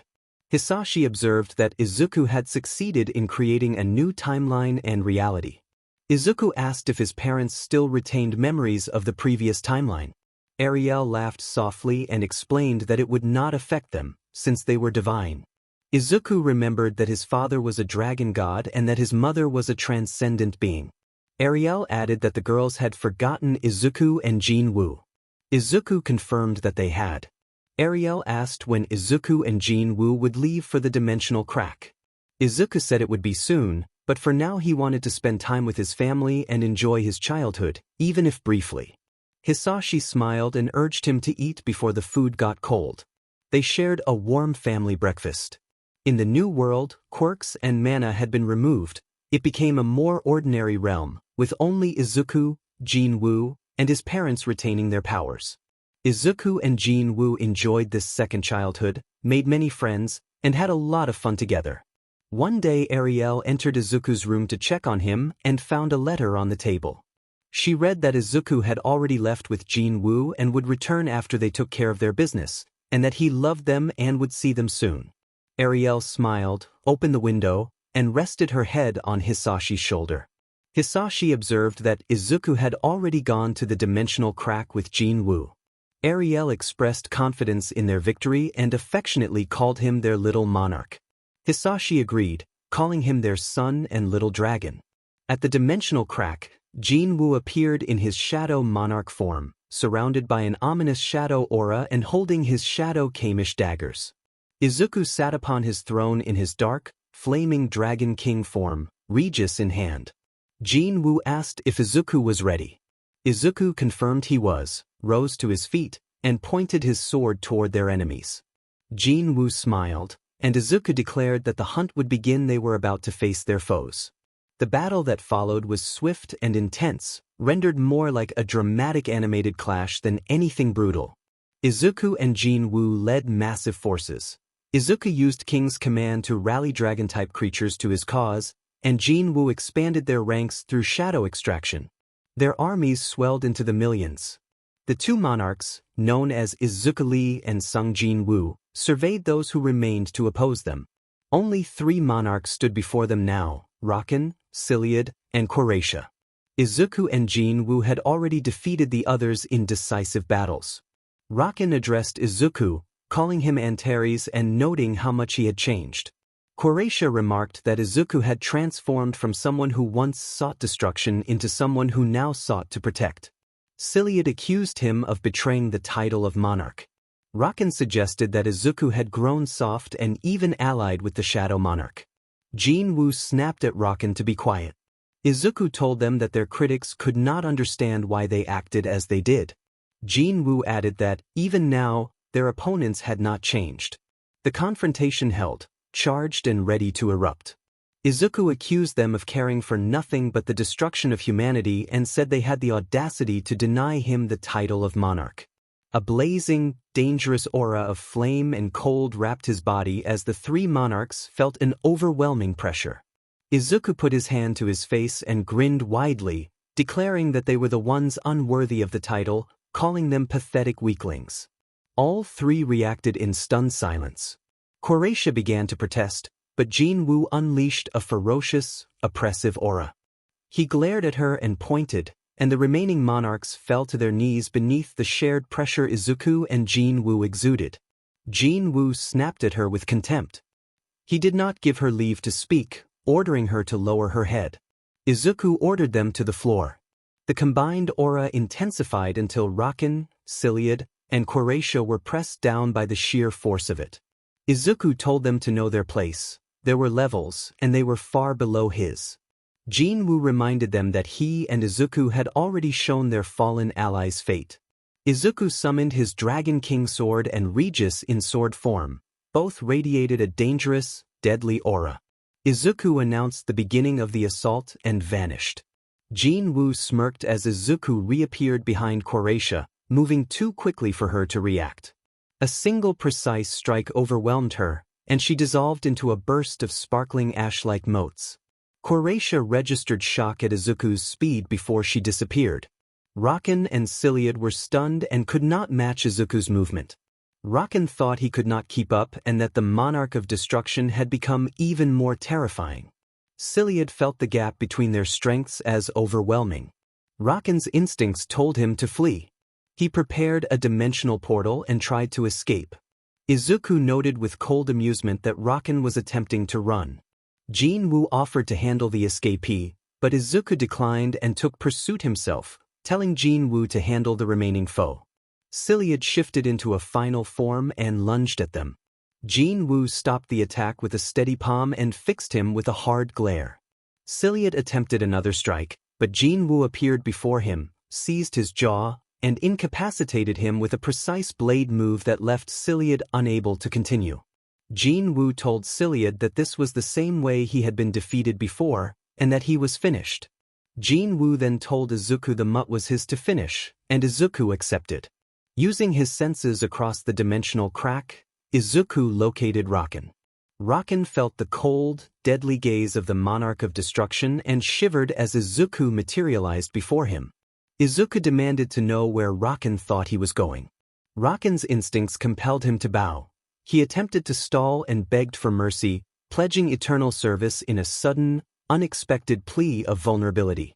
The Monarch of the Beasts admitted privately that he stood no chance and began to plead.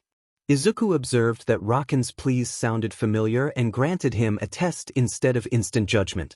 He said he would forgive and spare Rakan's life if Rakan could withstand 5 of his attacks.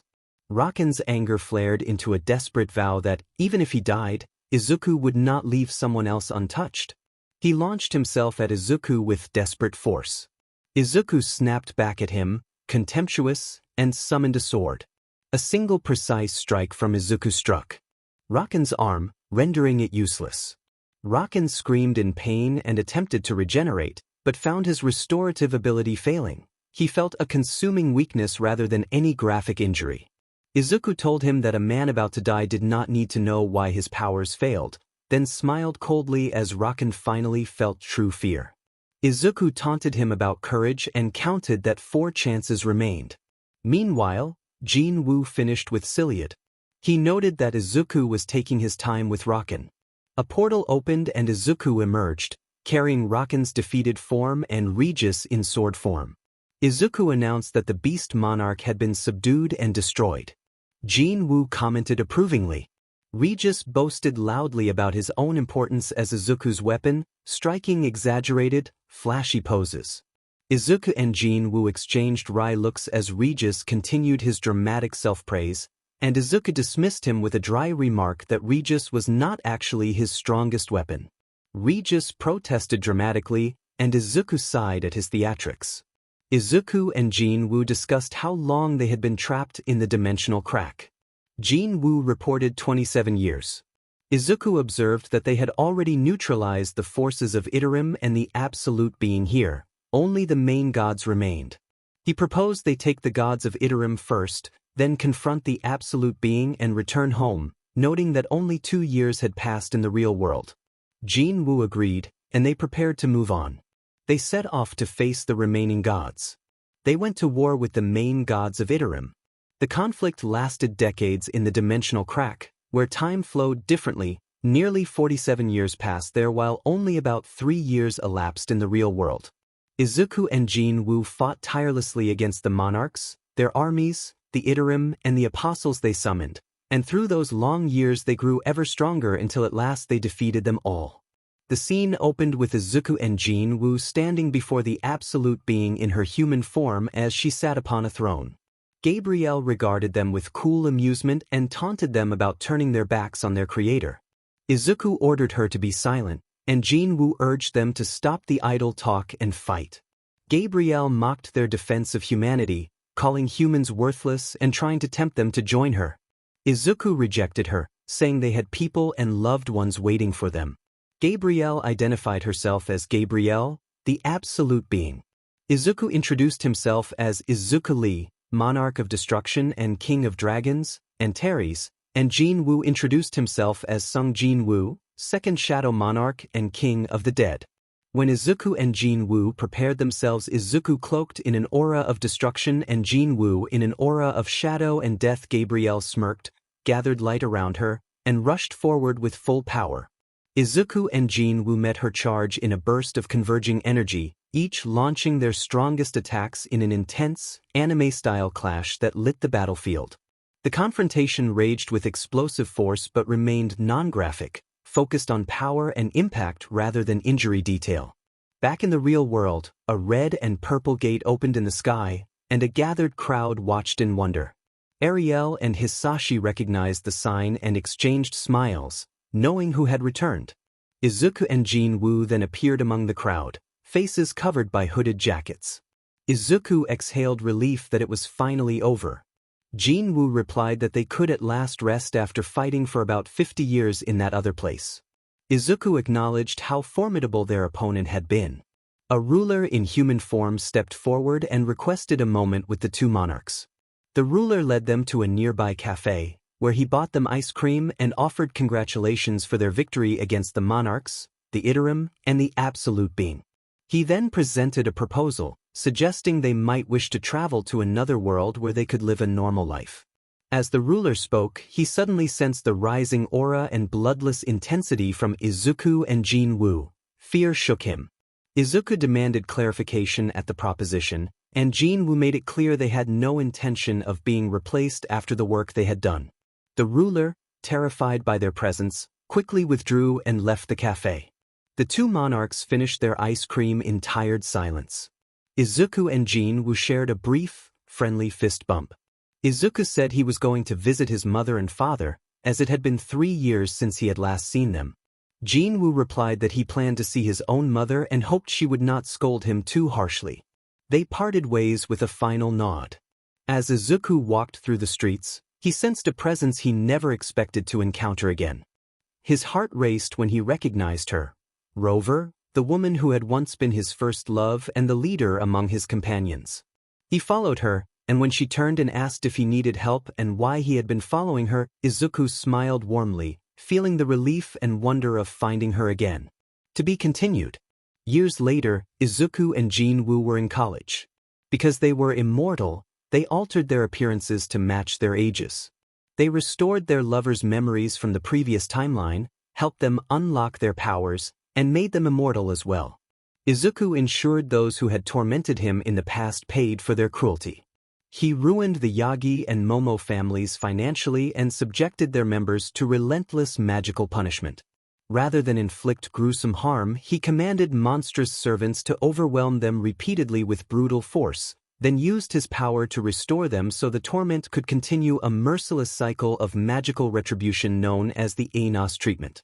In his private chamber, Izuku stood smirking as his former classmates and enemies were brought before him. Izuku mocked them with a cheerful greeting while Izumi begged him to end their suffering. Mina asked how he could still smile after making their lives miserable. Izuku replied that they had made his life a living hell too and that he was simply returning the favor, insisting an eye for an eye. Momo called him a monster. Izuku told Momo that he was the monster they had created. Bakugo lay on the ground with vacant eyes. Izuku looked down at him and taunted that the vacant expression suited him. Toru asked why Izuku was even there. Kirishima asked if Izuku had come to laugh at them with the friend he always brought. Izuku explained that Jinwoo was out on a date with his companions and that he would be quick because he had promised the girls he would return soon. Izuku said he hoped their souls would never find peace. Then Izuku gathered dark mana into his mouth and let it flow outward, calling upon destruction magic and unleashing a powerful attack he named Breath of Destruction. The dark blast consumed the chamber and erased the scene he had created. After the attack, Izuku told the survivors that he was finally free of their pathetic presence and turned away, leaving the burning chamber behind. He said he would go to see the women and hoped they could start a family, imagining children running through the house. Years passed. Izuku married the women who had stood by him and had many children. Jinwoo did the same. Their eldest children, Eri and Sangsuho, grew up and were dating. Izuku enjoyed life with his large family. Anyone who threatened Earth would fail. Izuku and Jinwoo became the world's protectors. On their anniversary, Izuku rode his dragon with Rover, his closest partner. Izuku presented Rover with a beautiful golden necklace. Izuku wished Rover a happy anniversary, and Rover thanked him. Izuku fastened the chain and Rover returned the gesture with a warm, affectionate kiss that conveyed their deep bond. They shared a quiet moment watching the sunset together. Rover remarked that the sunset was beautiful, and Izuku agreed, saying that after so many struggles they had finally found true happiness. Rover reflected that they had faced many trials, and Izuku responded that he was grateful she had come into his life. She, the other women, and their children meant everything to him. Rover told Izuku that they loved him and always would. Izuku told Rover he loved her as well. They exchanged an affectionate kiss again and then rested close, Rover leaning her head on Izuku's shoulder. Izuku thought about how he had once cared only for destruction and wanted to erase humanity, but now he had a warm family and a life he had never imagined possible. He silently thanked Jinwoo and whoever had given him a second chance, grateful for the life he had been allowed to live. Rover observed that after all their hardships, they had finally found true happiness. Izuku agreed that they had their happy ending. The end.